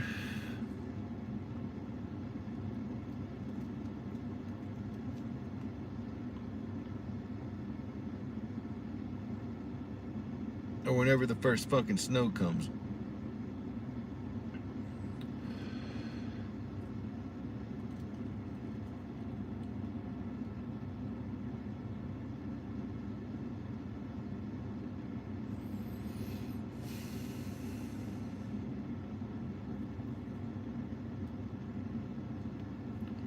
Outdoors, generally, they'll all finish at the same time. Whenever I harvest. Sometimes if something could go a little longer, I'll harvest what I can, and I'll leave something. But it's kind of a risk it to the biscuit situation. Depends on where you're at. Like down in Mississippi, that shit's gonna get fucking moldy. It's gonna fucking get beat down into the mud. It's gonna start raining and just staying wet. And you're just waiting for nothing.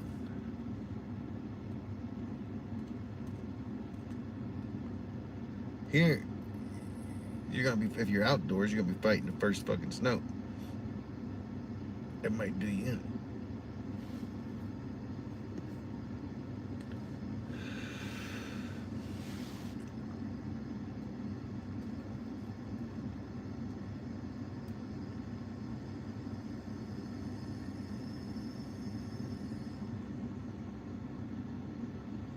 Well, you know, for this reason, in areas like that, a hoop house goes really good because you can base the hoop house with the wind, so the wind will blow through it and kind of help dry the plants a little bit, or you can put some fans in there.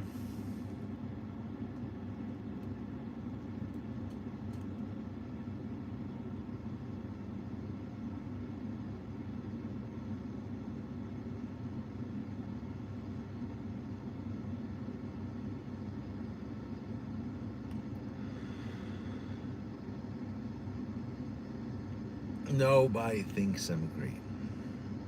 A lot of people just find me more acceptable than others. That's their poor misconception.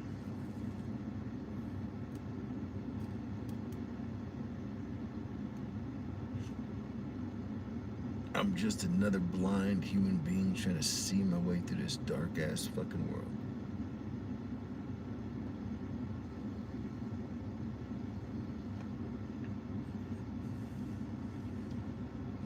The only definite that I get when I look around, the only concrete, and y'all know I don't like concrete ideas. The only concrete I have, I look around at the state of the world, the state of my life, the state of everybody's life, and I say, we must do better. I don't say you must do better. I see my shortcomings too.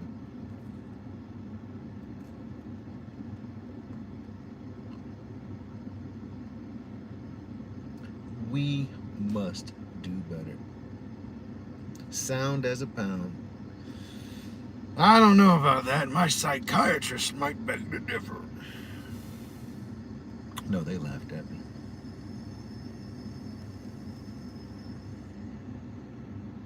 They showed me this chart that they're fucking looking at when they're writing, asking you questions. They ask you questions and they write down the response. And so after that, she looks at me, she says, "Do you think you need to be here?" I said, "Not really, but," I said, "I don't want to be fucking sad.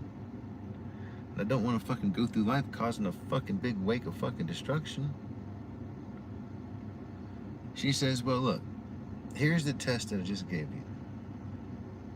Based on all your responses, you're within the normal range." It says,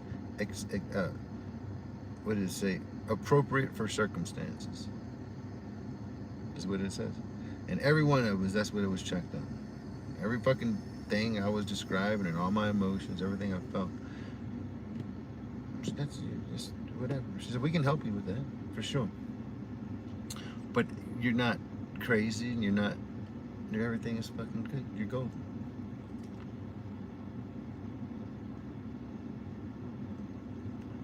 Because I knew I was just fucking crazy.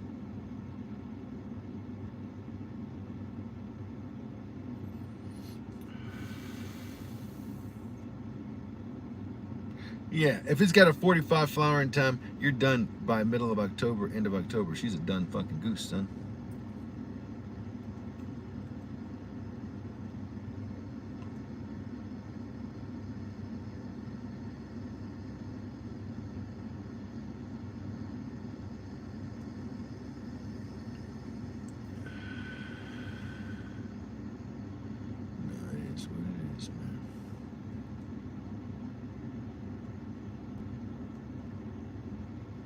But I always said,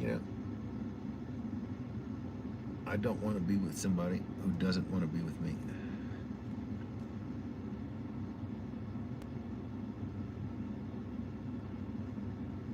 And it's just really, it's like, it just sucks sometimes when somebody doesn't want to be with you and you want to be with them.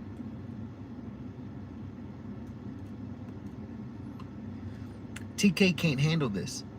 TK is weak, is used to that weak stuff. He's never had a good Glasgow rapper. And if he has, it's only because a Cuban guy was wise enough to import the Glasgow rapper and he wrapped it around some awesome Cuban grown tobacco. That right there is a scholar. Only a refined gentleman that appreciates England and the proper way would enjoy the Glasgow rapper.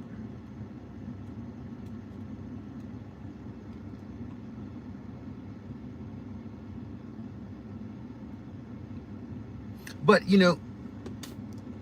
life has also forced me into a place of I ain't got no time, no patience to cut around the fucking corners, to beat around the bush.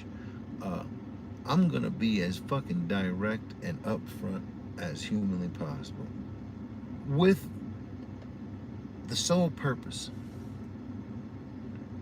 of protecting you and me. We can start off everything fucking quite frankly.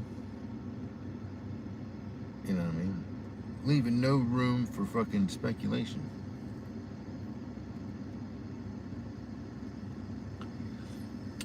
To put it bluntly, I can be blunt.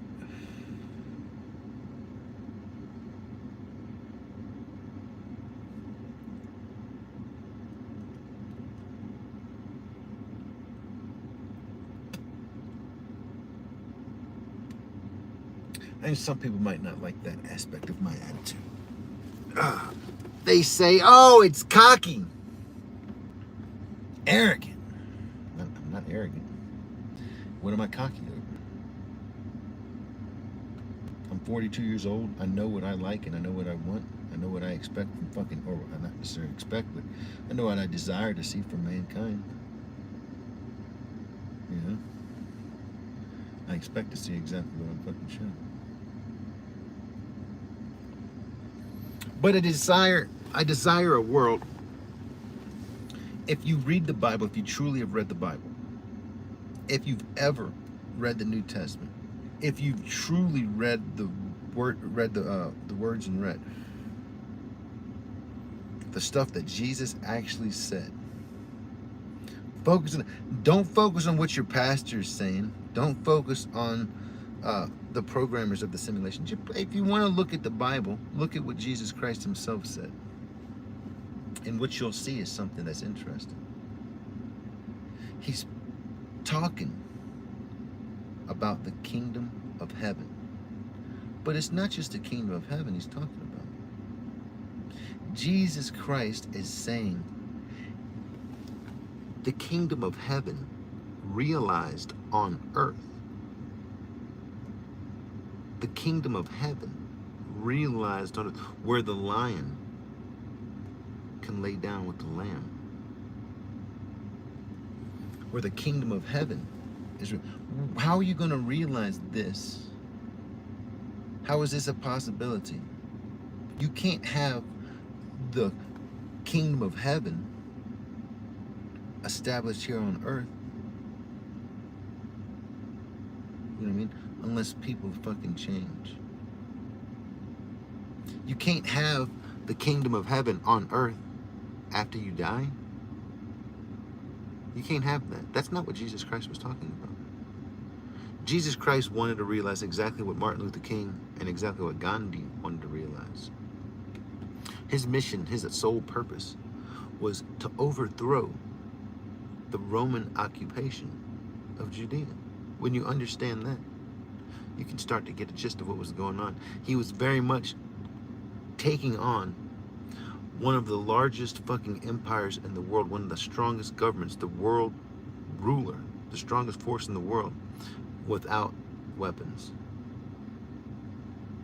He didn't want a fucking a war revolution. He wanted a peaceful, passive, non-violent revolution. You know what I mean? Same way you're going to get the peace, the non-violence. This is how you establish the kingdom of heaven on earth. This was his message. Not to be corrupted, disregarded, substitute for your own fucking foolishness. If you want to serve Christ, one of the best things you can do, and this has nothing to do with Christianity. This has nothing to do with Christianity. But you strive for the kingdom of heaven on earth. You strive for that place of nirvana where you got to climb inside of yourself and find peace. You still the mind and you still the world around you. And we can find peace like this. This is good. And here we can find the kingdom of heaven on earth. There's no doubt about it in my mind. But where's the fun in that? Doesn't it seem like an escape? Doesn't that seem like a cop-out? What if we actually establish this kingdom here on earth where we don't have to tune out, and just by our communion, just by our fellowship with our friends, we establish that same fucking resonance, that peace, that harmony that we get through meditation? Wouldn't it be nice if you had that when you went to the grocery store? When you had an interaction with your neighbor? If you got into your fender bender or whatever? You know? I hit that Subaru fucking this past winter. There was no damage on either vehicle. But I come in hard and I hit that motherfucker hard. I know I slid him. I mean, boom, as soon as I hit him, I couldn't stop. I tried stopping a quarter mile back and I just slid. Just ice. He slid in front of me too. He slid the same distance. You know, I just pink, I hit him and fucking I said, damn, they're gonna feel that motherfucker. But we looked and we talked, we exchanged numbers and insurance information and shit like that.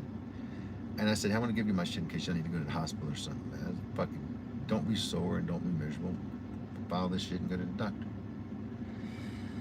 Well, he calls me a couple days later. He's like, hey, Melty, this is so-and-so. I'm the dude that you fucking hit. Man, the car is fine. There's no damage. We're fine. I'm just going to lose your fucking insurance information and good meeting you. It sucks to meet you like that. Fucking right on, brother. Have a good one.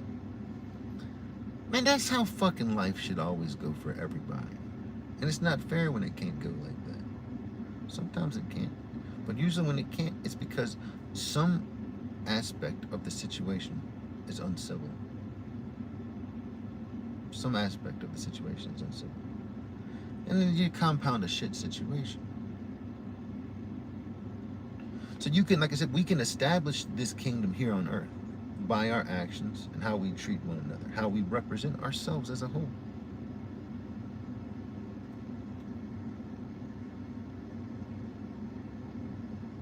Yeah.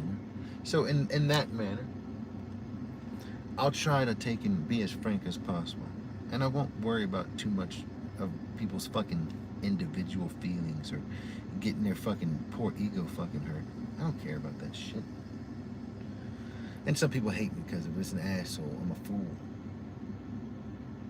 Some people say, oh, well, you're fucking awesome.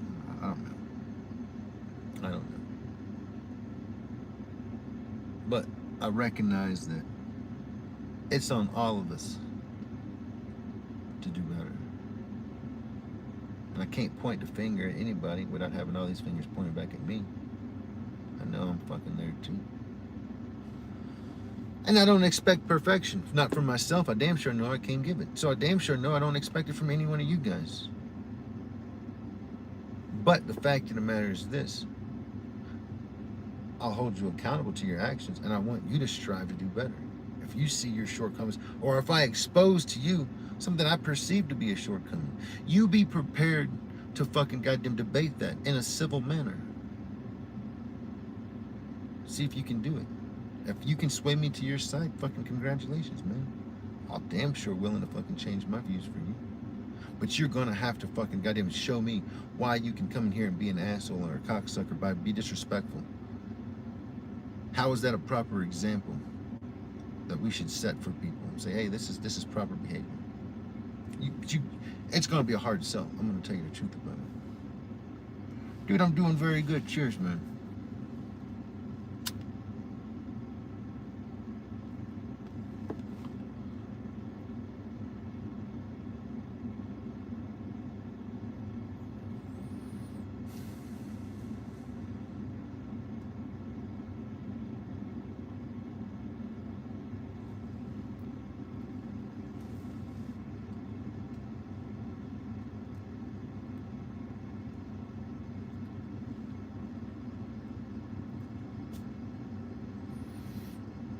You know, I ask myself a question.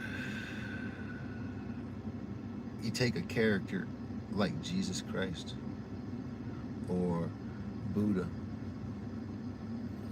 or Krishna,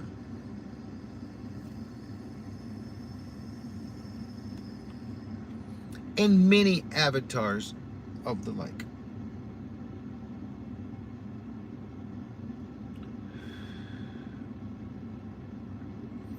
You take a day and age like today, where you got social media. Jesus walked around in his life, and Buddha, and he interacted with the people that he come across with, kind of in an isolated world, so to speak. Now we are in a fucking much broader world. Do you think the amount of attention or whatever that Buddha got or Jesus Christ got would have affected their core personality? Would they have been a more vain individual? Would it have been any different? Yeah, imagine if multitudes of people come to see the man fucking talk. He must have been like a fucking rock star in his time.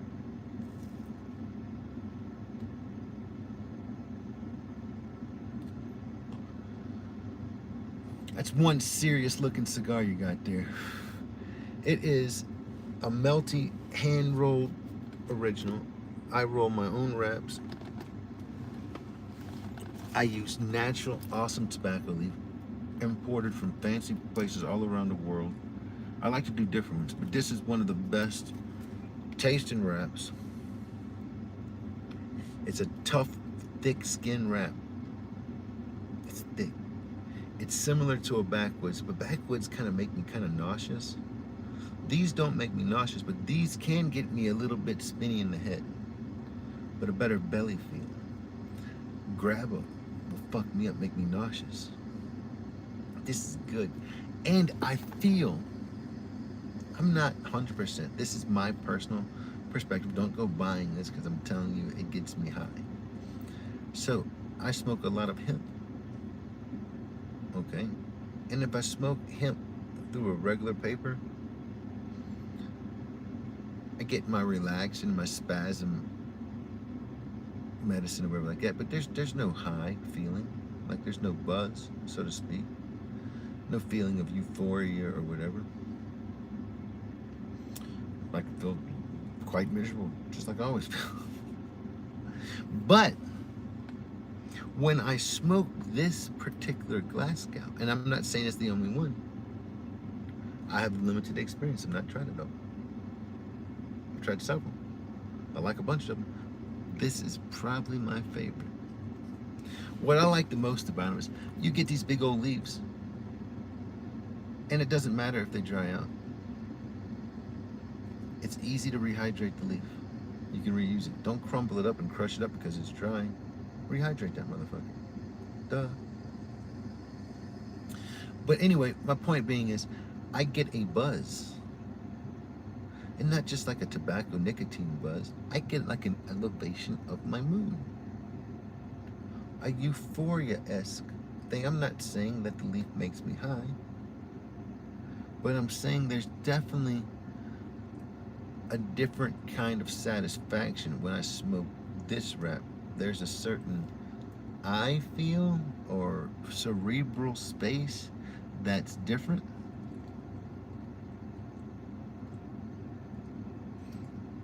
Makes me gravitate towards this motherfucker too. And I say, this is why I say it. As you said, Oh, you might have heard me say it before. I often fucking think it in my mind. It's got just a hint of citrus. I'm not talking about the flavor or the smell. I don't think. But the psychological effect that those particular terpenes have on the mind. So it might be there, some citrus terpene that's doing that, or there might be some other terpene that's acting as a mood elevator or something. But that is my experience. Is that because nicotine is poisonous, which what wards bugs and insects off from warning the tobacco plant? It is a poison. It is an excellent repellent. But the fact of the matter is this: if you look at this leaf, this leaf is fucking grown on the plant. This leaf has a bunch of trichomes, just like the cannabis plant. But these leaves don't have bulbous glands. It's just these little chrysalid hairs. It's a very beautiful thing to look at. So when you're looking at this leaf under a scope, you'll see a bunch of fucking pointy, fucking super sharp, spiked, crystal-looking things. And now insects are actually very attracted to the smell of either the leaf or the fucking goddamn resin itself. So these insects, when you look at a tobacco leaf, especially a fresh one outside, a lot of times they're washed and cleaned for this reason. Little tiny insects, little flying critters have flown into it, like fungus gnats or something, and impaled themselves on the spikes of death. And so when you look at the nicotine plant, the tobacco leaf, you'll see a bunch of fucking insects that are skewered. And they were so attracted to that plant. But that plant had a defense mechanism for that shit. And it killed them cocksuckers on the spike of death. Shit like that, I find pretty interesting and cool. I like that. I grew tobacco indoors, just for shits and giggles one time. I'd like to do it again. It's a beautiful fucking leaf plant. A stalk with leaves on it, and it's fucking pretty cool.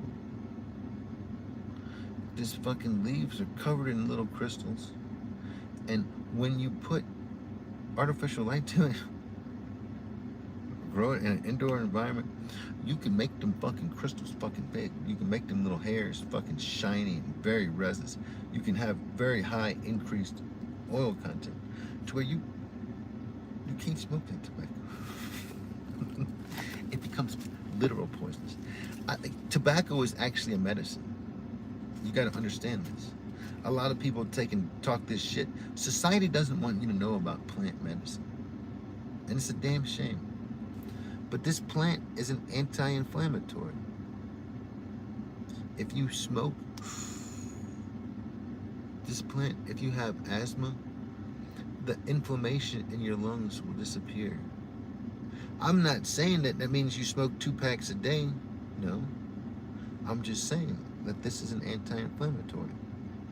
I'm saying that if you suffer from Crohn's disease and you wake up in the morning and your stomach is all inflamed and you're miserable, if you smoked a cigarette or even a half a cigarette, a few puffs off of the cigarette, you would find yourself having an anti-inflammatory response and your belly feels better. A lot of people say, I smoke because of stress, because they think that inflammation in their stomach is stress, and they fucking know that they feel better. What they're feeling is the inflammation leaving their body. Not everybody wants to tell you this. You think I'm lying? Go look it up. It's interesting. This isn't a poison. This is a sacred plant, along with many, many sacred herbs. I'm fascinated and I respect nature. It's amazing that our bodies can communicate with nature. That's what that is, McFly. We're communicating with our environment. It's communicating with us. It's aiding us and guiding us, helping us. It's an ally. Yes. When you abuse your friends and take advantage of your friends, will they stay your friends? Fuck no. They might want to fuck you up bad. Don't take advantage of your ally. Respect your ally. Appreciate it for what it is. Don't hate something because you don't understand. Because your grandmother died of fucking lung cancer. She smoked fucking 32 packs a day for 52 fucking years. And you're gonna fucking say, goddamn tobacco, you're so evil, you robbed my your grandma was retarded. Face the facts. Why the fuck was she smoking that much? Jesus fucking Christ, she should be ashamed of herself. She didn't respect this plant. And now you're gonna fucking disrespect this plant because of that? Fuck.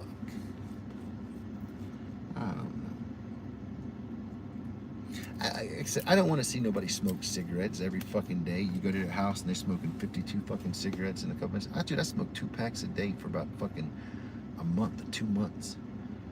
At the peak of my fucking depression when I was just fucking miserable. And it liked to kill me. I'll probably never recover from that shit. I can't imagine how somebody could do that.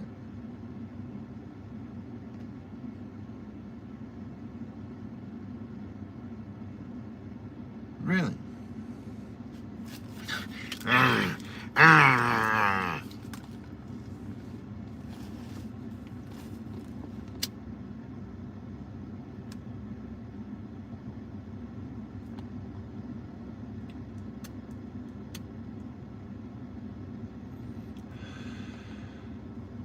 I don't know. I've got a respect for tobacco. I've got a respect for cannabis.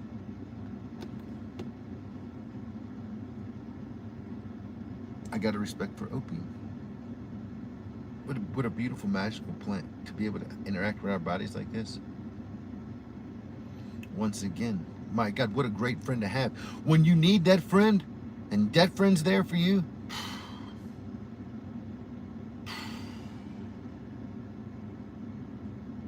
But when you don't need that friend, that's not a no. That's not the one you want to take advantage of. Good Lord. You know what I mean? But as a whole, we're talking about a plant that contains everything. If you overdose, you take too much, you can get the same chemical from this plant that will reverse that overdose. Plant as a whole, plant's got it all. I think it's medicine. There's medicine there for sure. Does that mean that it's something that let's give it to our children?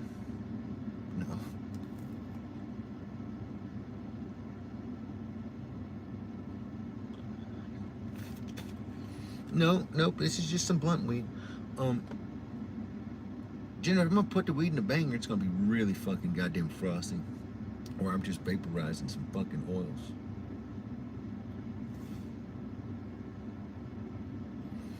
No, man, I'm just enjoying myself a couple wraps. I don't have AC in the house. It's hot. I can sit out in my truck right here and relax myself a bit and be comfortable, and I can smoke tobacco. I can't go to my buddy's house and just smoke all the tobacco leaf and just fucking stream and do whatever. No. That'd be terrible.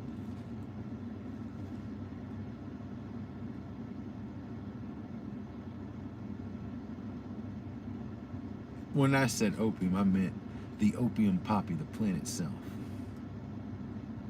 Weed in a banger, yes.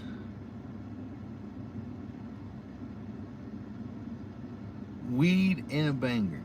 So, what you do is you don't heat the banger up stupid hot. You do low temp. You put your carb cap ready, and you heat that banger up. You put your bud in there, and you vaporize the bud. It just turns brown, and you're just vaporizing the oils off of it, and you get the smoothest, yummiest fucking. And you can vaporize. You can do that with fresh weed right off the plant.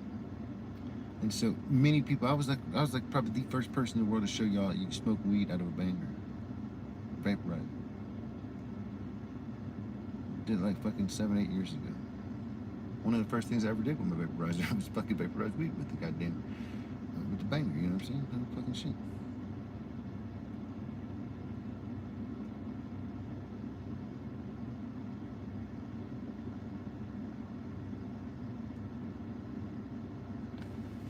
No, well, yeah, it's probably the best bet. But if you've got some exceptionally resinous weed that's like super sticky and super tasty, you're doing yourself an injustice if you take this 2,000 degree fucking flame or whatever it is and fucking just ruin your fucking weed with it.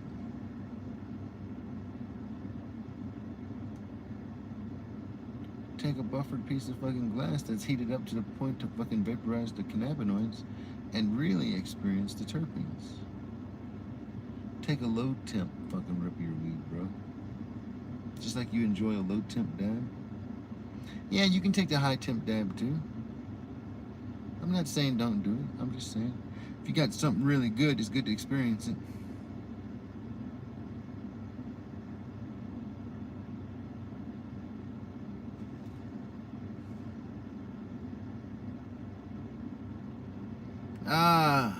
Somebody needs to give me the weed drink out.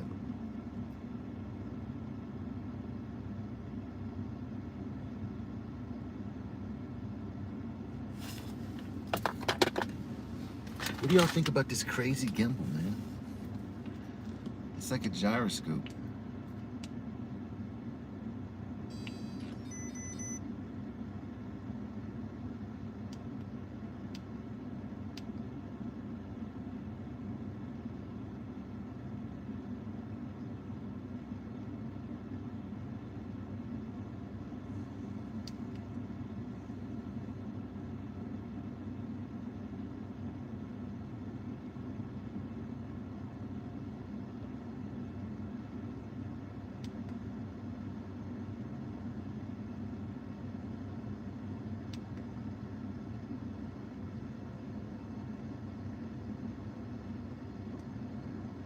Fancy.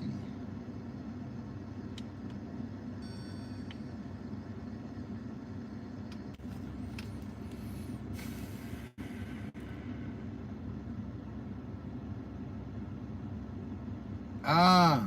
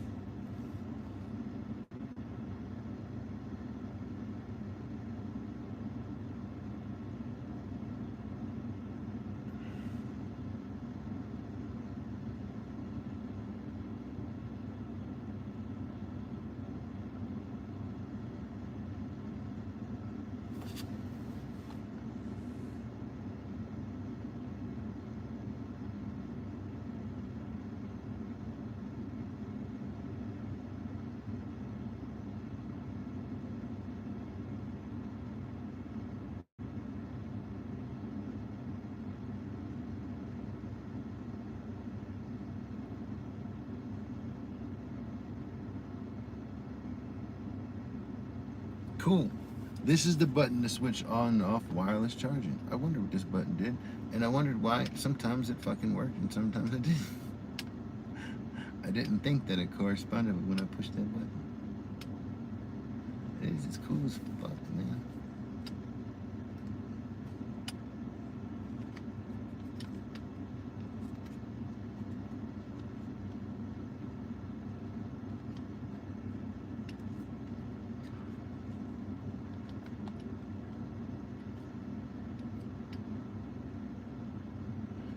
I think I ordered the wrong one though. I thought it was supposed to have face tracking. I wanted it to fucking hang out here and have it somebody to follow my face.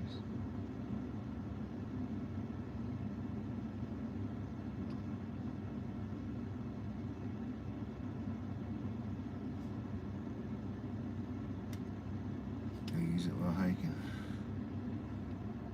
It's cool.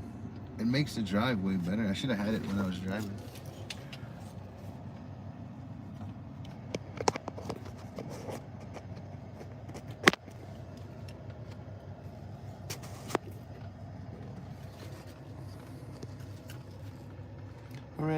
like, oh, I can be way more stable. I can be more stable if I wanted to. Son of a bitch.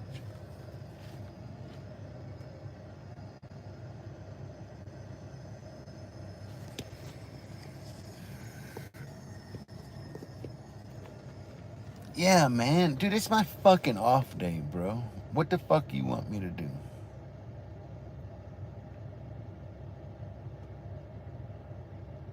I'm not even wanting to take my medicine.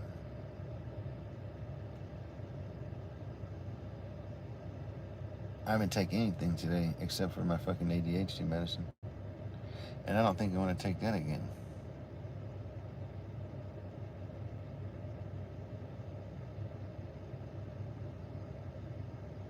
But if I don't, I'm going to go crazy here soon. Son of a bitch.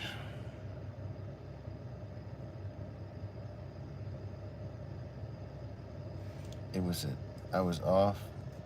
It was a day. It was an off day.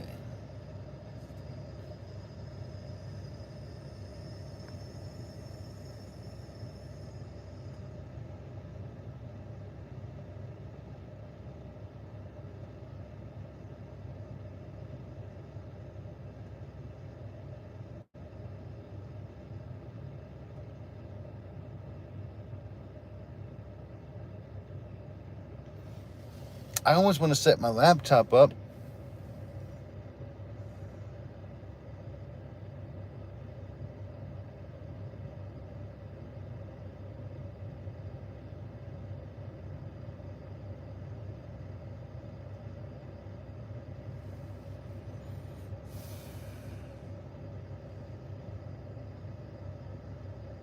Do a StreamYard stream.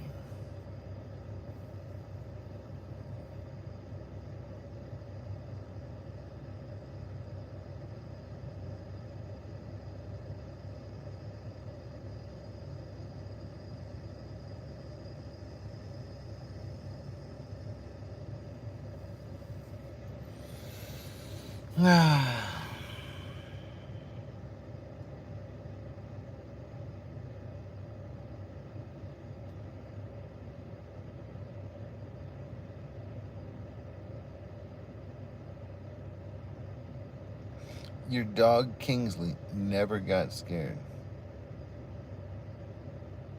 That's awesome, bro.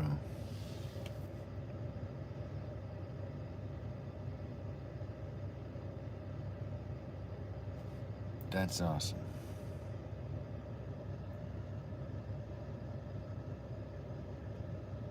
Now what you gotta do is take him out to the gun range and see how he reacts. No, don't do that. You might terrorize that poor son of a bitch.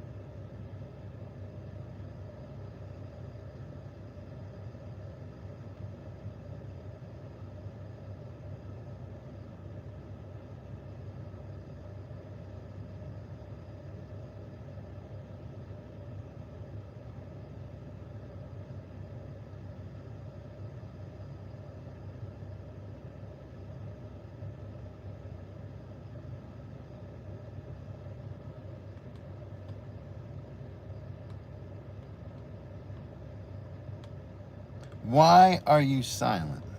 Well, every now and then, I used to like watching them Charlie Chaplin flicks, where he was all like,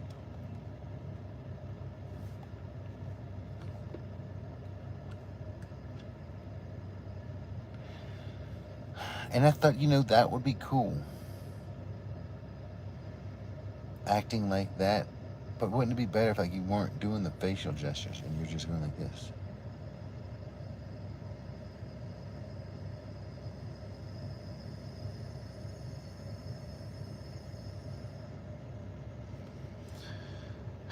So I'm practicing. It's a new part in my silent film, you son of a bitch.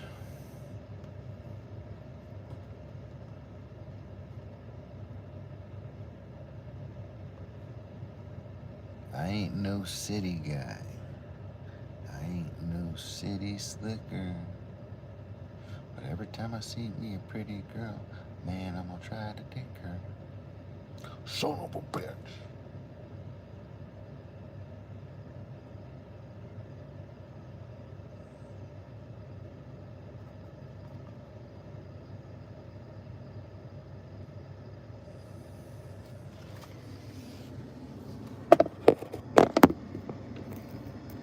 You son of a bitch.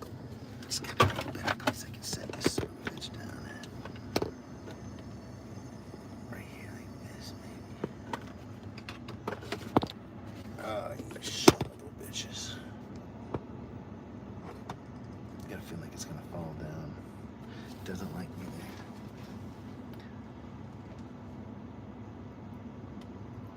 Oh.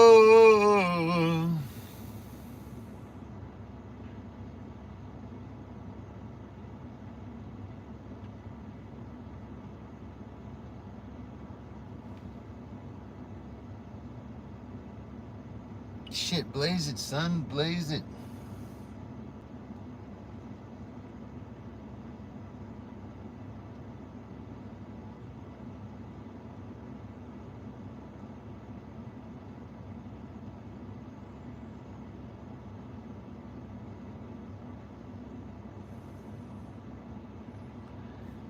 TA Equestrian.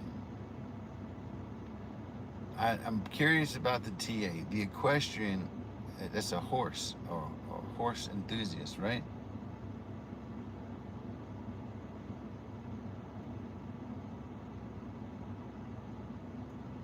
But what is the TA?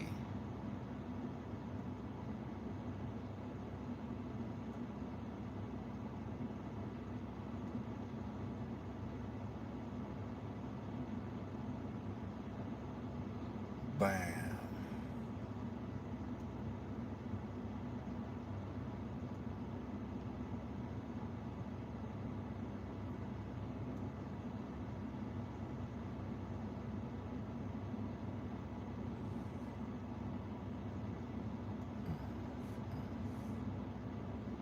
It's your horse's initials. All right, your horse's name is Thomas Aquinine? Oh, no, what is it? It's, I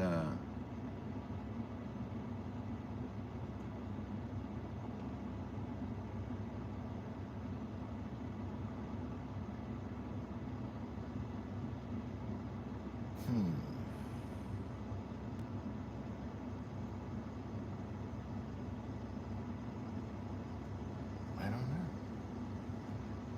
It can't be Secretariat. His initials is TA. It's got to be like,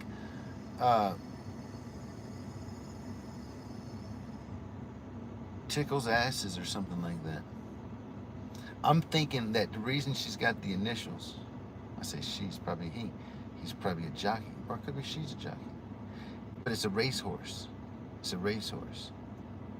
And so, like, you got to think of the names that you see on like the Kentucky Derby. You know what I'm saying? Like tits and ass. Truly asinine. You know what I mean?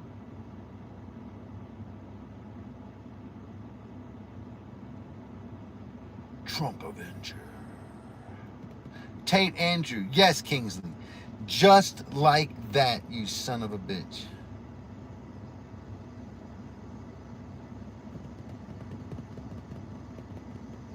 Tom Anderson.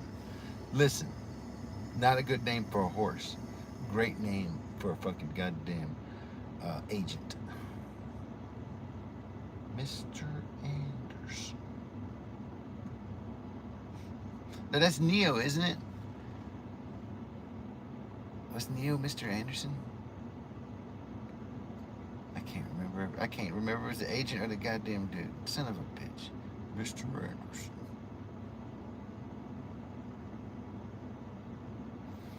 I just ran into your channel. I know it's divine. This channel is not divine. It is a terrible hellhole full of trolls and evil. But it's okay because we can tame the evil forces of the world. I am in the state of Colorado. I am actually like saunting the most beautiful donkey you could ever daunt. What's your saunters? I enjoy it so much. Caw. Here, just shortly, all those mountains are going to have snow on it. It's going to look cool as hell. Mr. Anderson. Your brother lives in Colorado. Where does your brother live at in Colorado? That girl, I would love to take and hang out with your brother and be like, what's up, man? Dude, that girl is your sister? Fuck, I knew that girl from way back when. Actually, I just met her, but she seemed cool, son of a bitch. Denver. Ah, shit. Get a rope. That's a stone's throw away. What does he do for work? Is he in the trades?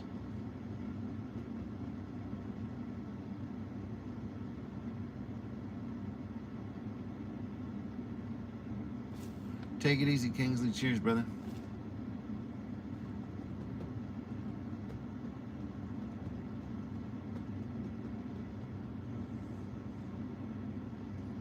Hell yeah. Hell yeah.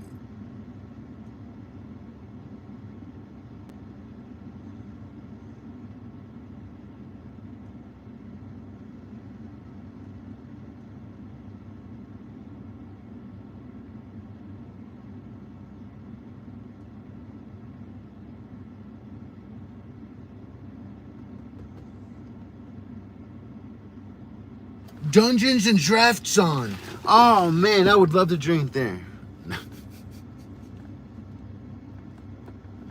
Dungeons and Drafts. I kind of like it.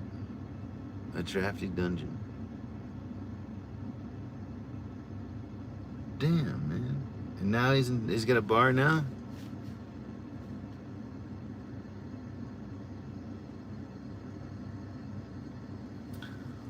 Hey, at Carmelo's, they've been done to bunches of shots, triple shots even, them sons of bitches.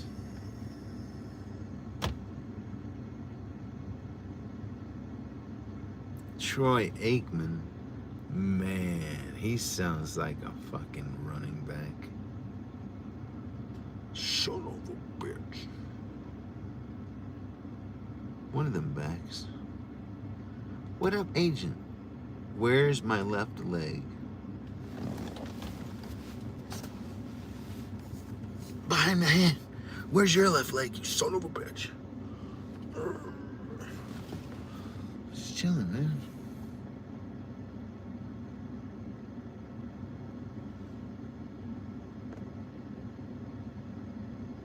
Damn, I be fucking right by the truffle pig sometimes. Where's my third leg is the better question, you son of a bitch.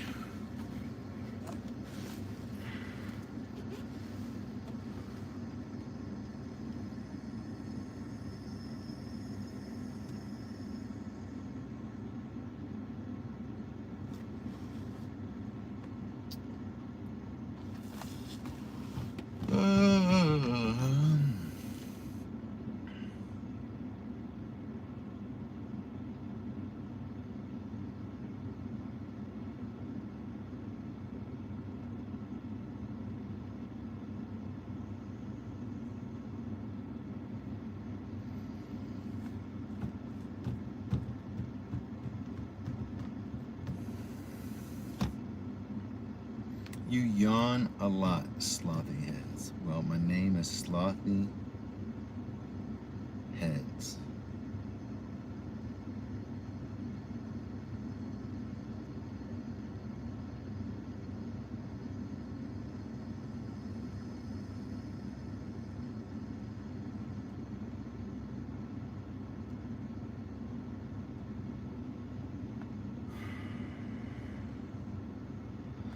So I yawn sometimes.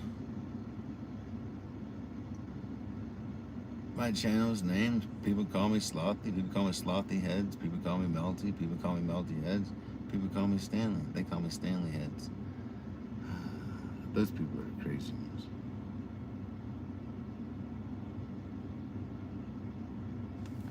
I'm a man of many monikers. Some people call me that guy. This one dude called me Tyler, and I was like, that's not me, that's the other guy, you son of a bitch.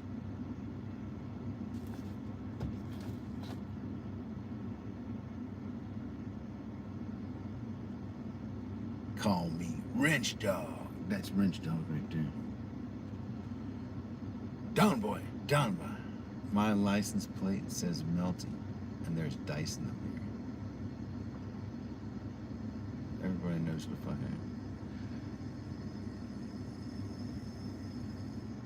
I am. I get pulled over. They say, Melty. I say, yes, sir. You got any weed in the car? Yes, sir. A lot? No, sir. All right, get the fuck out of here. Yes, sir. Appreciate you, sir. They fucking say, is that weed on your console? Yes, sir. But it's not what it looks like. I'm just a messy guy. That spilled a long time ago and I just ain't cleaned it up. Get the fuck out of here. Slow it down.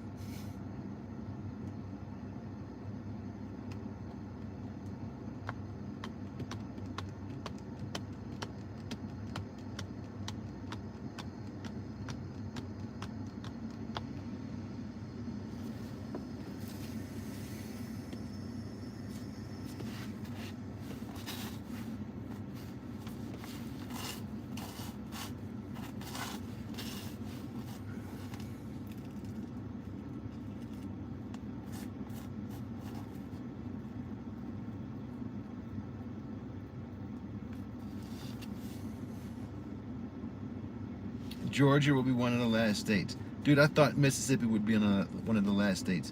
But you can go to Mississippi and you can go get a medical card. Listen, the train has already left the station.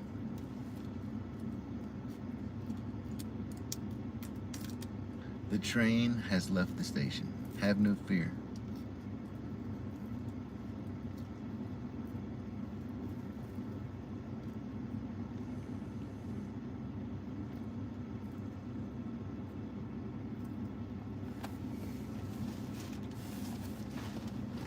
If you catch my drift.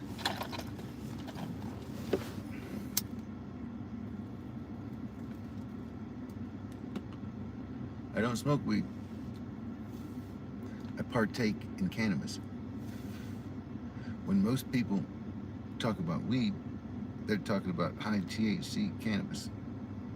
They're talking about a cannabis that is bred and designed to get you high.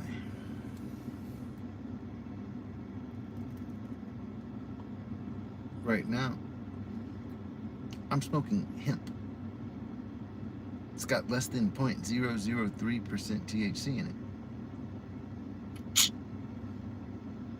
It's hemp. How much hemp do I smoke?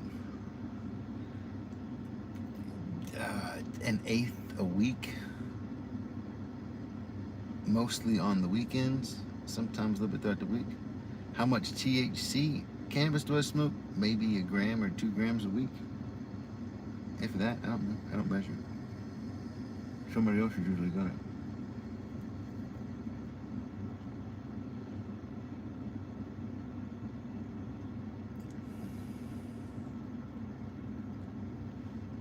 Oh yeah.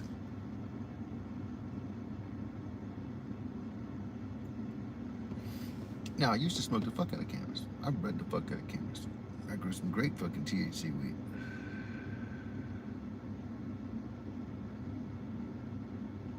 I used to be a fine connoisseur and appreciator of the high. But now it's just a fucking goddamn annoying, heavy, sedated feeling that makes me not want to work, and it makes me want to take and be angry. I don't like being tired though. I'm old enough to know better, but I'm still too young to care. No.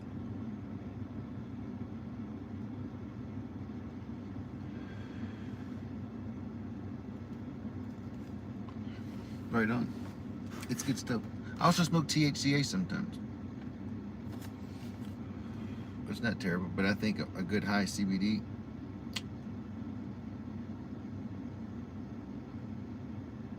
is what I want. I'm down. Y'all seen how fast I'd harvest 6 pounds every fucking 2 fucking goddamn weeks, every 2 months.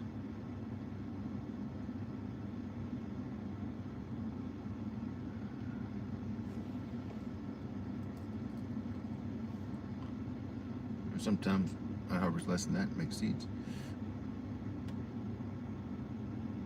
I don't smoke at all because I don't want to. That's awesome. That's awesome. That's awesome. Thank God we live in a time, though, Agent, that one day you might have cancer or you might have some kind of terrible fucking pain, a disease, and you might be like, you know what, fuck this. And you might turn to cannabis for relief and for healing, because cannabis is the healing of the nations. You might take and find that, wow, we have got a plant that we interact with. This plant, you know what it does? People say it gets you high. People say it does that and other. Oh, it makes a rope. It makes this. This plant promotes homeostasis. Do you know what that word is? Do you think I'm making this up? There's a reason why the chemical in your body that mimics THC is called amandinine. Bliss. Bliss.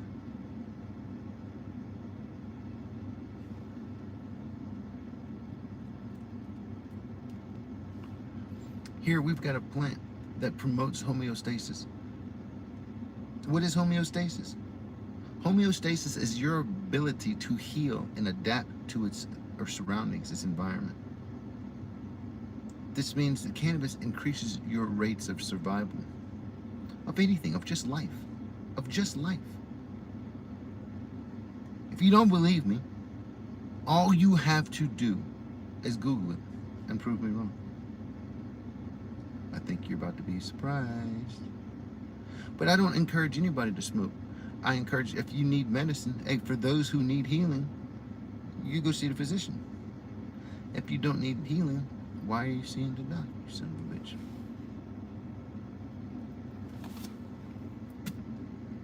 Pretty odd and random question, but why were you cleaning your ears on your live yesterday? Because my ears are fucking clogged up and I've got some kind of illness that's got my eustachian tubes closed. And it's not that I was cleaning my ears, but I was seeing if I couldn't get any fucking water or something out because they feel so irritated and muffled. And there's so much pressure built up in there. Sucks, but it is what it is. What's the temperature like in Colorado? Right now, my truck says 76, but it's got to be hotter than that.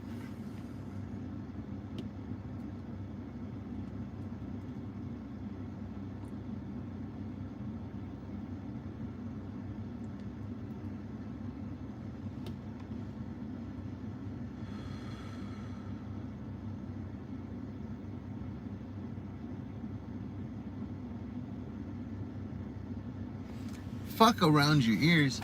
Here, wash around your asshole. When you take a bath, when you shower, wash around your asshole. Wash your nutsack region. Pull back your foreskin and rinse around the corona. Clean some of that schmegma off of there. If you're a female, part them fucking lips a little bit and splash some goddamn water on yourself. Don't fucking walk around like a bunch of nasty bastards. Fuck your ears, man. Your ears. It's neither here nor there. But them nether bits are everywhere.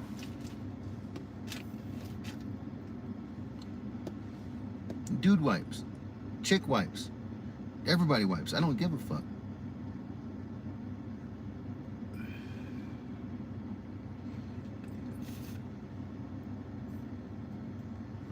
I'm not sure, Riley, but scroll away fast. You must keep scrolling. Must keep scrolling. Dude wipes at the... Yes, they do. Them sons of bitches. Such is life, my friends. Such is life.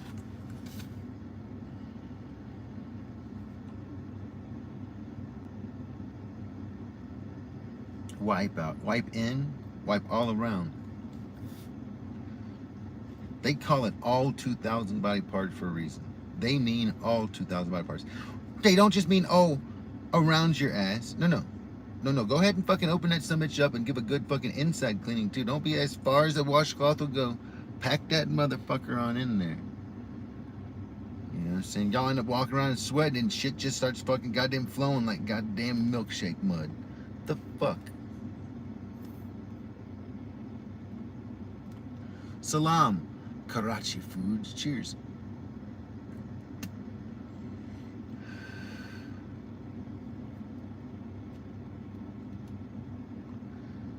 I'm not saying you have to go. It depends on how fucking small or big your hands are. The washcloth's only going to go so far. Physics, aerodynamics, and such. Whatever the engineerings are.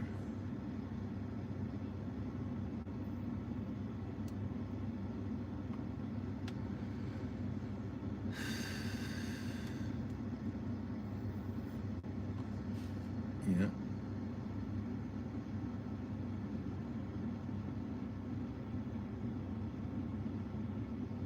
Do y'all remember the slap chop?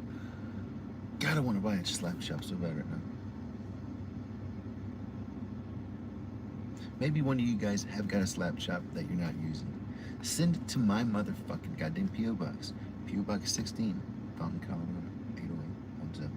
You son of bitches. I need a slap chop. I just decided. You know what I probably need? To take my goddamn medicine. Son of a bitch! This is probably more important than the slap chop. Scratch the slap chop, you son of a bitches. I prefer using tape to wash up. I mean, tape beforehand to get some of the bigger particles off. I'm not going to down your technique, but I would definitely suggest a rinse afterwards. A rinse, a wash, and maybe even a motherfucking repeat.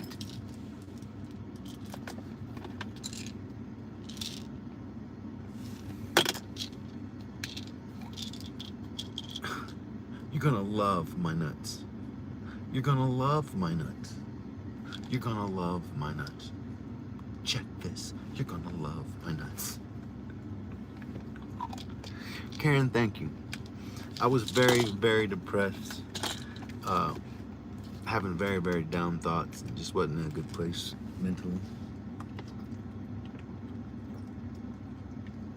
And my mom, she saw me struggling.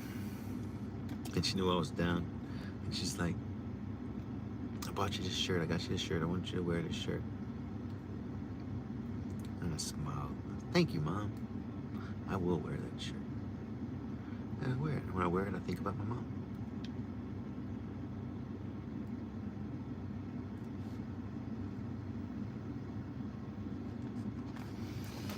Yes.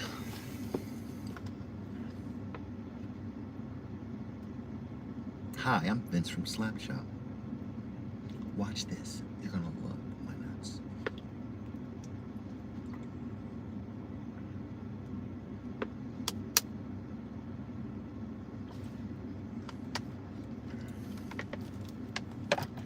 You struggle with thoughts too, Karen. I hate that. If it's really bad, if you're not seeing somebody for help, go to a psychiatrist. Go talk to somebody. There are things and treatments that'll help. If you want to do something, it doesn't involve seeing somebody. If you feel uncomfortable, and I understand that because I felt that way my whole life. I understand that. Check out what I did. I was feeling kind of like I was feeling now, dizzy, lightheaded.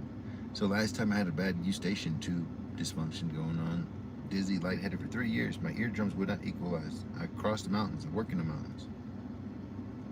And it made life hell for me. It made life a living fucking hell. I was trapped. I thought I was dying. Well, I'm sitting there at the IV bar because I was doing IV therapy because I thought maybe about my big dehydration. I go there all the time. And one day I'm sitting there, I'm sitting across from this damn poster that I see all the fucking time. But for the first time, I see it. What the fuck is this? So I Google it. And I'm thinking that I had post-COVID syndrome. I'm thinking I got some kind of fucking, something fucked up my DNA. And it's all fucking my shit up. And this shit repairs your DNA. It repairs your mitochondria. It improves brain function. I was all dizzy, like my brain's all fucked up. It's expensive. It was like fucking goddamn $400 for 500 milligrams and like $600 for 1,000 milligrams. So I did the 500 milligram, 5-hour infusion. 5 hours sitting there, get IV pumped in my body. The next day, I felt like I was having a stroke or something. Oh, I was like, I kept on hearing these noises inside my head, like Velcro or something. And I'm like, what the fuck is going on? And at the same time, half of my face went paralyzed. Fucking face, and I couldn't smile, and I couldn't think of the words I wanted to say. So I fucking goddamn had a stroke. I fucking gotta go to the hospital. So I got to the hospital. Fucking my face is fucking paralyzed. I can't move half of my face. They're like, holy shit. I said, I don't know. Fucking I slept wrong or fucking what happened, but I think I had a stroke in my sleep. And like I said, I'm hearing this damn noise. They do an MRI. They scan me and they say, you can't find that. And everything looks perfectly fucking clear. I'm like, okay, whatever. I'm just gonna go to fucking work. So I drove to work. For the first time in like 4 years, pop, pop, fucking my eardrums popped when I went over the fucking goddamn mountain. My ears equalized. I wasn't dizzy and lightheaded, and I was always like about to pass out when I was crossing the mountains. But my ears equal. I'm like, holy shit! And then forever since then, I've been fucking gravy. So anyway, I was starting to feel lightheaded and dizzy again. And I still got it going on. I think I need to do a big dose of it again. But I called the mobile IV clinic, and I got them to come out here and give me a mobile infusion. Now, it's not this big, strong dose. It's not the 400 or 500 milligrams or the 1,000 milligrams, but 100 milligrams. So I did the 100 milligram infusion of NAD+. It's called NAD+, okay? And you really want it infused. They got the supplements and you can spray it or snort it. There's different things. Go do the IV infusion. It's fast, directly right where it needs to go. I'm gonna tell you what, I was pretty sad. I was taking medicine for my fucking SI and it was working a little bit, but I was still in a bad fucking spot. And I did the NAD+. And do you know the fucking SI, all that shit went away? I don't know how, don't ask me how. That vitamin somehow boosted me up. I'm just letting you know. If I get down again like that, I think that's what I'll run to. I still get sad. Sadness is one thing. But when you start to fucking want to fucking just die and don't want to live no more, it sucks. That's not fun. And that's not cool. And that's not life. Like I said, I think our bodies, our brains, we get into this mechanism. We identify as how we feel and whatnot. But no, we get caught in little fucking stupid loops. We're just little fucking biological machines. A fucking bunch of fucking chemicals and shit like that. And chemical starts getting squeezed in one place and it just starts dumping. It goes out of whack, has a spasm, and you're just out of fucking balance for a bit. You know? You're just out of balance for a bit.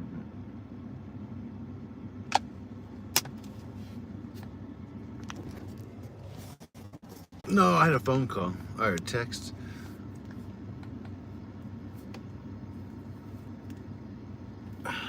Anyway, so that's my experience. Karen, I think, said that.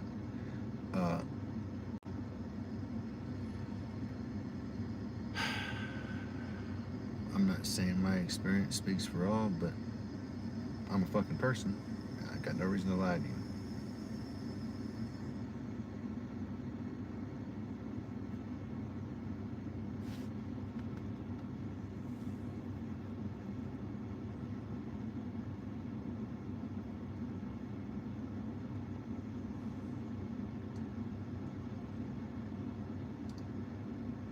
Oh, it could be yours or it could be mine.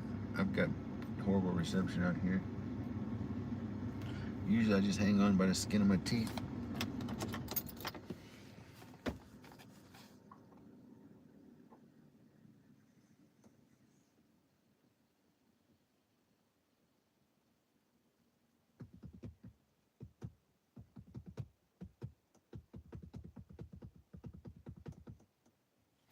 Now,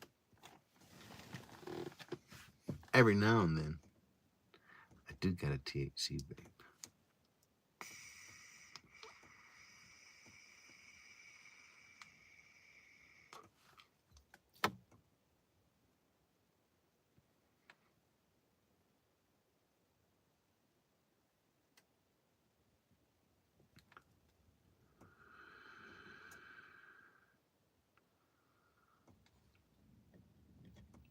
But the sad reality is this. When you use CBD, CBD decreases the psychoactive effects of THC.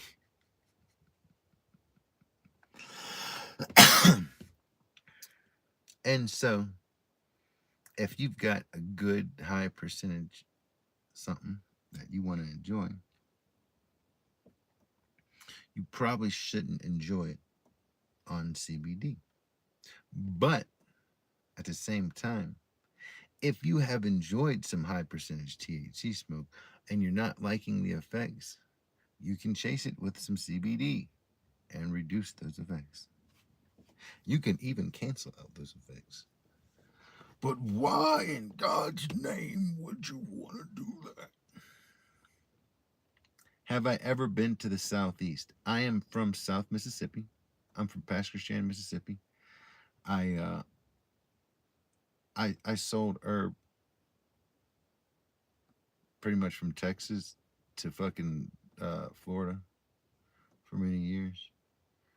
Um, the Panhandle, not down by Miami or nothing like that. Um, yes, I had a friend that was dying of lymphoma, which is cancer of the blood, and I knew he was bad off. I didn't know what was going on. He was medicating himself with my weed. He was going through about an ounce a day of good weed, $300 weed, $3 ounce weed or whatever. He was going through a lot of it. He's an old man. I said, "What the fuck are you doing with all this weed? Are you selling it?" He's like, "No, I'm smoking it all." And I stopped selling to this old dude. Man, this old dude fell apart real quick. Holy shit. I realized real quickly that that son bitch was using that weed and he was using it to fucking medicate himself. He got to the point where he had to quit his job. I went to him. I said, "Why the fuck did you quit?" He's like, "That weed was keeping me fucking going." He's like, "I feel bad." I said, "Well, I need you." I said, "What I'm going to do for you now, you should have told me that you was using this for medicine." I gave weed to patients for the rest of his life. He got an ounce a fucking a week or whatever he smoked on for free. Just give it to him. You should have told me that shit, man. Anyway, me and him, we're friends anyway, but we become really, really fucking close friends. He told me what was going on. So when he opened up and said he was dying, and said he was struggling with the thoughts of dying, and together I was a fucking ordained minister, and so together we went over the Bible, and he had a good understanding of the Bible. We went over a bunch of important shit that I'd call it, and he got into as much of a place as peace as I think he was going to get into. He was good, and we started having fun and relaxing with the fucking thought. You know what I'm saying? The knowledge. It ain't gonna be too much longer.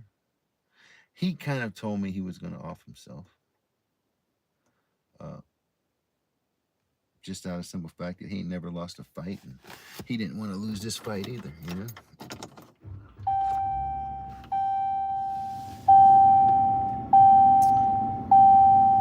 Uh, I said, "Fred, you got to make a bucket list." You gotta make a bucket list, man. Get some shit together, shit that you want to do before you fucking die. And let's make it happen, man. And so he made a fucking list of things he wanted to do. And we did everything on the list except for one thing. And I couldn't. Dude, if he would have stayed alive a week longer, I would have had the fucking copy, the bootleg copy of the movie he wanted to watch. He wanted to see Kill Bill 2. It wasn't even out yet. But my buddy had access to the bootleg, and I just had to get it mailed to him. Anyway, that's the only thing we didn't do. I almost had it too. Fucking so close. Anyway, one of the things he had on the bucket list was he wanted to go to the Floribama bar. This is the old dude who fucking jammed out with a lot of bands and was a roadie for a lot of bands. And he loved music and he loved bars. It's one of the coolest bars he went to was the fucking Floribama bar. He wanted to go back there. Fuck, let's go there. Man, I don't drink. Yeah, I damn sure don't drink and drive or encourage anybody to. But me and this old man who's dying, we get ourselves a couple of fucking 24 packs of fucking beer and we load up a couple of fucking fun-loving people into the back of the car. We had a convertible. And we drank and drove all the way to fucking Floribama bar. Partied at the bar, went partied down at the fucking beach. I don't even remember none of the shit because I was so fucked up by then. Managed to all make it back to Mississippi alive and safe. After but he had the best time ever, you know what I'm saying? It was a good time. But yes, I've been to the Southeast. A long way of answering your question. Did my wife die? My wife left me. She abandoned me. She didn't do it before she stole every fucking dime she could from me.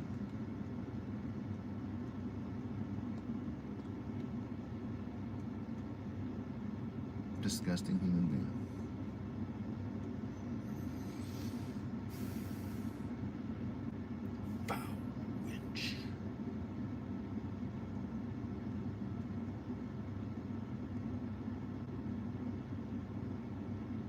But I'm just as lost and hopeless.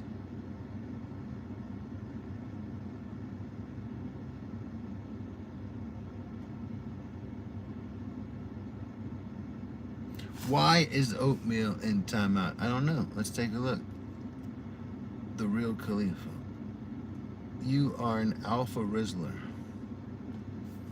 Are you an alpha Rizzler?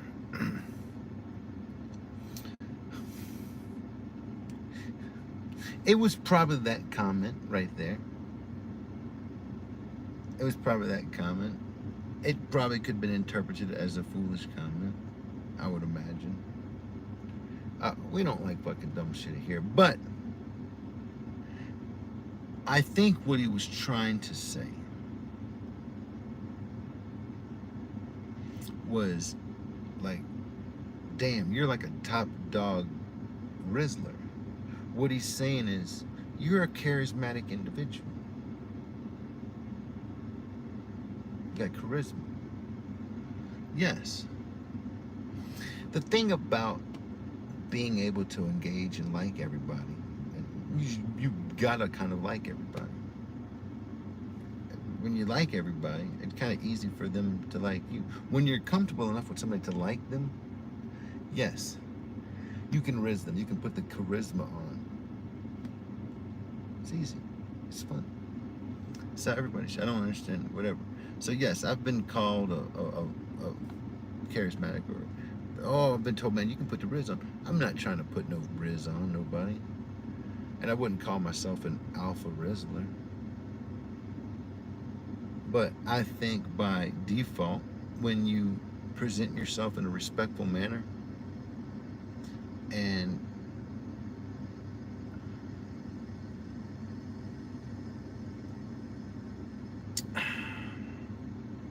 when you can engage with somebody that you feel comfortable with, for lack of a better way of putting it,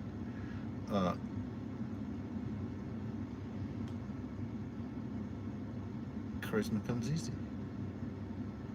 It's easy to be likable, and it's easy to be liked.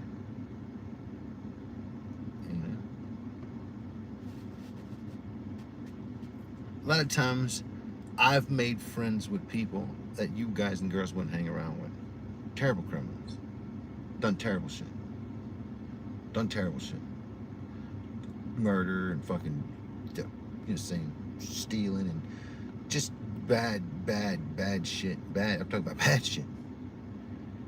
Thieving of all kinds, you know what I'm saying? Whatever. Speaks of your character for sure. But it's how you treat me. That's how you treat me. So I come across these people and I treat these motherfuckers with respect. When a whole world doesn't fucking treat them with respect. I'll treat you with respect until you fucking goddamn fuck me up. Hopefully you get to meet me before you steal from me. It just works out like that. Anyway, some of the worst pieces of fucking shit don't fucking like me like a motherfucker. They will never dream of fucking with me. They like me. I done rizzed them. So if that's what you're implying, no, it's not really that bad, and you shouldn't necessarily be timed out for it. But, man, you're from a fucking retarded generation that, shame on y'all son of bitches. Learn how to speak English, you sons of fucks. What up, Viking woman? Cheers. What up, future Mish Melty?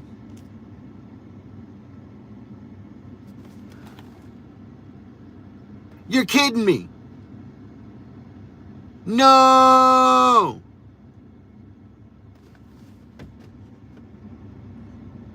You got fucking porch pirated. We're gonna have to set a trap up. You don't have to be sorry, Oatmeal. Jesus Christ, it's a good thing. It's a fucking good thing. It's like a nomination. It's like a nomination. If you get hit with the fucking wrench of love, then somebody cares about you. If you're still able to speak and comment, it's not the wrench of death. That's the bad kind. That's usually what I whack a motherfucker with. I don't give a shit. But, you know, one of the rules for initiation into the Blue Crew is you gotta have a set of cojones. You gotta have your big boy or big girl pants on, man. You can't be a bleeding vagina. Come on. You got to buck the fuck up. But if you're still here talking shit, then you got a little buck in your step. What can you say? Relax. I don't think you was being offensive.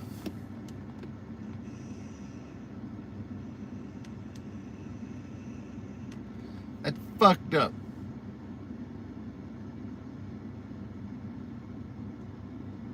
Man, I hate that Medusa. That really chaps my vagina.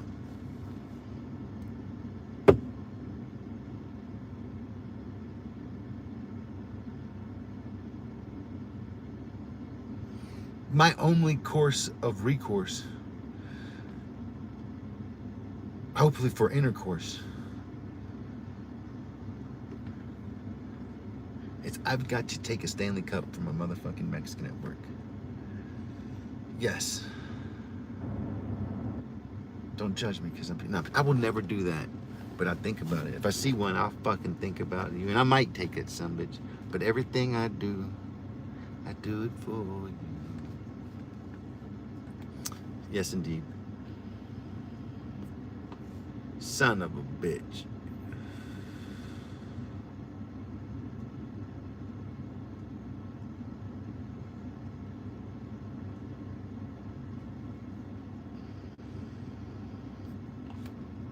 Yes. So report it with Amazon, and Amazon should be responsible. You can't just go to Phoenix and lie a package anywhere. They be bitches that willing to scoop up them packages.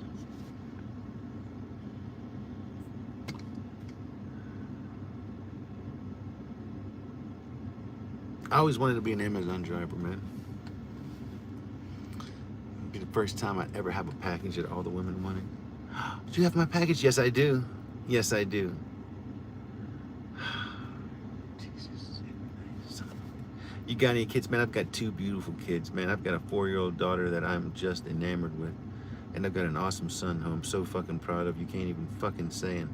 I haven't talked to him in fucking so long. I you know, it's hard. In my mind, I gotta just say that, like, they just don't exist for now. Because it's It's such a fucking devastating thing. Women can be so hateful and fucking cruel. It's disgusting. It's just disgusting. I just gotta kind of isolate myself and compartmentalize my fucking feelings and shit. It's just, it is what it is.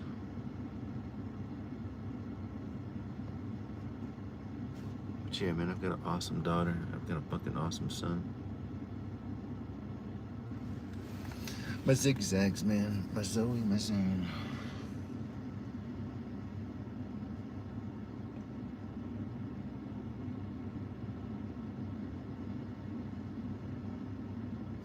Yes, indeed.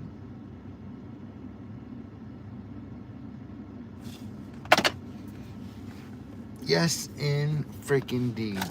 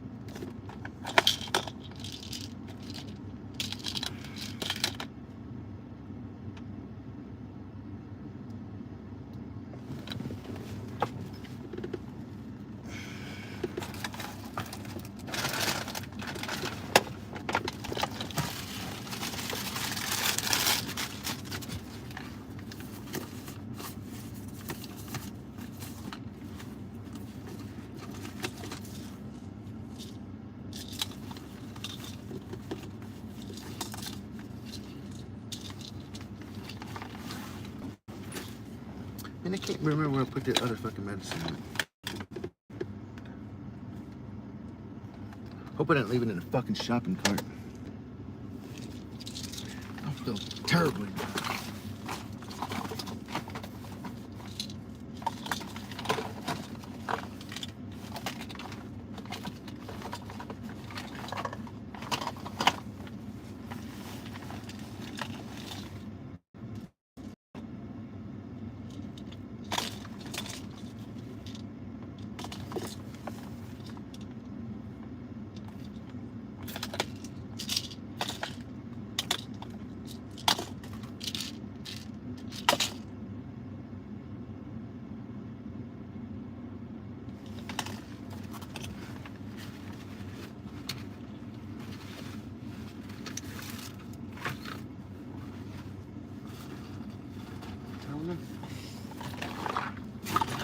I can't find it.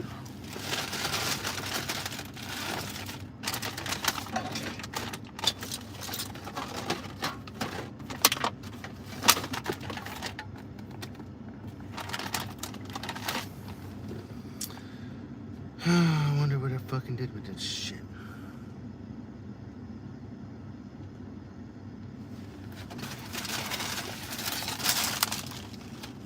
What's today's date?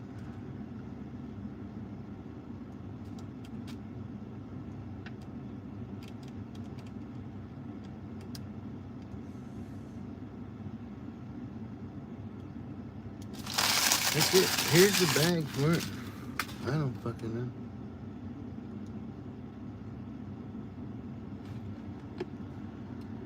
What up, Caleb? Cheers. A sword fighter. Ah, thank you, Medusa. I hope they do. I hope they fucking resent her as much as fucking I do.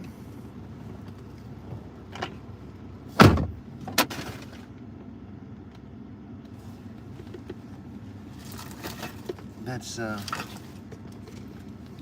they can see her for the cruel fucking human being that she is.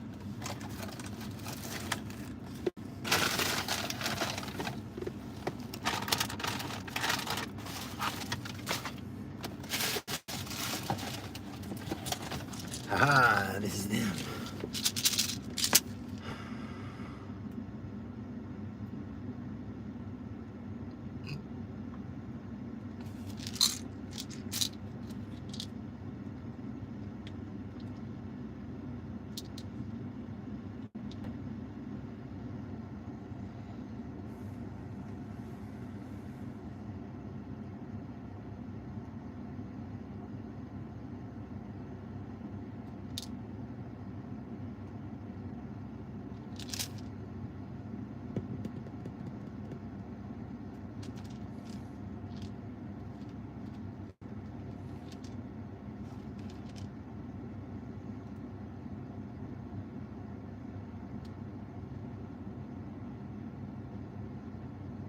It looks lovely and warm where I am. It is lovely and warm.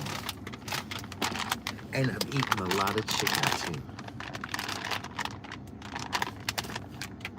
And this is a rooster, which kind of makes me a, well, son of a bitch.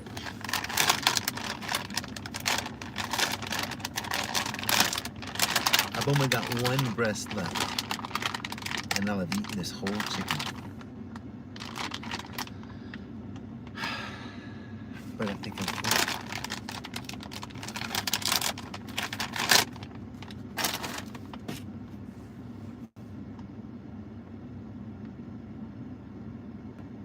It barely cools room. See? I told you that was gonna happen. I told you that was gonna happen. Why don't y'all come out and hang out with me for the week out here in Colorado? And I'll put y'all in a nice air-conditioned place. Y'all have the whole place to yourself all day long. Y'all have beds at nighttime. Boom. Y'all be good to go. Be cool and comfortable. And you can call it like a vacay. Hell, if you want to, it can become a staycay.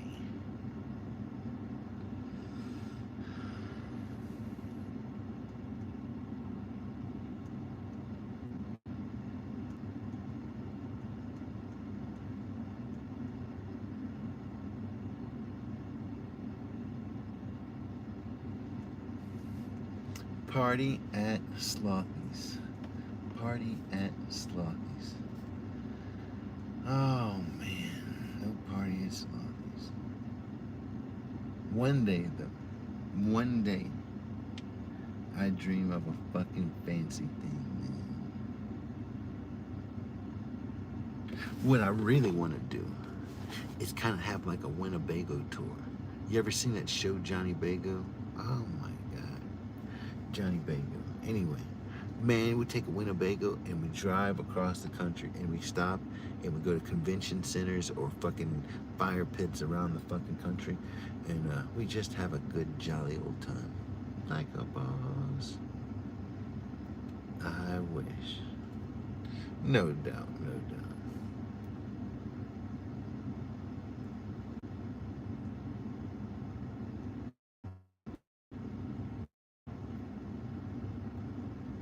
Live stream. Oh man, I would totally do it. The whole trip would be live streamed. And then all the shows would be live streamed.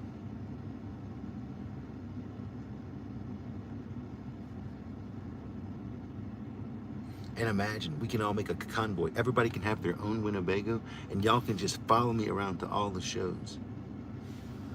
And that way every show would always be packed, even if nobody showed up. It's just a melty crew, just cruising around, enjoying the scenery. Son of a bitch. Who's paying for this trip? Credit card.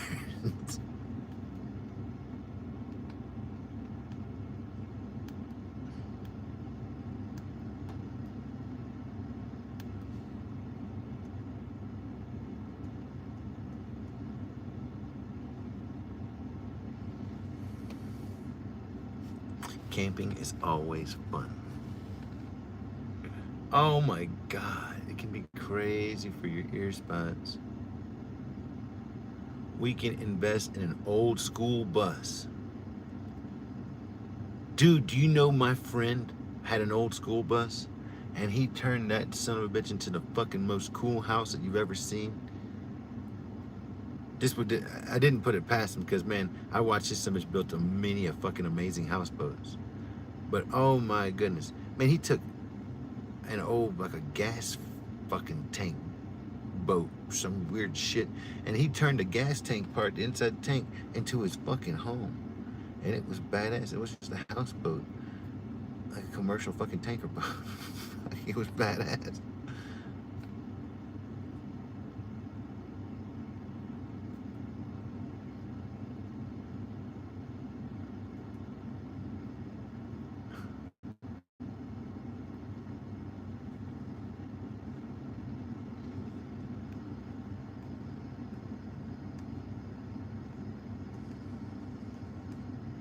Dude, we can do it.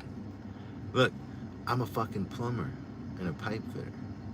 So I can do all the plumbing. We can have a badass shower. I'll get a big ass foot. We'll have a shower with a big ass rain head on it. And it'll just be like a fucking 4-foot fucking shower head. Just wherever you go, there's just water fucking falling on you. You'd be running away. If you got it on hot water, whoo! Oh shit, 30-degree burns everywhere. You ain't no escaping that shit. You ain't getting out in time.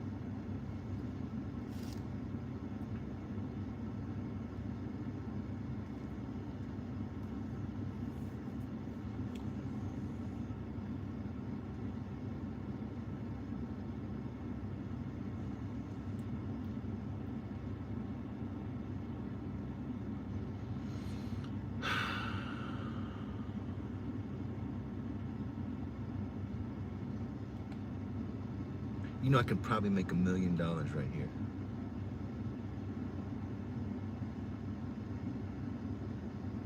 Maybe not right here. Just by the interstate right here. There's no fucking stores any fucking where.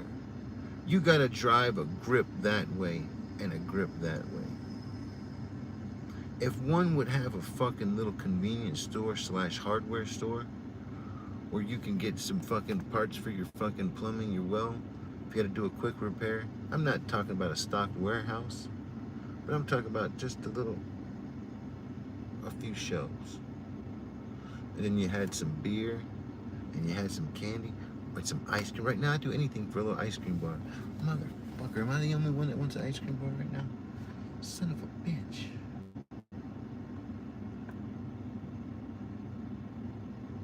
See, you can go for an ice cream bar too. If I shaved my face, you'd look good enough for one of my wives. Well, I'm down to have a shaved face.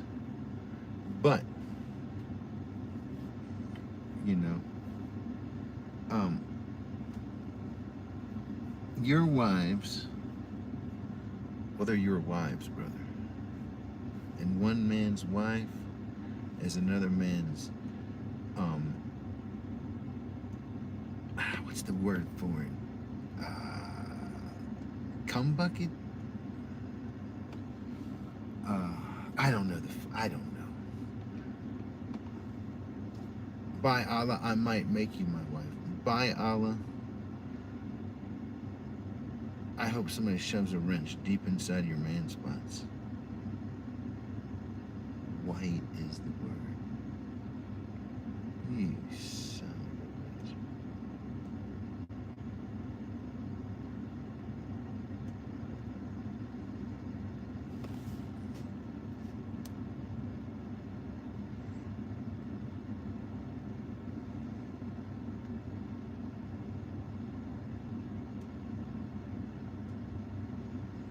Yes, indeed.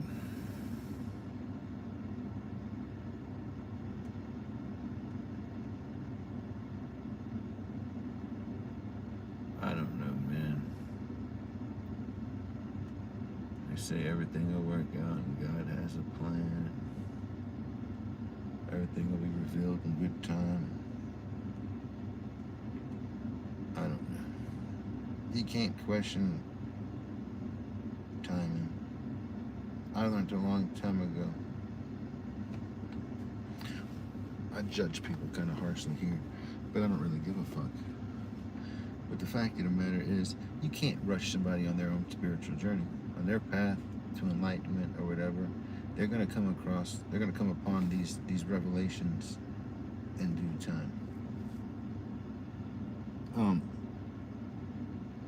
So you can try to help people along to this point,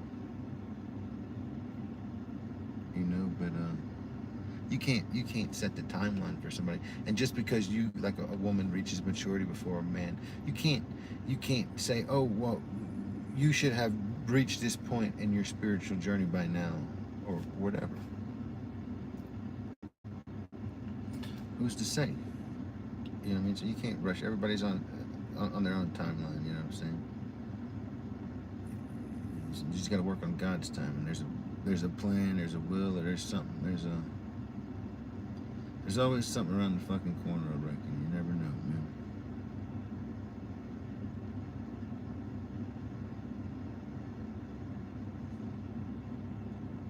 all very interesting.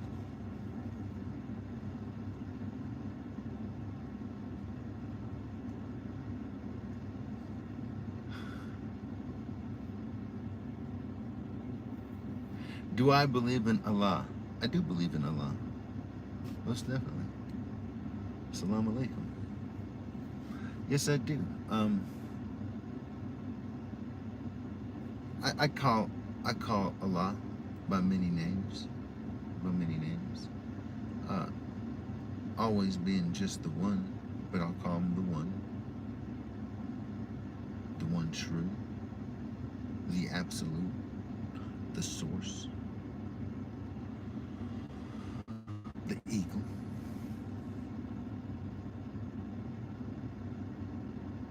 But yes, most definitely, this is the God of Abraham.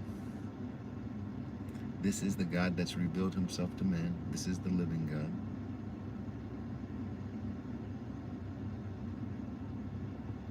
So yes, we might call him a different name, but he's the same God.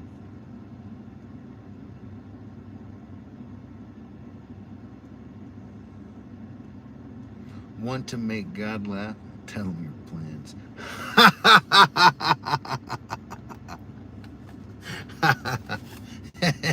You fucking right. Oh shit, I represent that remark.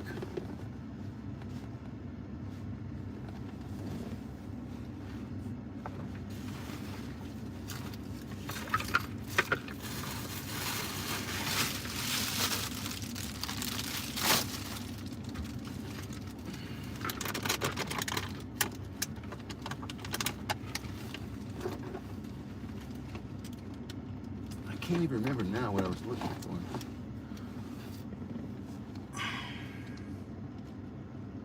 There's so many gods, but there is one true God. The one true God. I think the one true God goes by many names. He's presented himself to peoples all across the world at different times in different languages. Do you think he's just always been Bob? In one place he might be Bobby Chan. Another place he might be Jackie Chan. Who the fuck knows?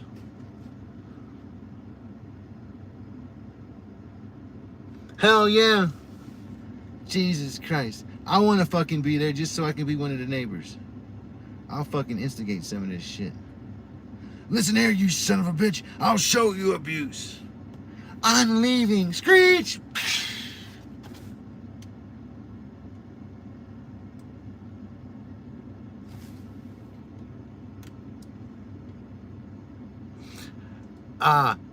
His name is Allah only. I punish each wife for this blasphemy. Listen, you can punish your wives for anything you want to, but I'm going to assure you this. What's going to happen is they're going to come seeking somebody like me that wants to love them and treat them with respect and kindness.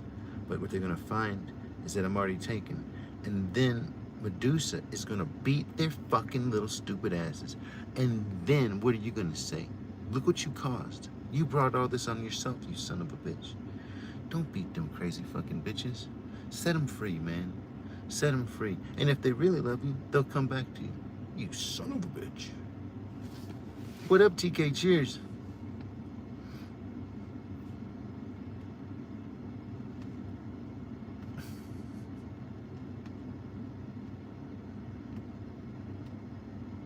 I should have just said, I call him I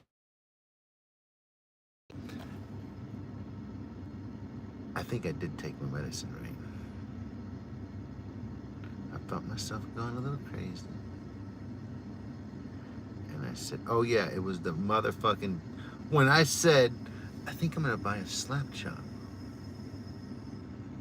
And I was just fixing to make the order, see if it was still available. I told y'all to send me one. And I said, what kind of crazy thought is that, Melty? Where does this come from? And I said, this is the ADHD. Nip it in the bud. I offer you to take my wife already. Listen, I'll take her. I'm gonna take her, okay? You send me any wife that you don't want, okay? And I will make sure she's well taken care of. Send her my way. Send her my way. They'll all have good jobs, well paid, and they'll be free. They'll be free of your evil hand of abuse and your fucking terrible, sinful nature, you son of a bitch. They'll be treated with respect. Medusa, we got you some handmaidens, you son of a bitch. Hey, my queen needs some handmaidens. It's cool. If they're given to me, it ain't slavery. You know what I'm saying? They earn their keep. If she cleaning, I'll take her today. Listen, honey witch. Exactly. This is a fucking given. This is a fucking given. I've been muted. You ain't been muted, motherfucker. You was just slapped in the fucking mouth. Had a little motherfucking sense put in you. Listen, you got a great name. The name is the name of the prophet. You should carry yourself like the prophet. Give yourself and your God that much respect. You're carrying yourself like an ass. It makes me think that you're not even a Muslim. You know what I mean? Because I don't think that I don't think you can live like that. You know, unless you're one of them extremist bastards, in which case we've got wrenches that we can fucking launch from fucking goddamn 3,000 fucking miles away and just fucking crush your stupid fucking ass. Sexual. Rumble Bottom. This is an English name. This makes me think that you happen to be an Arab who lives in the UK, plotting destruction on some subway system or innocent building somewhere. But maybe I'm wrong. Rumble Bottom. Think about it. Something's about to blow. You sons of bitches.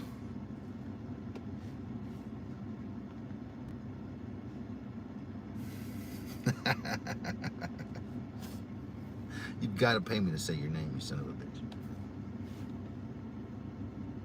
Ah, you do all right. You do all right.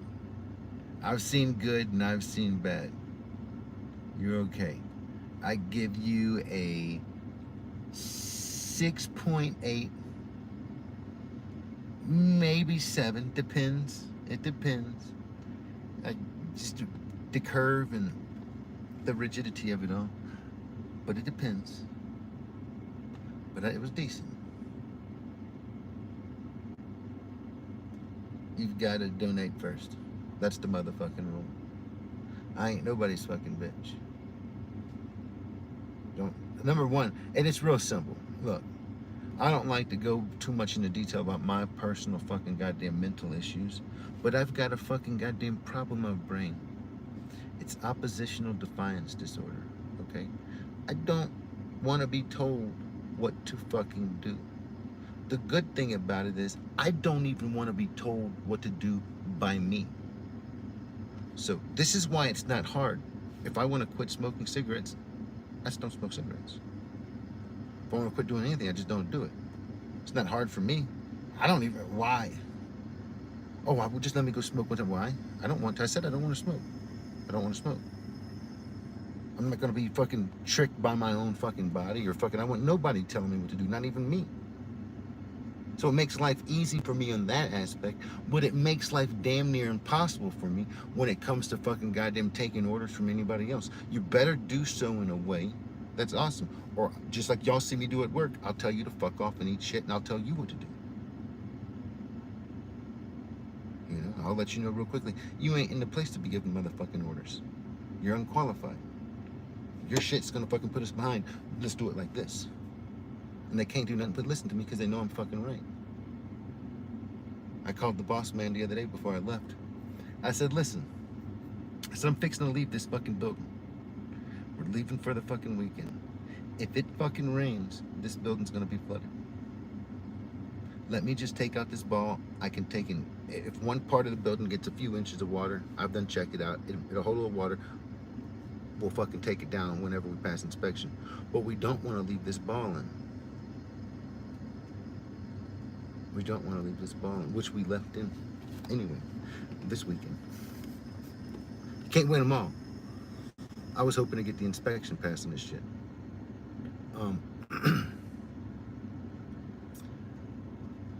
Hopefully they got the balls out yesterday. Today, Friday, whenever Friday's at, I don't know. It's my day off. Fact of the matter is this. So I called the boss man. Boss man says, look, it's going to take a little time. Let's not do it. I said, that's cool. I'm not going to do it. I just want you to know that this is not my call. I just wanted to get the okay from the higher ups. When I said that, he said, you know what? Let's go ahead and take that ball out. I know what can happen. You're not going to pin it on me. I'm going to make sure it's pinned on you. We're going to make sure, good and well, because I'm going to call you out on this shit all day long. And I know. And if I didn't care, and I hate this job. I don't want to be here at this job. There's other jobs I want to be on. I get paid more money, that I like the people I'm working around way more. All right?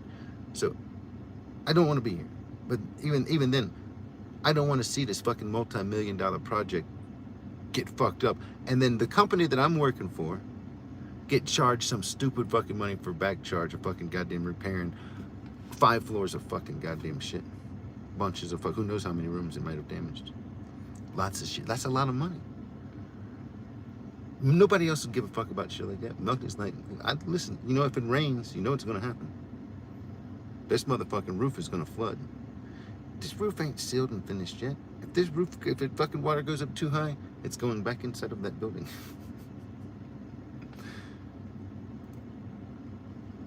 What do you want to look? It takes me fucking goddamn about 10 minutes. Gotta climb upstairs, put a ball in there, pump it up, go downstairs, put a gauge up there, down there, and fill it up. It's less than 10 minutes. That don't cost you no time as a company. I know you don't want to waste time and redo something again. But when it comes down to fucking destroying a fucking multi-million-dollar building, I guarantee you, you will listen to me. You can be the boss. And if you don't, I'm going to let you know this is on you, bud. And just the way I let you know that, you're going to be like, you know what? We're going to do it your way. This is the ability I have as a man. So please don't come on my channel telling me what to do unless you're going to pay me. That's the only thing. My boss can tell me because he pays me. Even then, it doesn't fly all the time. Just letting you know that. It's not, and honestly speaking, I don't want your donations. I don't give a fuck. I appreciate your company and your companionship. But this way we can understand each other. I'd much rather you just come in here and not give me fucking demands. Hey, what's up? How you doing? Don't come in here and say happy birthday to my cousin Eat Shitski. Bakamoso Makawina! What are you doing, brother? Cheers.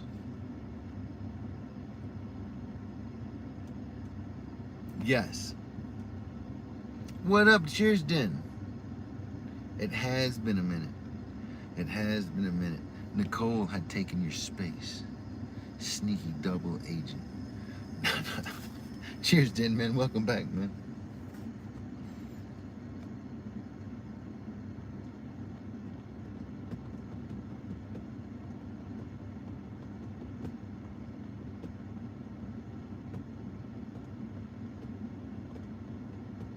What his name sounded awesome. The Bakamoso, it does. It's got an awesome name. One of the most awesome names. I really want to make Bakamoso blue. We might make Bakamoso. Bakamoso. We like Africa too. We like Germany. So if we like Germany, we're gonna like you by default. We're gonna make you a moderator. Just be cool, or we'll beat you in the head with that wrench and take it away from you. I know you're awesome, Bakamoso. I love your fucking name. It's like the most African name I've ever seen. It makes me want to fucking just grab a drum and start fucking doing some tribal fucking beat.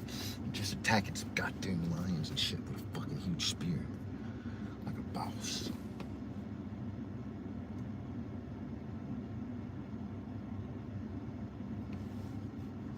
Her story is kind of sad, Tomasant. Tell us the story of Medusa and the tragedy behind it all.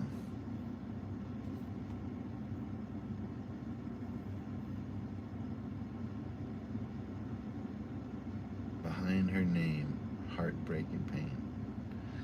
Oh.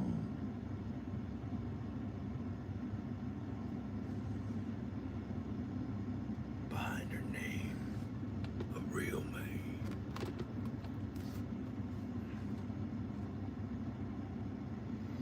Medusa Miltinsky.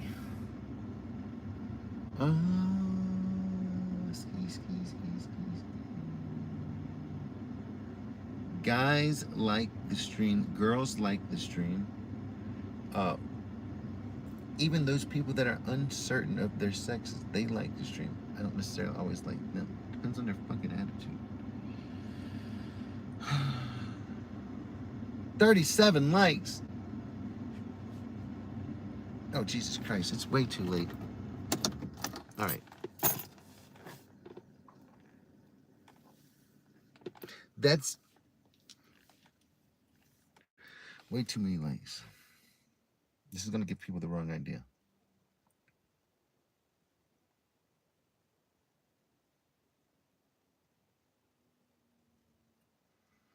Medusa was a victim of rape by the god of sea Poseidon. Poseidon. It sounds like a fucking transformer. What's his name again? Oh, it's Poseidon. You son of a bitch.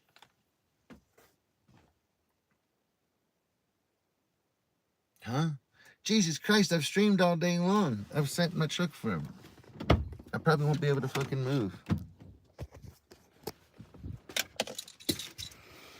I streamed too long. Is what I was saying.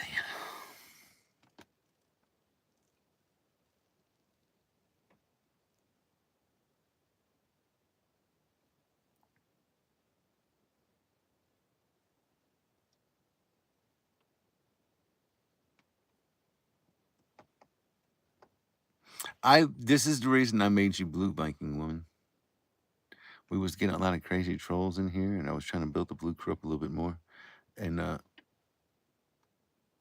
saw your name. I'm like, Viking woman. This is just the kind of warrior we need. And I loved it. Not many people get their wrench by name alone. But I think it was a good call on my part.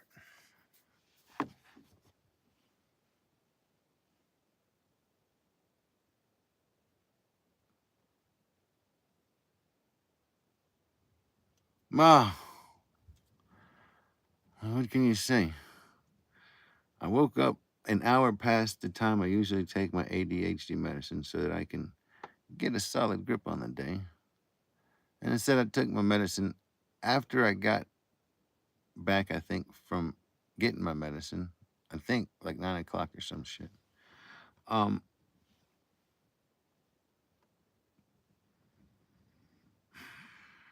So shit's been a nightmare.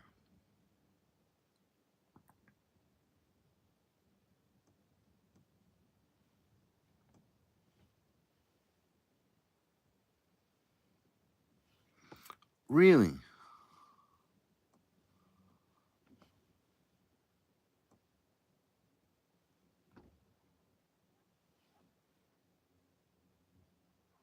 Imagine having a temple that you just fill with beautiful women just so people can come and pray to your God, aka look at the beautiful women.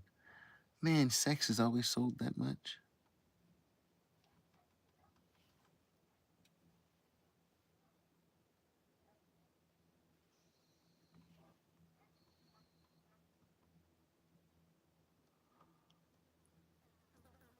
Really? Was it Poseidon's temple? Poseidon. Was it Poseidon's temple? And he felt like, oh, I own these bitches. Well, when they signed up for the job, they were kind of giving themselves up to Poseidon. Oh, it was an Athena temple. Blasphemy! Blasphemy! Stick to your own temple, you fiend. Ah, son of a bitch. You robbing a fucking somebody else's temple? No.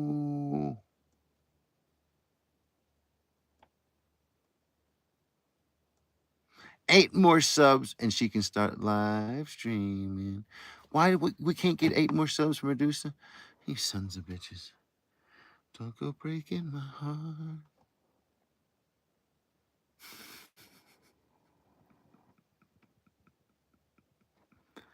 A temple, a brothel, what's the difference? Either way, you're gonna come to God.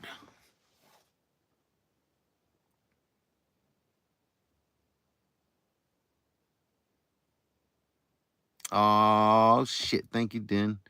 You're a rock.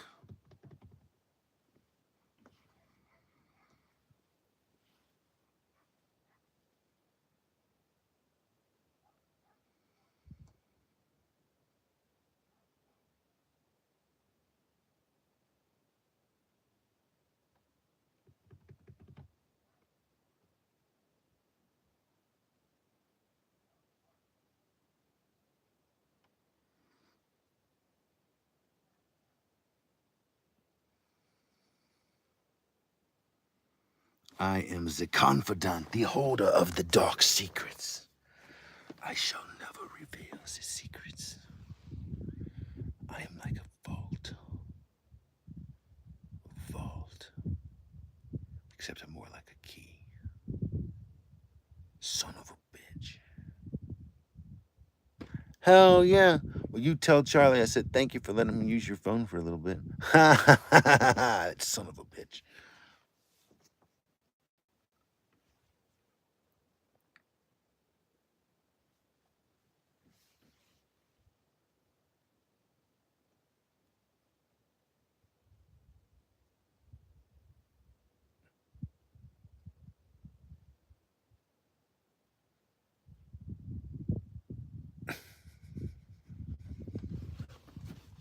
Not just that, you tell Charlie to borrow all of his friends' phones and do the same thing, or he's cut off for a month of Sundays.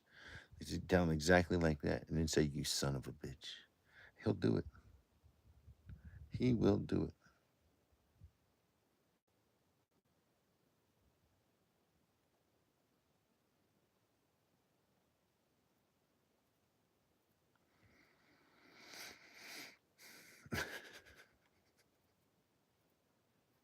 Is it hot? Is that terribly hot? It's hot right here. But I should take my shirt off and get a little sun. If I'm gonna stand outside. Might be some of the last sun I can get. Oh, I'll go get some weights too and lift a little bit of weight. Oh! Oh.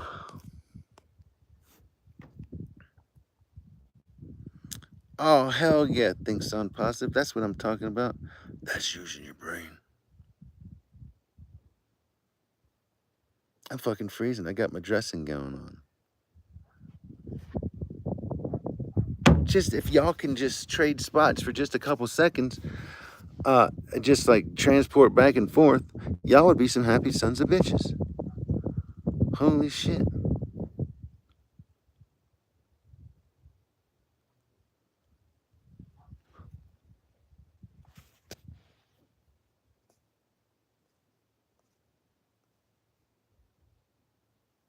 Sure I can.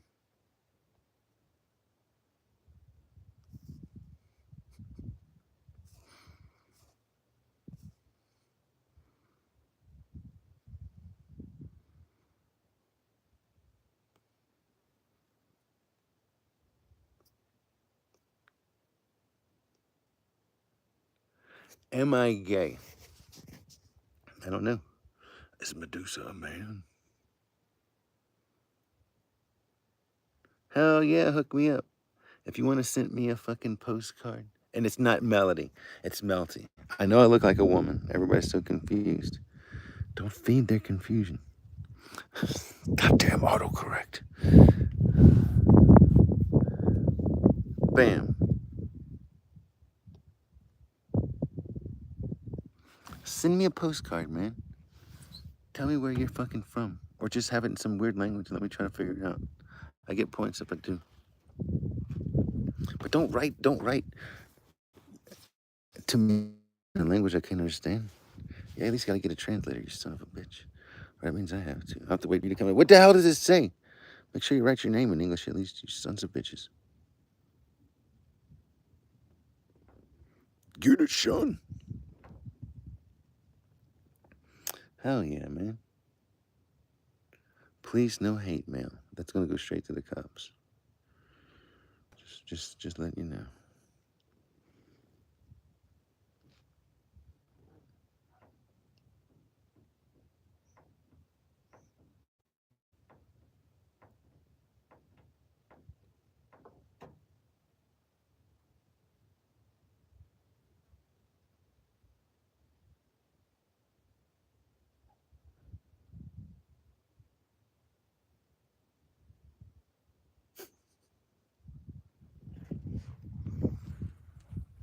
melody with the hairy chest. I am a Viking.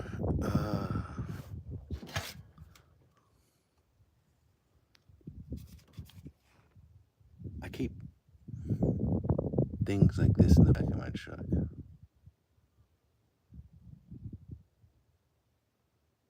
Maybe this does make me a Viking.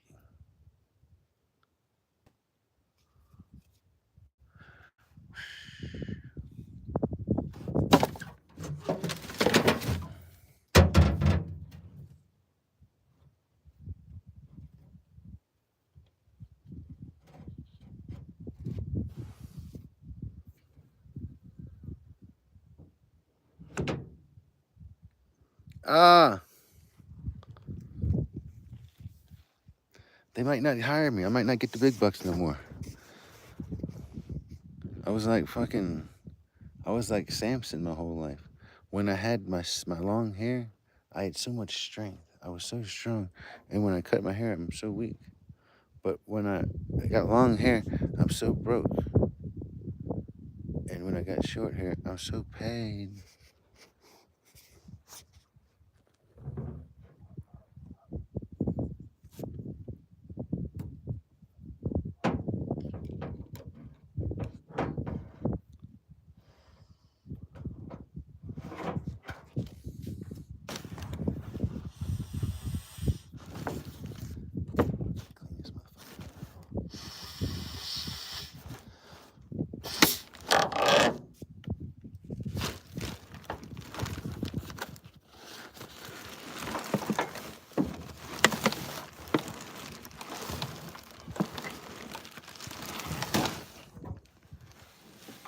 I don't know what it's stuck, but it's stuck something good.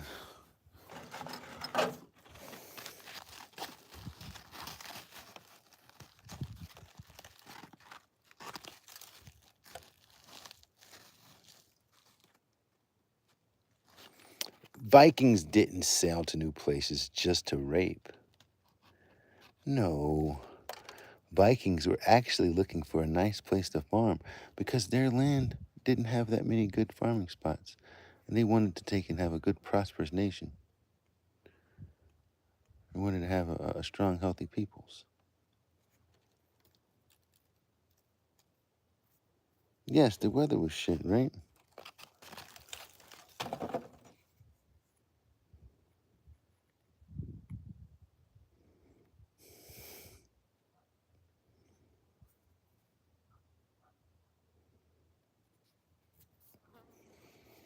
I don't know.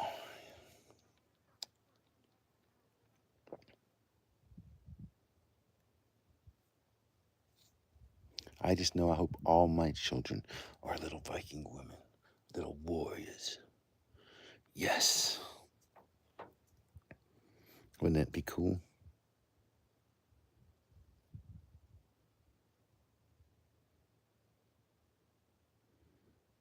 Raise them to be good with the axe, the sword, and the shield.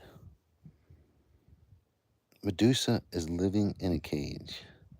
Despite all her rage, she's just a snake in a cage.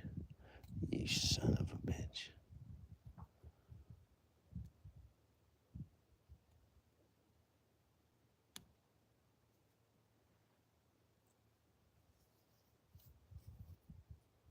I gotta clean this blowgun out. I really want to fucking get some quail, man. I think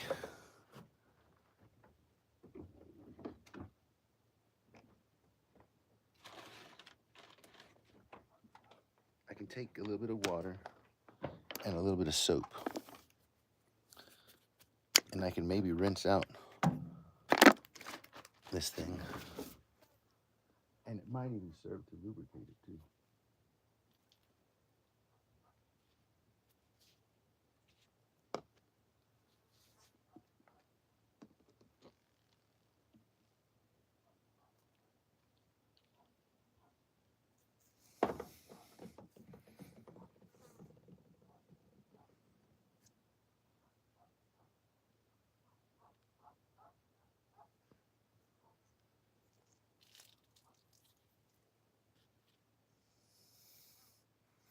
I wonder if I can blow bubbles to the sky.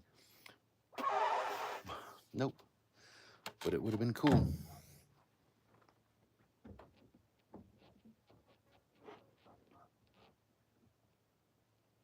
All right.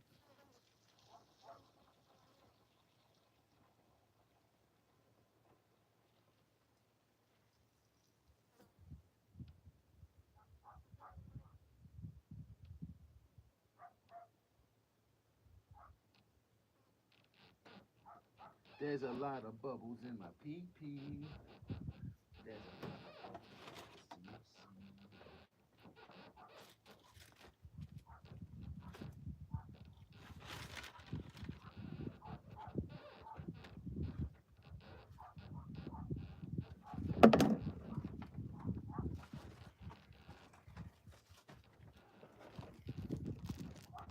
All right.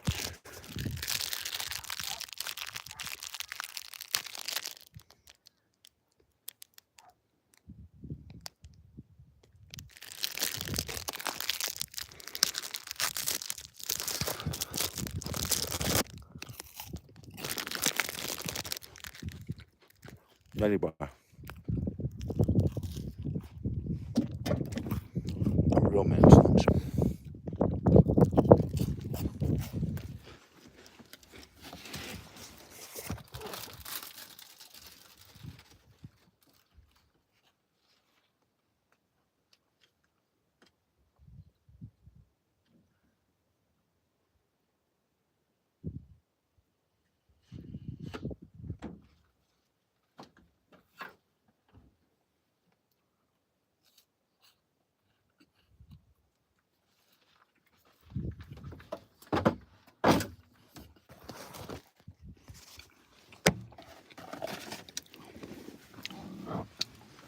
What do you think the last thing that would go through a fucking quail's mind if I shot it with my blowgun?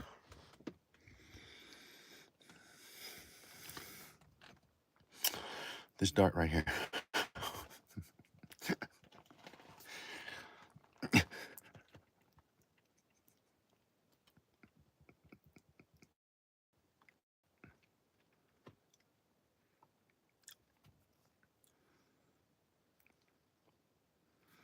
I'll be whoever you want me to be. Huh.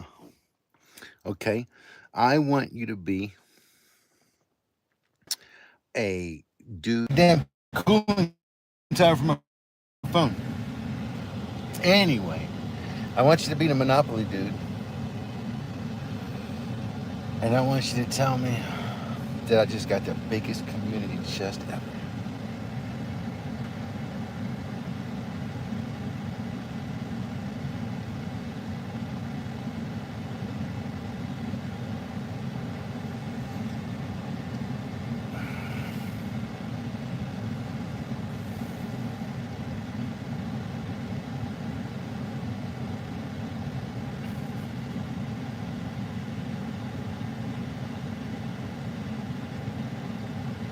How many Medusas exist and how many may continue to exist if we don't do something? This question and more. These are the answers that we're looking for on this channel, you son of a bitch.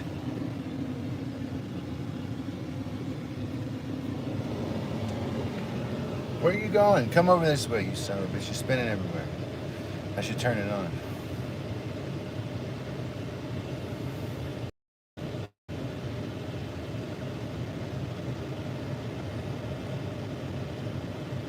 Bingo is gay.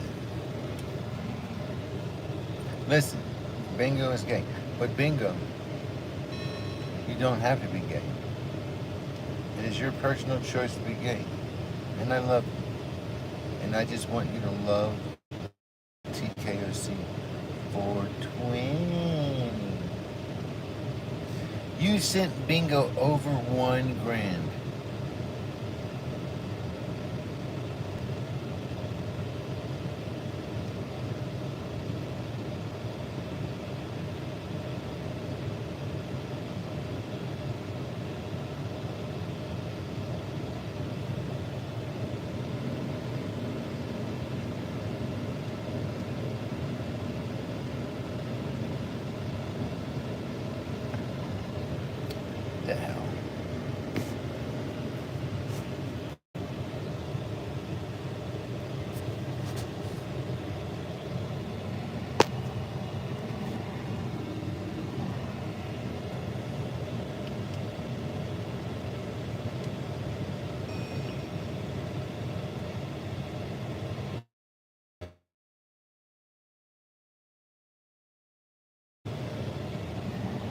Ah.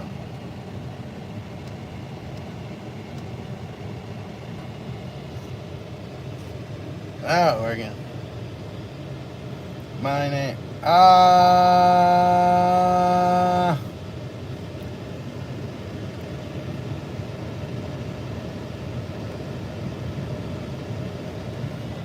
Why are you dying? You're hot. Oh my God. Listen, I'm in the AC and I got my shirt off. I'd clean out my back seat for you. I would clean out my back seat for you. Let's go. I gotta go pick you up, take you to the hotel. All right. Taking you and the kids to the hotel. You son of a bitch. Don't be jealous. It's terrible. I'm using gas and it's hot. I'm surviving on nutty bars out here.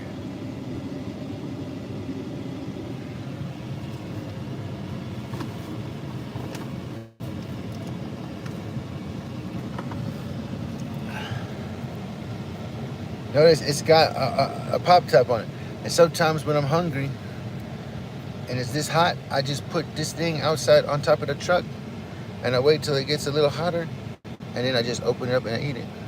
And I'm like, oh, corned beef hash, it's so good. Hormel, the only kind. Mary Kitchen. Marijuana. Yeah.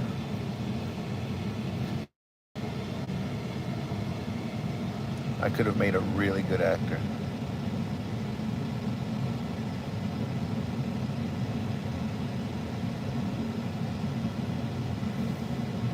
What is corned meat? Well, that's when you take some random pieces of meat and shove some corn up its asshole. But this right here is corned beef. You've got to take the best grass-fed beef and then you shove some fucking corn up its asshole. And then you take and you squeeze it out. Do a little pressing and it comes out a little hash like this. Bam.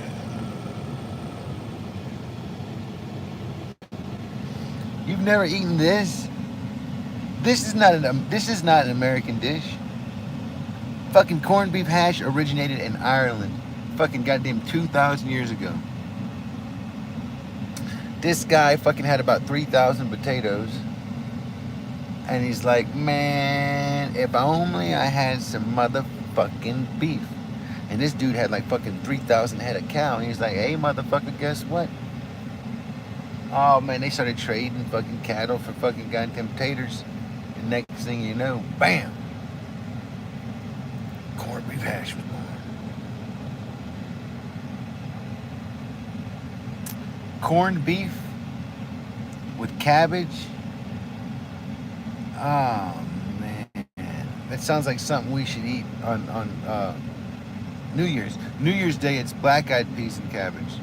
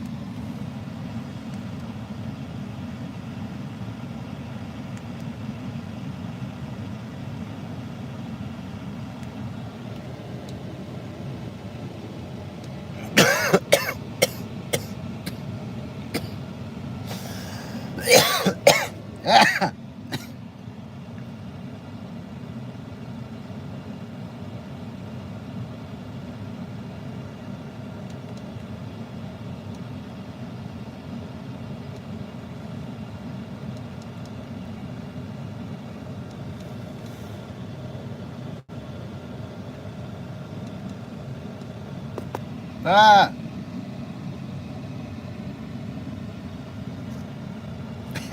Pushed the wrong button. May the good Lord bless us. Yes, indeed.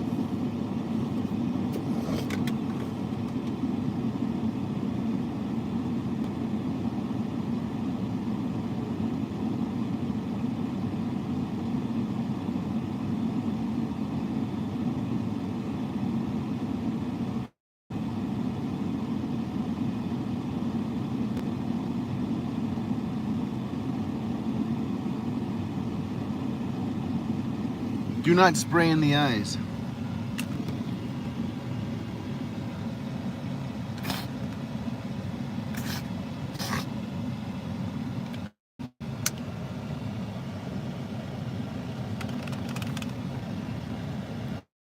Have I seen Sarah? Dude, Sarah comes here all the time, but she found a new guy. Din. She moved on. She's got a double relationship going on right now with TKOC 420 and Comedy Flus. She's got all their digits, and she's taking down the Blue Crew. She's gonna do more damage than freaking what was that one crazy bitch just got? Oh, boom.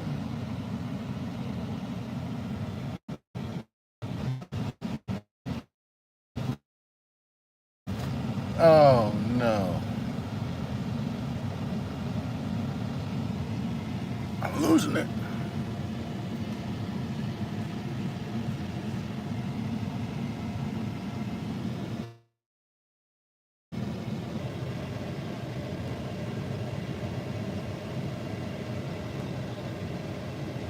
I'm fine after knowing who she really is. Ah, she played you, Din. But your name invited it. Son of a bitch.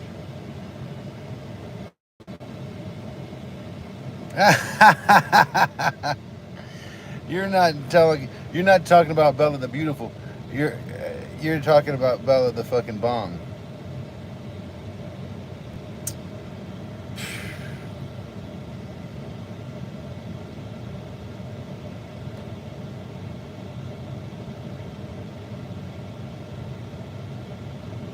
No, hope she doesn't die. I want her to live forever for as long as she can.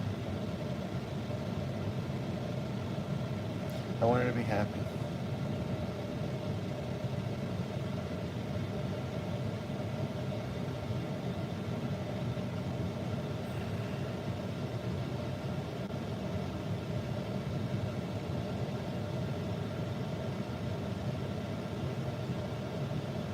But I think I deserve the same thing.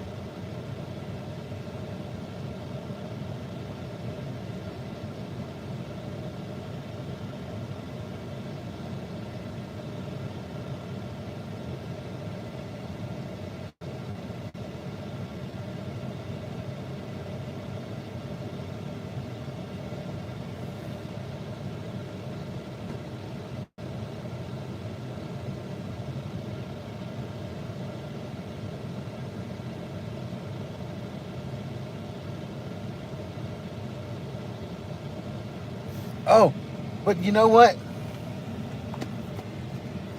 I have been taking these vitamins.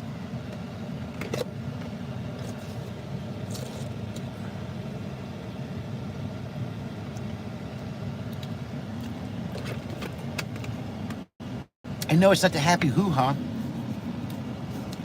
but there's just a happy one. Hello, happy. So maybe I could get some vitamin D in me. I've been getting that D. I've been getting that D. Who would have thought, man? The soft gummy D is way better than the hard D. Son of a bitch.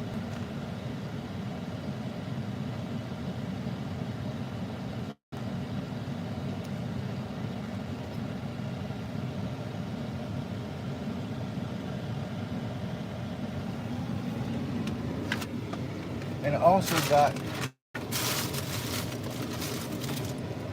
a new vitamin today. It's got asshole tonga.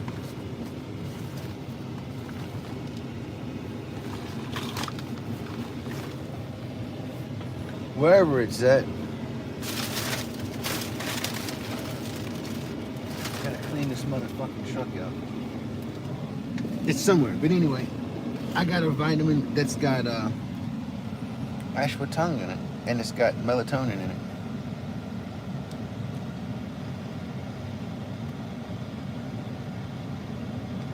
No, Den. Sarah's just got a loving nature.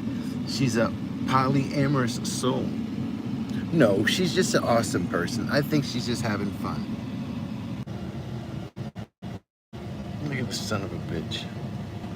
What do we do?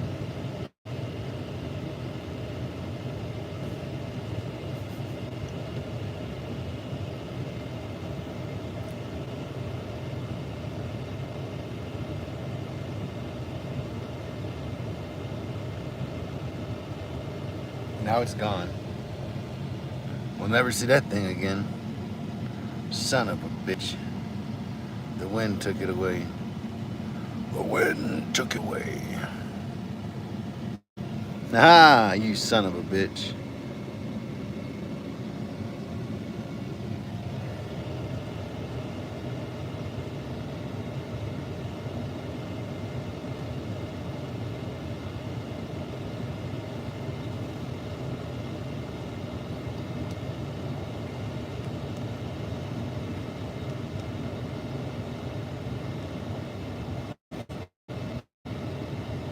He is a mod troll. I've got some mod trolls. As long as everybody's respectful and treats everybody with the proper level of respect, I don't give a shit. She did not cheat on you. You just came in here and claimed Sarah as your own.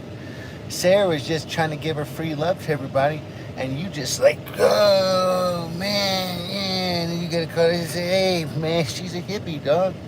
You just gotta relax, bro.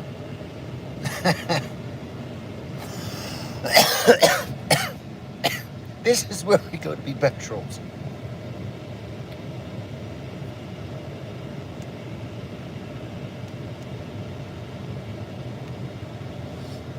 If I've ever gone on your channel and trolled your channel, you've got all the right to come troll mine. I want to have my friends all for me. Is that a crime? No, it's not. As long as you don't have a problem sharing some of your friends with me, that's perfectly fine. You son of a bitch. But what if they're my friends too? I'll keep the pineapple on for you. I'm not looking for love on Melty's chat. No, TK. Nobody is. Nobody is. It just happened to be that Mike's Atomic Skier found it. You know what I mean?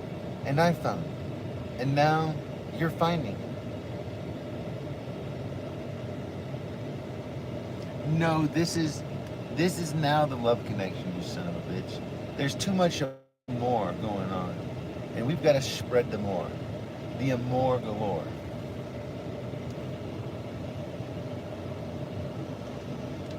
What about me? What about me? Are you saying what I have isn't real? You're not taking account for my feelings. I'm trying to take account for your feelings. I think you could do it. She found love on a live stream, you son of a bitch. When I really love someone, I can kill for it. Yes, me too. Here, I got you this wonderful turkey. We're eating here tonight, baby.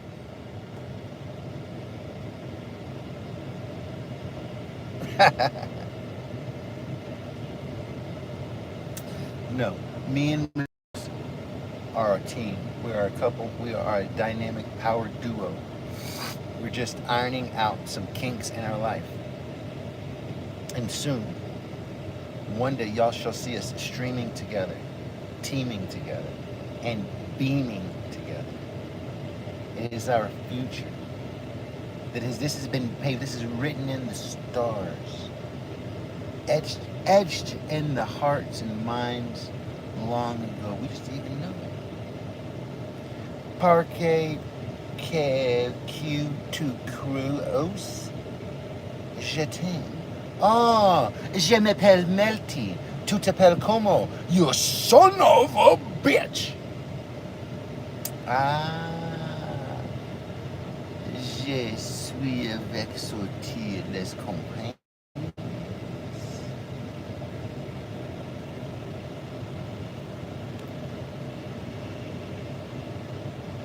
I'm going celibate.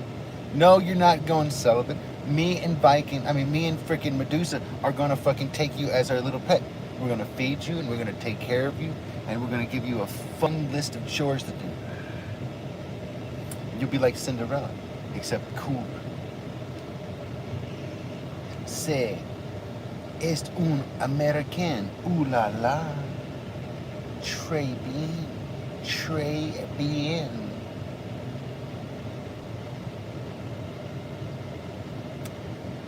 Je ne embarrassmente pas.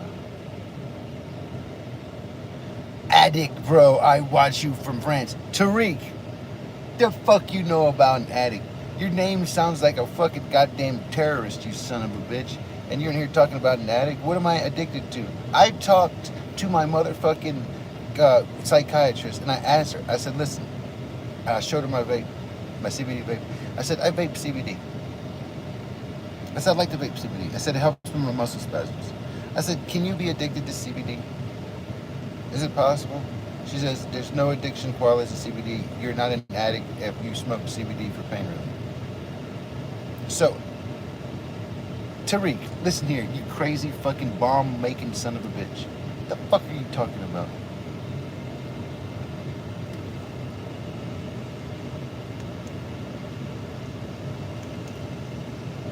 Oh, they better be addicted to my channel, you son of a bitch.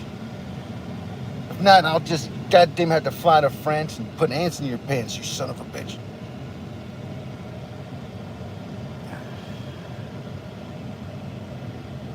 Shit, is American is fucking worse. Alright. 6-7. You shouldn't watch me though, Tariq. I'm not suitable for most minors.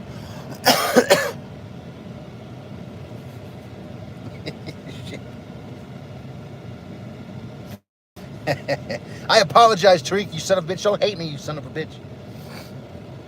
Thought you were being mean first.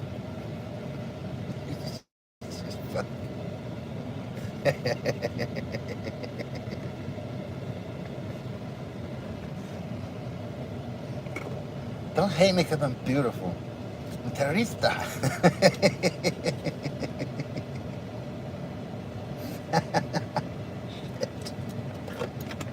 I take medicine for this. Calm down.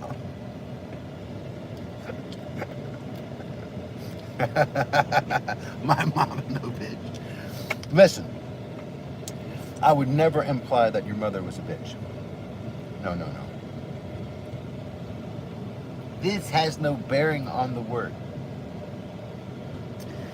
What it is you summon a bitch, right? You summon a bitch. God damn it, I was needing a winch. Summon a bitch. Right? Nothing to do with your mother. Now, son of a bitch. Now, that's not saying anything bad about your mother. That's like, holy shit, big, bright, glorious sun, light giver to the universe. You know what I mean? This is what you remind me of, you crazy bitch. Holy shit. This is only referring to you or the object at hand. A quick guide into the melting son of a bitch and son of a bitch. For those who didn't know, now you know. Your mother is safe for now, Tariq. For now. C'est la reine François par une imitation. Imitation. And ones was a Spanish. Son of a bitch. Being raised by a bitch might be the biggest reason I'm not in jail. Some people call them bitches. I like to call them mothers. Loving mothers. Just worried about their children. Yes, to us on the outside, it appears that they're a bitch. But to them, they're just a big friendly bear, loving their children, willing to put claws at anyone who fucks up. Just my humble opine. What do I know?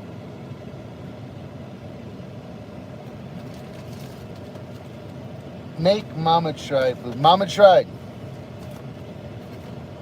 Would you like a wrench? I want you to be blue on my blue crew, Mama tried. It is important to me that you are blue. You are loved and adored. You'll go blue. It is my honor to reinstate you into the blue crew. Matter of fact, I'm going to take you out of the blue crew again. Hold on a second. I'm going to remove that. But you're going to be a managing moderator. So you can sword fight with TK if you want to. Now you and TK have the same level of power. Don't abuse it, man. Don't abuse it. But you now can correct moderators. You are a moderating moderator of moderators. So, cheers, brother, man. Let's get it started. Reinstate. Mama Tried has been in the blue crew for 10 fucking years. He was one of the first people on my channel. There was a glitch on my channel. I wouldn't shut my stream down because I'm lazy. I didn't know how to shut nothing down. So I would shut the stream down partially, but I'd never close the window. When I fucking do that, they can come in, always have a chat open. And so I always had the back door. My previous chat was always open. And so they would stay and hang out in my back door for a long time and have a good time. They'd all play and have a blast. A lot of people. They just, I think, let's just give a place to fucking for people to go and chillax. And every now and then I'd fucking come through and be like, what the fuck, all these people are still here. I think I'm still alive, but I'd start bullshitting. Sometimes I'd hang out with these motherfuckers. But sometimes these motherfuckers was on drugs and it was late at night and I'd be coming through to piss and I'd be like, holy shit. And you'd have fucking DT and Mama Tried here fucking just fucking like, meow, meow, and they seeing fucking planes and wearing fucking foil hats. And there's people in the goddamn bushes and shit. Holy fucking shit. Like you and Dabby the other night, Medusa. Except I didn't realize I had it, my camera on. The camera wasn't on before. I had the stream shut down, but there was a window open for them to be able to chat. Rooms with no doors. Nobody else could get in. If you had the link, you can get in. If you watched the show before, you could go in. If you didn't watch the show, you couldn't just find your way in there. It was the private room. It became the fucking private room. It was fucking cool as fuck. You know what I mean? If you scrolled off and you went to something else, you'd never come back here. If you never scrolled off, you was there. Or if you knew the link and you can get back on the link and you'd be there. Multi, look at what the Satanist left on my doorstep. Hold on a second. Right off the bat, I'm not trying to be mean or racist, or sexist, or democratist, or anything. But I will say that the person who left that on your door is definitely the person that stole your package. That Stanley Cup, if you would go to check them, they would have a Stanley Cup on this, no doubt about it. I would report them to the law, the local authorities immediately. Somebody's got to stop this. This is terrorism. And now they're just rubbing it in your face. Just rubbing it in your face. Tariq, what the hell? Eat burger, no drug American.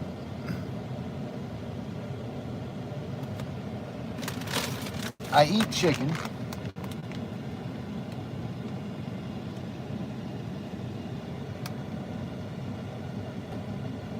And I don't take drugs unless they're prescribed to me by a doctor or someone wearing a skirt. You know what I mean? You son of a bitch. Listen, Tariq. I've got a question for you. I was right on my first assumption. You are a terrorist. Listen, you've got a family, right? Mother and father, people that you love. You know what my opinion is on terrorists? You might not like this.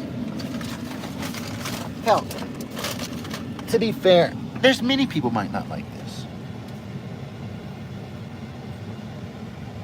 But if you're the type of person that would go and inspire fear and create terror in places, this is the kind of thing that you would do. And it doesn't matter if it's a live stream or in real fucking life. In my opinion, what should happen is not just you get held accountable for your crimes and get put to death, but your mother, your father, your brothers and sisters, wife, children, as fucking far back, as far extended as we can go. As far back as we go. And not just you, but anybody that would create terrorism in the world, any true terrorist of any sort, regardless of how extreme. It could be mild terrorism. But that's what you would do. The consequences shouldn't stop with you. See, I think if they went down and your mother and father, your brothers and sisters, your children, your wife, loved ones, everybody, like I said, as far back as we can trace, everybody that's trackable to you will be held accountable too. If you did that, you see, everybody says that's cruel, that's a fucking terrible thing, Melton. Sure it is. I don't want to be an asshole, but I don't want to live in a world like this neither. So what I would have to do,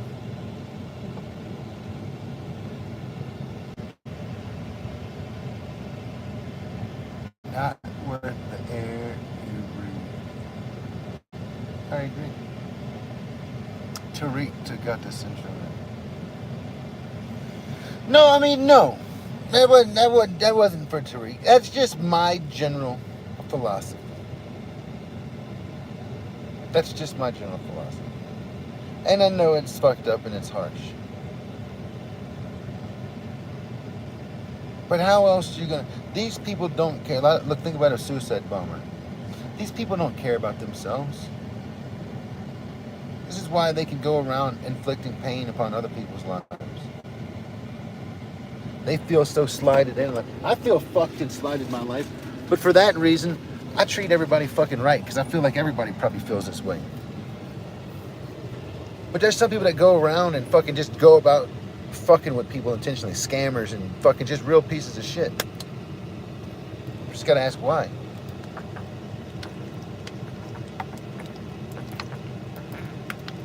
But you got these people that would blow themselves up. And see, they think their family is going to get rewarded and paid. But if they knew that Melty was in charge and that their family was going to be destroyed, and there wasn't going to be no winning. It's going to be every bit as bleak as you blowing the fuck up and worse. You know? That's just my opinion. It's a humble opinion.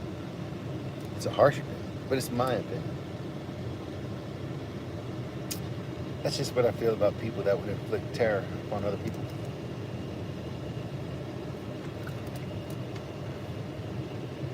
When we go home at night, we close the doors and we're sitting in our fucking trucks, we should be free from that fear. We shouldn't have to worry about some fucking goddamn asshole fucking goddamn blowing up our fucking apartment building because they're fucking disgruntled about something. Because they love their God a little too much. Because they don't think you love your God enough. Because of what the fuck ever? No. Not acceptable. Now, I will say this. In times of motherfucking war, fuck all goes, baby. You want to fuck around?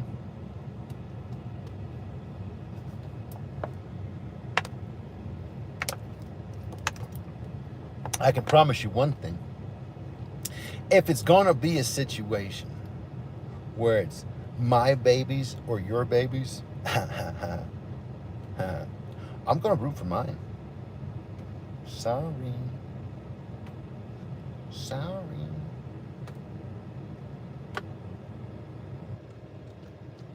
I'm gonna root for fucking mine.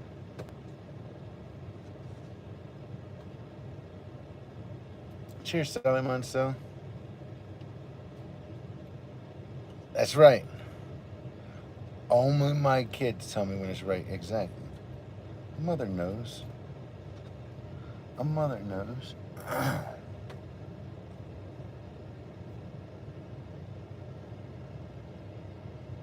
And I know at the end of the day, I'd tell, not just I tell myself because I would tell my dad shit like that. And my dad said, boy, you radical. You're just a radical. You're a radical mind. And everybody said I was just a radical. I don't go and fucking destroy people for it. I just say if I fucking goddamn was in charge, I fucking would. If I made the fucking rules, this is how this motherfucker would be ran. I didn't say I wanted to be in charge. I'm not running for president, don't worry. I'm not gonna fucking be the next Alexander the Great, although I am trying to raise a big fucking glorious army.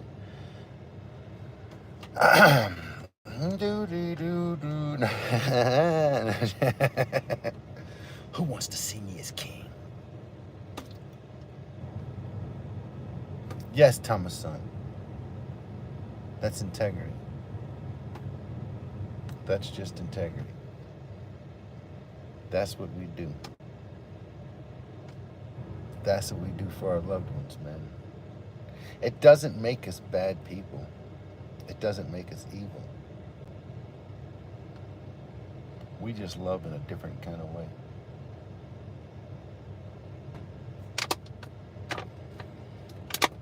A more physical way. She is sweating like a pig in a butcher shop. She is sweating like a freaking dealer at a crack raid. She is sweating like a miner in line at a bar. She is sweating like a motherfucking like TK on the first time he got on the live stream. Why is everyone a moderator? Tariq, the more important question, you son of a bitch, is why is everybody not a moderator? You ever thought about that, you son of a bitch? It's probably something to do with the fact that moderators rule and Grays drool. You son of a bitch. What up, Riley? Cheers. Which side of the tracks are you from, you son of a bitch?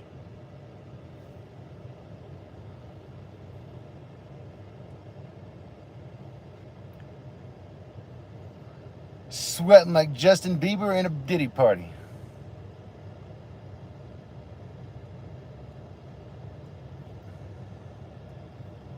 Yes, Doja.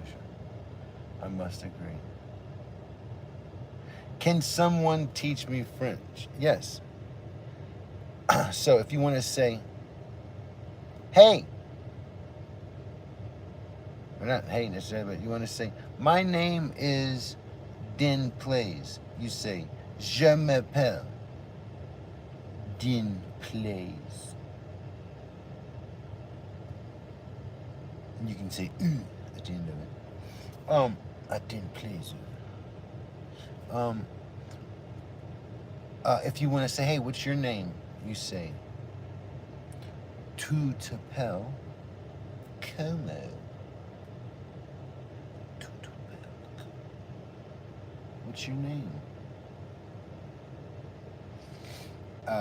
Allez-vous. Let's go. Right? Allez-vous. Let's go. Taisez-vous, Shin. Shut up, bitch. Va te faire revoir. See you in hell. Or it might be go to hell. I think it's go to hell.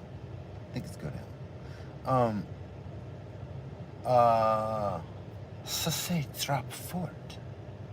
Well, I'll be damned. Well, I'll be damned. Oui, oui. Va te faire voir, right? Is that see you in hell? See you in your fate, or something like that.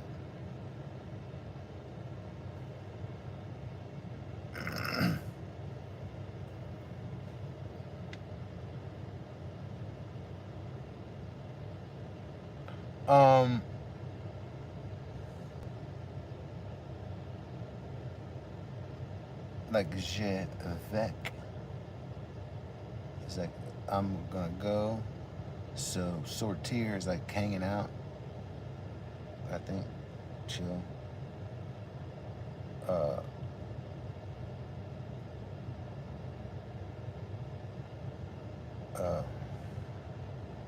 You can say like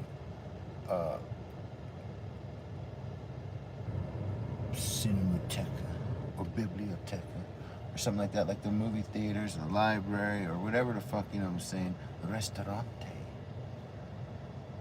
Whatever the word for restaurant is, I can't remember. You can say something like, Garçon, escargot, Beringer.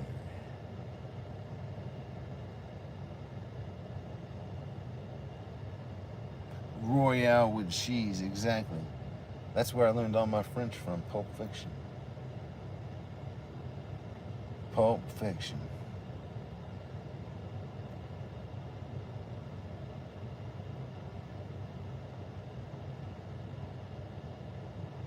One less campaigns.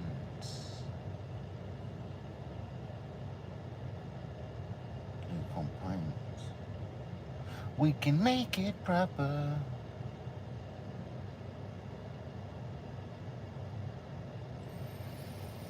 So,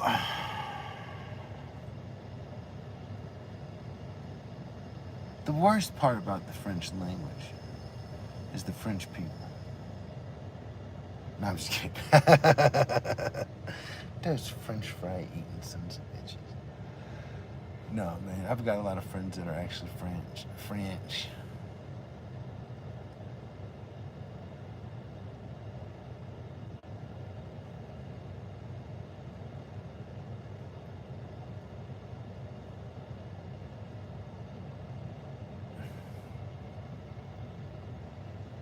I can't help you. Can't help you now. J'adore. Ah, shit.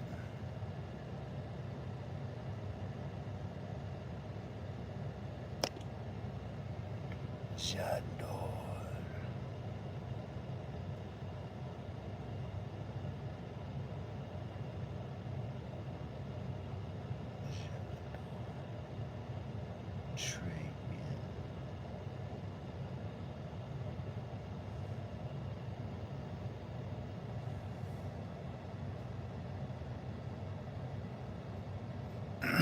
Oh, shit. Parlez-vous français, you son of a bitch?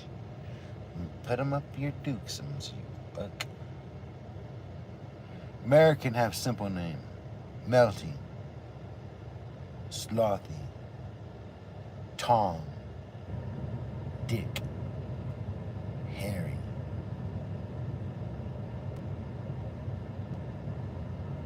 Yes.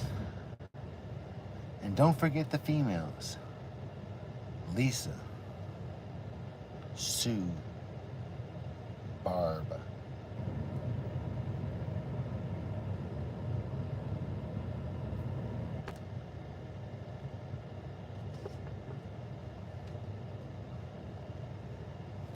Sally. Sally is a man. Holy shit, you think, look at Sally Monsal. Because his name is Salmon Grundy. Medusa, you don't think Sally Monsal is a female, do you? Sally Monsal. Sally Monsal is a long time. He was a co-host. He was on the show with me for a long time. He was a regular. He was a regular. He was always up on the screen with me. Oh, Harry, son of a bitch. I could have said Sally. Did your wife leave? My wife did leave me. She did. Yes.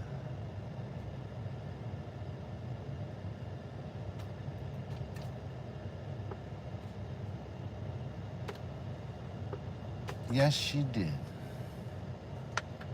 She's a real fucking winner.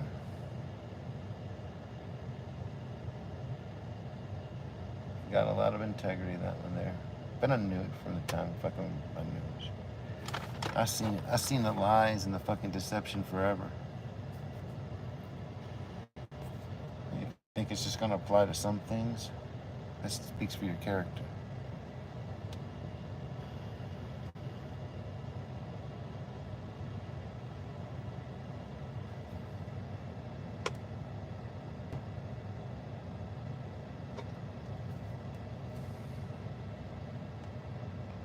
Yes, I had an uncle named Dick, and he ended all up inside of Tom, which was his boyfriend. Matter of fact, Tom and Dick were at the fucking goddamn the beach, and they were all wrestling. And I can't remember if Dick grabbed Tom or Tom grabbed Dick or whichever, but Tom's chain came off. And I'm surprised it didn't get stuck in his chest. Tom had a fucking hairy ass chest. But anyway, so Tom, I was there fucking at the beach fucking off with these guys. And he said I lost my chain. And so I went down there in the water, and everybody looked for that chain forever. And I went there and looked for the water.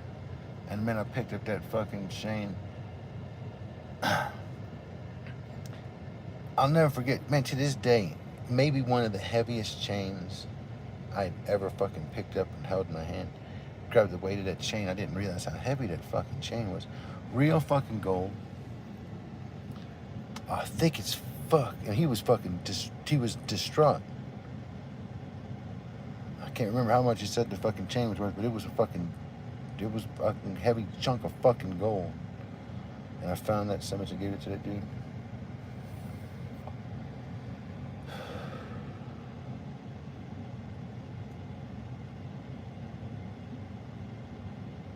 Another Tom that I knew, he was actually a fucking chomo. And if I can go back in time, I think I'd fucking take that man's life.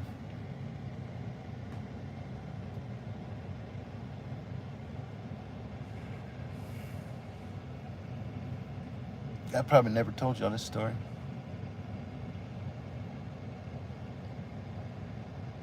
So, I got a little friend. And my friend's got another little friend. That friend was another friend of mine's little brother.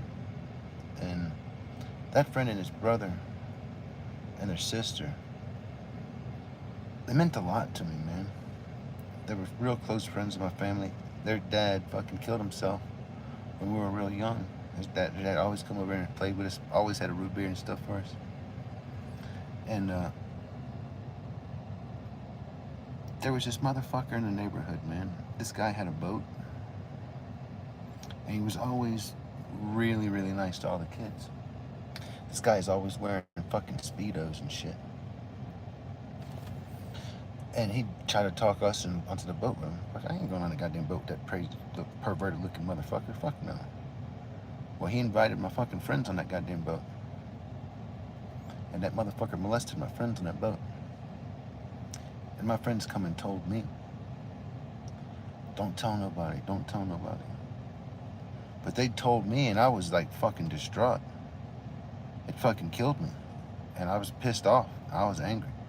And I did several fucking things. But one of the things I did was I told this kid's parent, both of the kid's parents,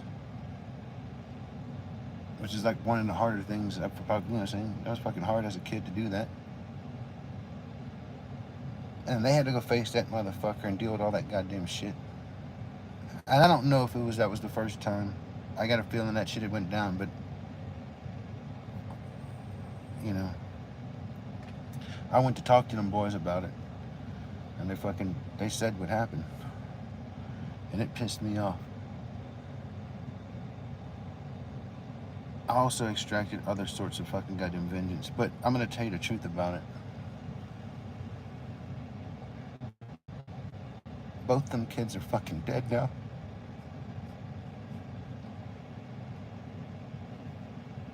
It fucking killed them both, man. Not directly. But them were two dudes that had a life, and that could have had a life, and they had a great family, they had a great fucking, you know, they had potential. And that fucking goddamn, that led them down a fucking road of addiction and fucking just fucking fucked up shit. Terrible fucking goddamn lives these boys had. Innocent, they were fucking innocent. Like to go fishing and shit. I took them kids fishing all the time. I was 3 years older than them fuckers. I fucking enjoyed hanging out with them kids, and I saw that shit happen to them. I was so pissed off, and I felt fucking so guilty.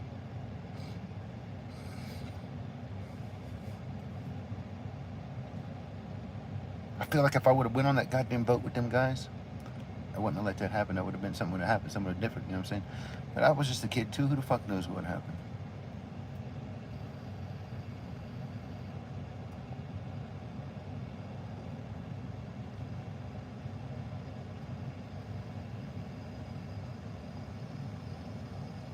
That was a different fucking Tom.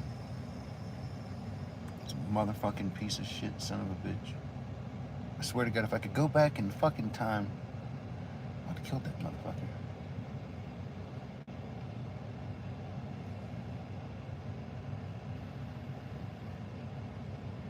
I was a violent-minded motherfucker, harsh. And I extracted revenge, but like I said, I should have took that motherfucker's life from him.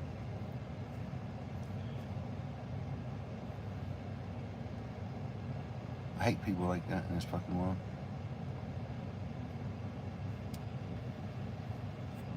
And it pissed me off for the longest time. This is what you see if you go look at it. It's the fucked up thing. I'm not making it up neither. Go and take a look. You want to see some fucked up statistics? Go look at your lottery winners. The people who win the lottery. A lot of these people are fucking child molesters. A lot of convicted child molesters. Why and what in the fucking holy shit goddamn motherfucker is going on? It doesn't make sense. It's not just, I used to think it was fucked up. Motherfuckers like that get the fucking boats and get the fucking goddamn nice house, and they get the fucking the life so they can go on and be fucking just twisted, evil, depraved fucks. And I say, why? I tell you, I don't want to fucking live my life with hatred in my fucking heart. Because I went a long fucking time with a lot of hatred in my heart because of seeing shit like that. A lot of fucking hatred. And it took forever to fucking quench that shit.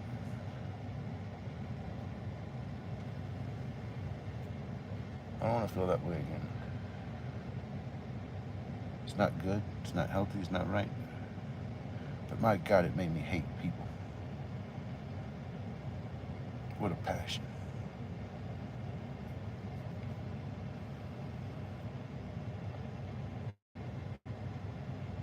Yep. Josh died last year, man. I was up on a fucking ladder at work. My twin brother called me.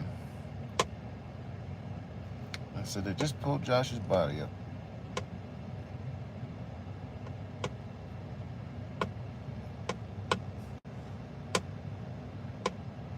said, what the fuck? Josh, Murphy, Lex.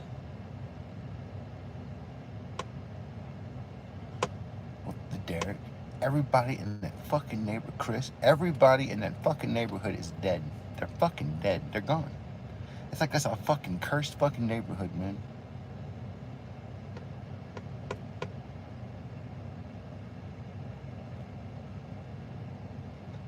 That's a cursed neighborhood, man.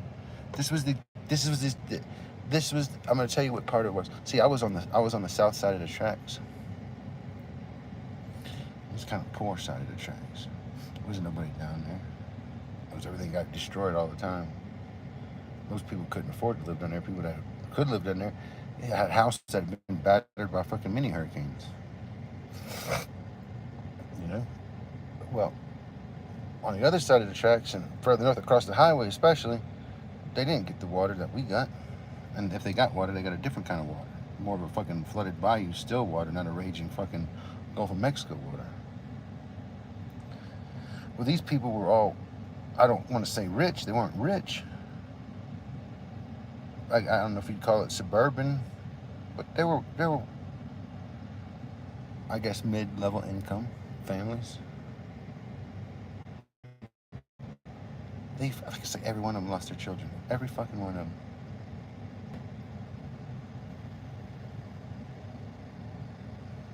I knew it was bad though. I knew Murphy was gonna fucking die. He got off on drugs so bad right off the bat, it was so fucked up. He was eating quercetins and shit. And fuck man, he ate a fucking shitload of quercetins and my brother's there. And he's all fucked up, man, I'm a chicken. You're not a fucking chicken, you're a dumbass, you know? No, I'm a chicken, man, and I can fly. And my brother's trying to stop him from jumping out the fucking window and flying. He's thinking my brother's his dad. I'm sitting there saying, this motherfucker, this dude is not fucking right.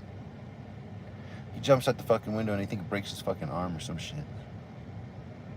I'm a chicken. No, you're not. It's just a fucking stupid human. I feel bad. I carry so much fucking weight because of that kid, because of Lex, because of Josh. You know, Murphy didn't smoke. Murphy didn't do nothing. He was just an innocent little fucking kid. And fucking he stumbles upon me in the neighborhood one day and I'm fishing or doing whatever and I smoked weed with that somebody for the first time. He never smoked weed before. I felt like I fucking opened a different door to him. It wasn't just weed. I mean, immediately he was just like on every fucking thing. I said, what the fuck, man? This is not what I was doing. He was a fucking junkie.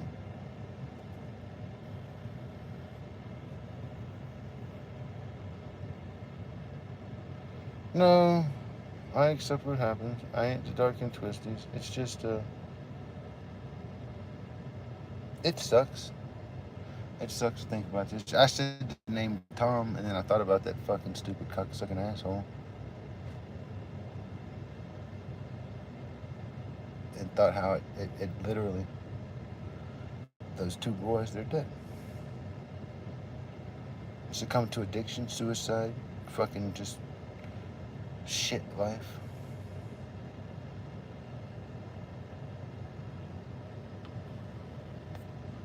This kid got addicted to crystal meth. And he said he stole his dad. His dad was a welder. He welded. He was a welding apprentice. And his dad welded. When you weld, your welding leads are your livelihood. Well, this kid, to go get a sack of meth or something, he fucking sold the welding leads. He sold the welding leads. How are they supposed to go to work? So, this kid's stepdad, cool dude, his name is Clay. I think Clay's dead now. I don't know. Everybody's fucking dead. Anyway, so Clay's pissed off. I want to talk to you about these goddamn welding leads, boy. You stole my welding leads. That's not right. Just, you know what I'm saying? He's got the right to confront his stepson. So they stayed in an apartment a couple doors down.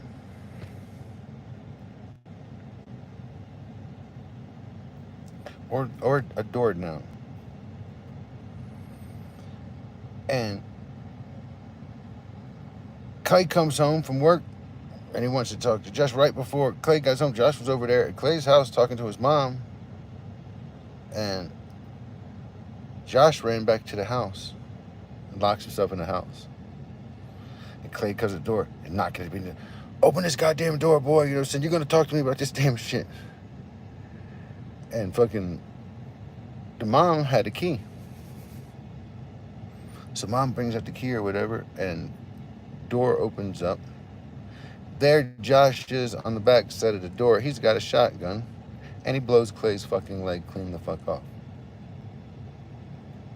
His stepdad.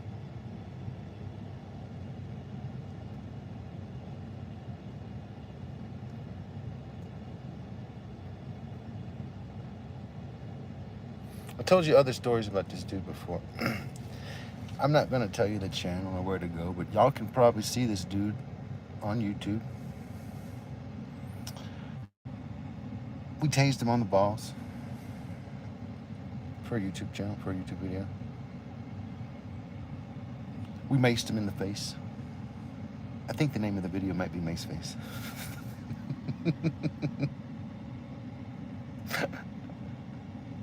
No, but I want to.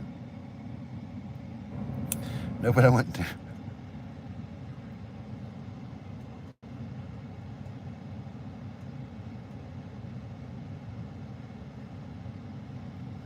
Oh, yeah, that was a good too. That was a good too. Mace Face was good though. This dude, little shit, like, for like a bag of weed, for whatever, just to get high, for a little bit of money, he would just want to be exploited. Hey man, what can I do to get some money or get something? Well,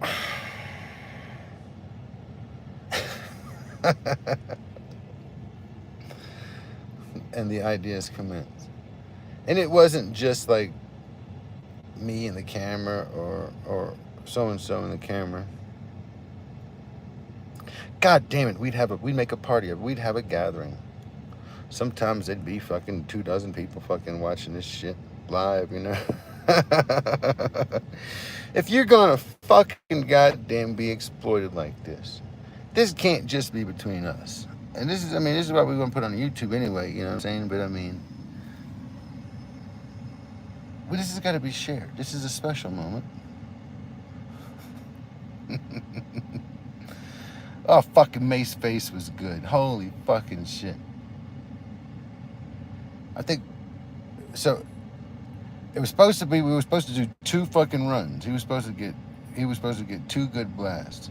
But it was supposed to be a pause in between. So I did a little blast. And he immediately fucking goes to fucking coughing and gagging. And I'm talking about like right in his fucking face. He's coughing and choking and gagging. And hold up. Fuck no, hold up. Son, it was supposed to be 10-second blast each. And so she got the first little blast. And then I fucking followed his little ass around for like fucking goddamn 10 seconds. Just nuking this motherfucker. Yeah, shit. Oh, poor bastard. If I could take it all back, take it all back, take it all back.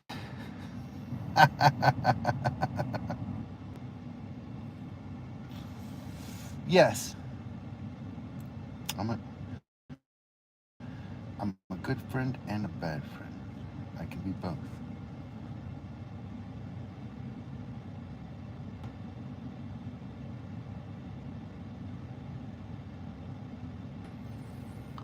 It's fucking crazy, man. Life's a trip, bro. It takes you on a fucking journey.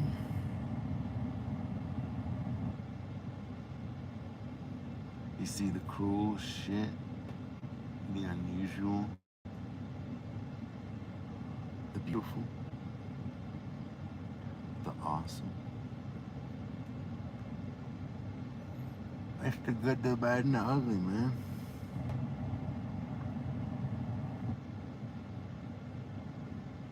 I guess that's the natures of humanity.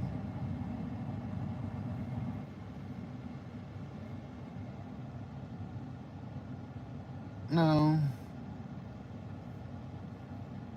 No stress, man. Understanding. It's all about understanding, bro. Sometimes it's hard to realize when I look back at my life and all the people that are just not here. I say, man, what the fuck happened?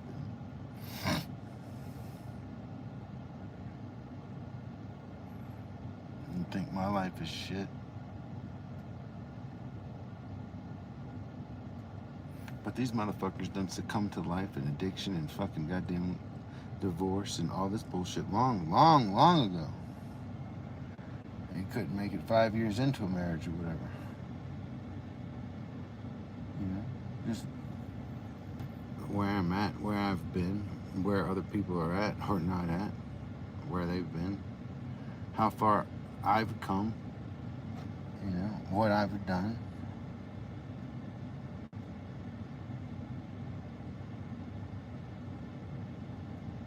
I got a lot of friends. There's not a future. There's nothing for them. They're dead. Their story's done. And they wrote themselves into the grave, man. Like, some of them starting at 13 years old, just dooming themselves with their fucking actions. And through good times or bad times or whatever, I strive not to fucking go down some fucking goddamn ill path. Check myself before I wreck myself. So for me, it's like I can look up ahead of me and I see these mountains, right? So I can see the future, man. Whereas they can't. And I know that there's something on the other side of those mountains, even though I can't see it. And it seems like it's so far away, but it's not. It's fucking right there. And it comes quicker than you fucking goddamn can expect it or anticipate it. No matter how much you tell yourself, no, it's not true or whatever, we get stuck on stupid.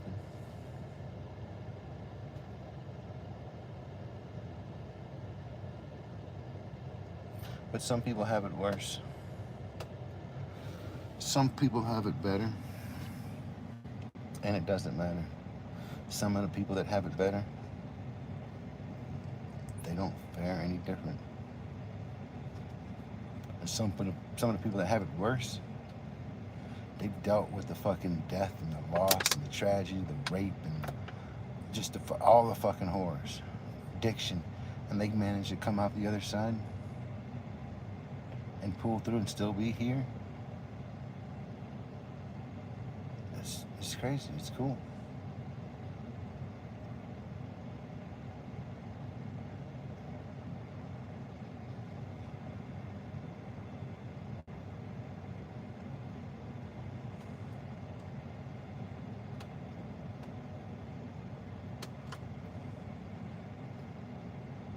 A lot of people say addiction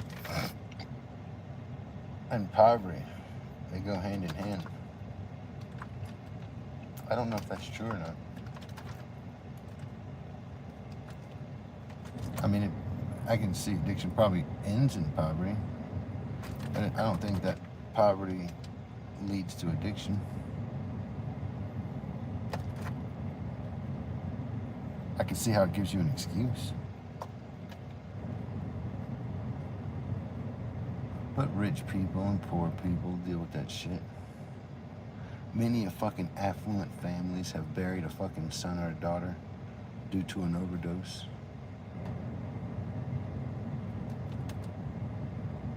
Or suicide or whatever.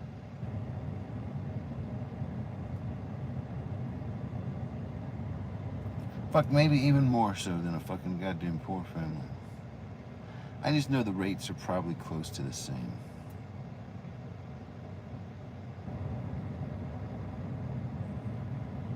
So you look at it and you say, is it about decision? Is it about fate?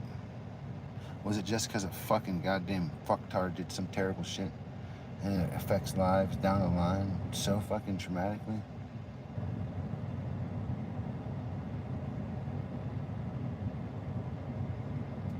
Could we as friends have been there and supported in a different way?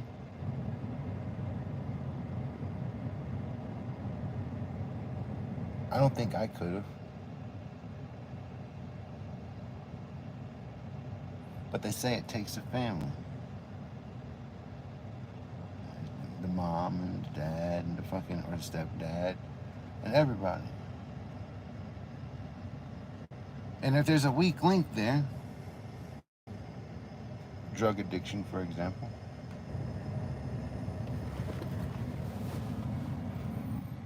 that's the example you're setting for your child.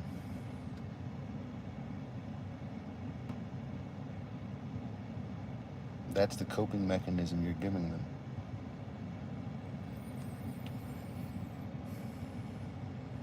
My dad, I never saw my dad drunk. Never one time growing up. My dad didn't smoke around us. Well, yeah, no. Now, when I was younger, my dad would go into the bathroom, or his friends would come over, and he'd lock the door in the bathroom, or they'd go out into the shed and lock the door. And as an adult, or even as a young dude, I knew what they was doing. You know, saying when I was old, I'm like, them son was in there smoking pot. But he never did in front of us. And by the time we were about 7 years old, he quit.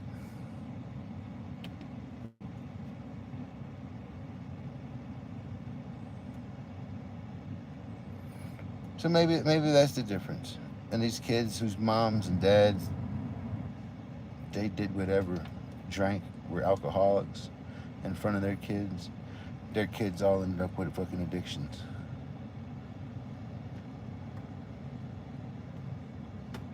So, I mean, is it the luck of the draw?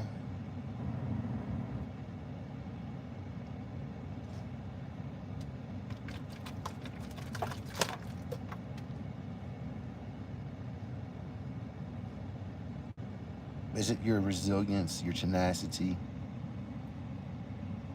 your ability to take and fucking rise above?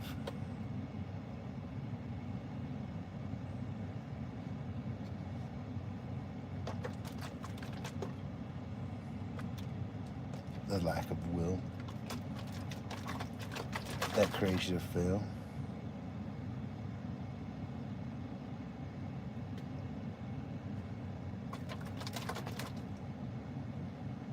What makes some people resilient? They say bravery is not the absence of fear,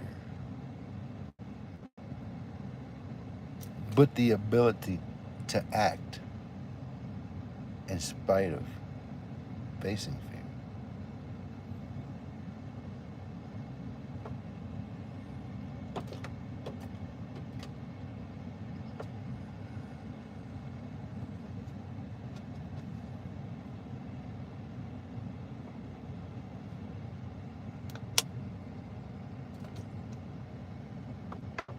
Which is kind of comforting thought, because I've always seen myself as kind of not brave, because I experience fear.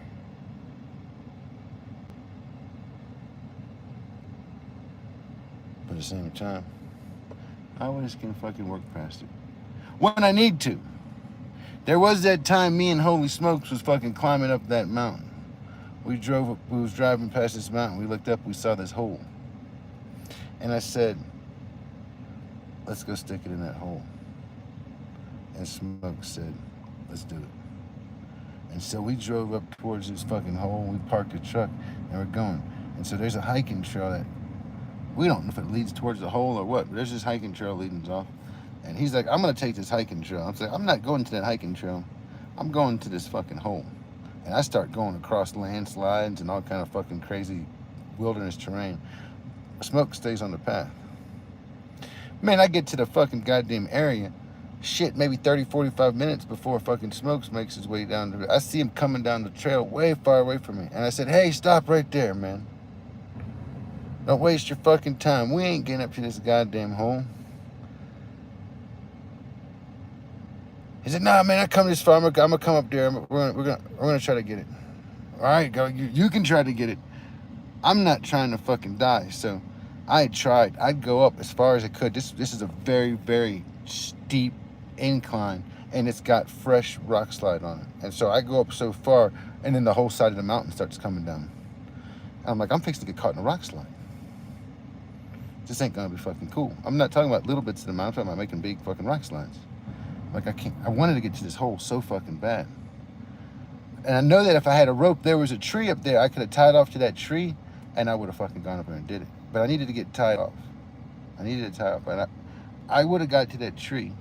But what was I going to do once I get to the tree? And I said, it's not worth me dying. She's not worth me dying. Well, Smokes, brave individual like me, we're going to get to this goddamn thing. Trust me. I tried. You fucking give it a good shot. If you get up there, I'll fucking be right behind you. That motherfucker got to the same point I went to, and that motherfucking goddamn mountain starts coming down, and just fuck this shit. Yeah, good call. We're not dying today over this. We'll come back with the climbing gear, and we'll fucking get in that hole. I'm honored to have made it close to this hole. Hey, what up, Simple Girl? Cheers.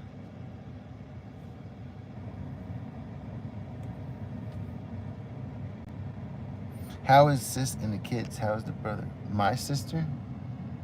Who you talking to?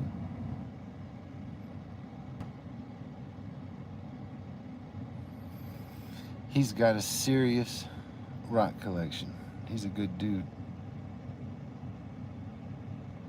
He's a good dude. Really solid individual. Did I get rocks? Man,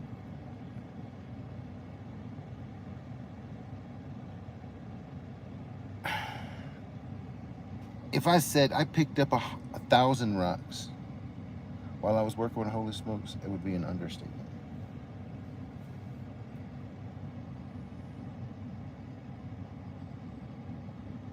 You're a rock hound too? Man, I'm a sucker for some shiny, pretty rocks. A black rock, that's amazing. I love black rocks.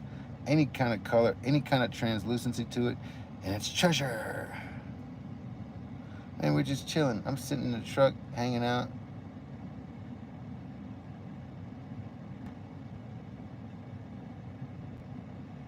Pretty bored. Charging my phone.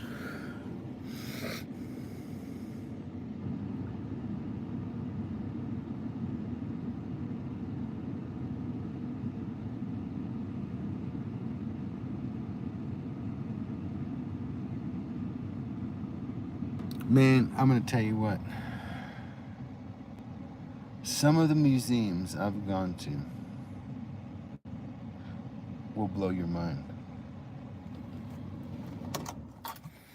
So these natural earth museums, you like that, they get all kind of rocks and stones and gemstones. Some of them glow under black lights and do all kind of fancy shit. Some of them are fluorescent, glow in the dark.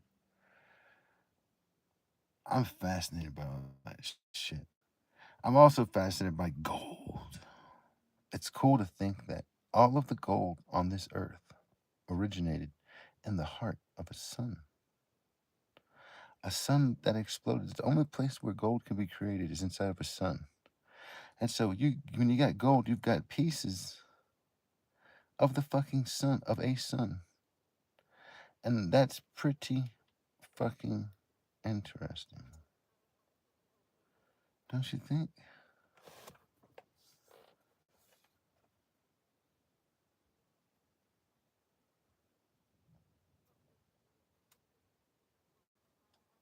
Ah.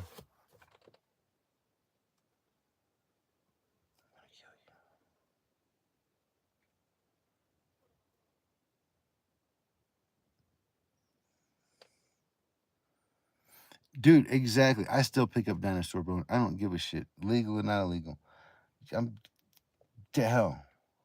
I found this bone. I'm gonna drill a hole in it and put it around my neck or fucking put it on my front lawn and turn it into a mailbox, you son of a bitch. Y'all can all enjoy it from there.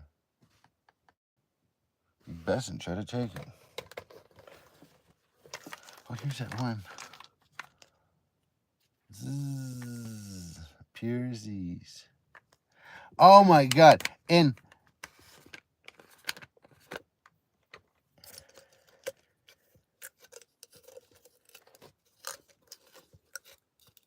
what's chemistry, Puffer P? You think gold? Gold isn't formed on this planet. Yes. If you find that bone on your property, it's yours. Exactly. If I find that bone on your property, it's mine. If I sell the bone, we might split the fucking profits. But if I put it as a mailbox, I mean, I'll let you check my mail, you son of a bitch. Hey, so I used to live in an area. Well, not me. My aunt and uncle had 50 acres on the Wolf River. The 50 acres was almost dead square on the center of the four corners, where Stone County, Pearl River County, Harrison County, and Hancock County met. This was a cool area. This was a really cool area. And there was an area, a big old strip of field, which I think would make a nice place for somebody's house. There's probably a house right there, I imagine. I would put a house there.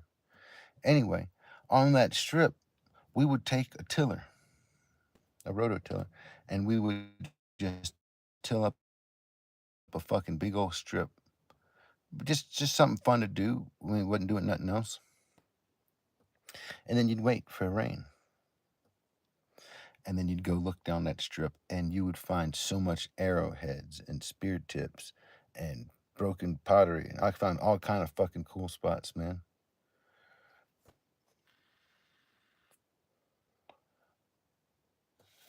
Come with me. I'm gonna DNA test that bitch to my dig. Shit, come on now. Listen. If there's multiple bones, we can share the bone wealth. But listen, come on. If I find the bone, come on. Bones lay right. No. Never leave a sleeping bone lie. Always make it rise. Rise to the surface so that it can take and see the light of day again and explore the vast wilderness. Hooray, it's almost like the bone's alive again. First time this bone's walked around in 10 million years. See, it just sounds fun.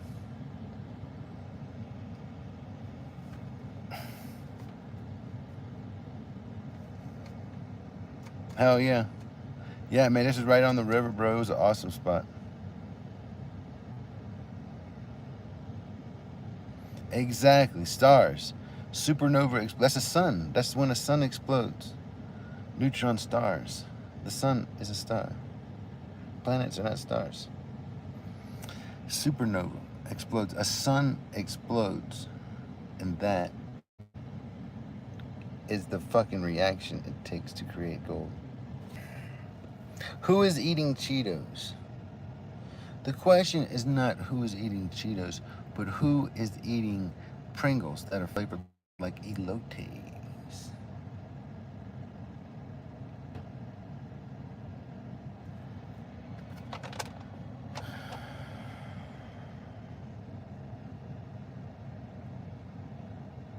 I could be. It almost looks like devil horns. I could be. That's what they got a devil horn on.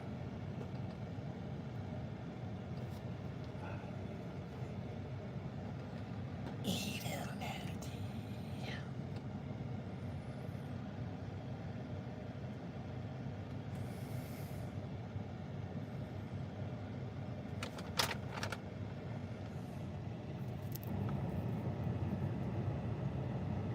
What do they call this?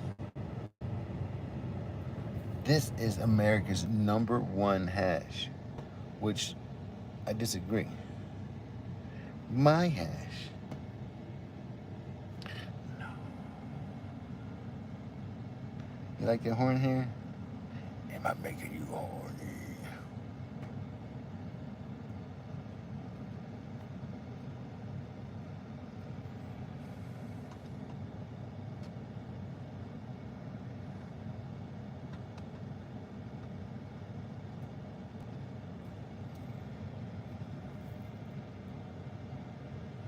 I guess I'll let you guys go.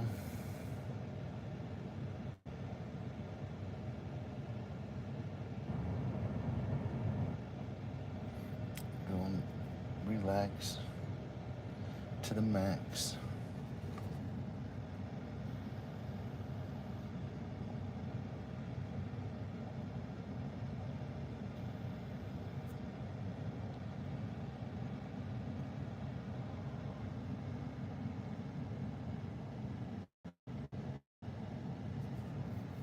Dude, I've never done that. But it sounds good, but it's like, it's too meaty. Simple Girls, always a pleasure seeing you. Everybody, Dabby J, love you, brother. Ludwig, all you guys. Viking Woman. Oh, chicken, you look, it's not what you did to deserve that, man. He has done everything right, and that's why you deserve to be with this motherfucker. Tell him, keep it up. Don't stop. Next, tell him that a little bit of ranch or blue cheese dressing would go good with it. See what he does.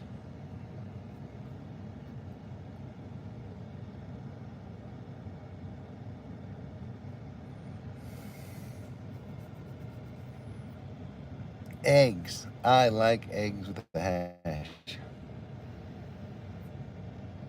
But, you know, if anybody ever wanted to cook me a wonderful breakfast and have a nice big old pile of hash with a couple of fried eggs and a big old motherfucking steak, listen, I think I'll eat it.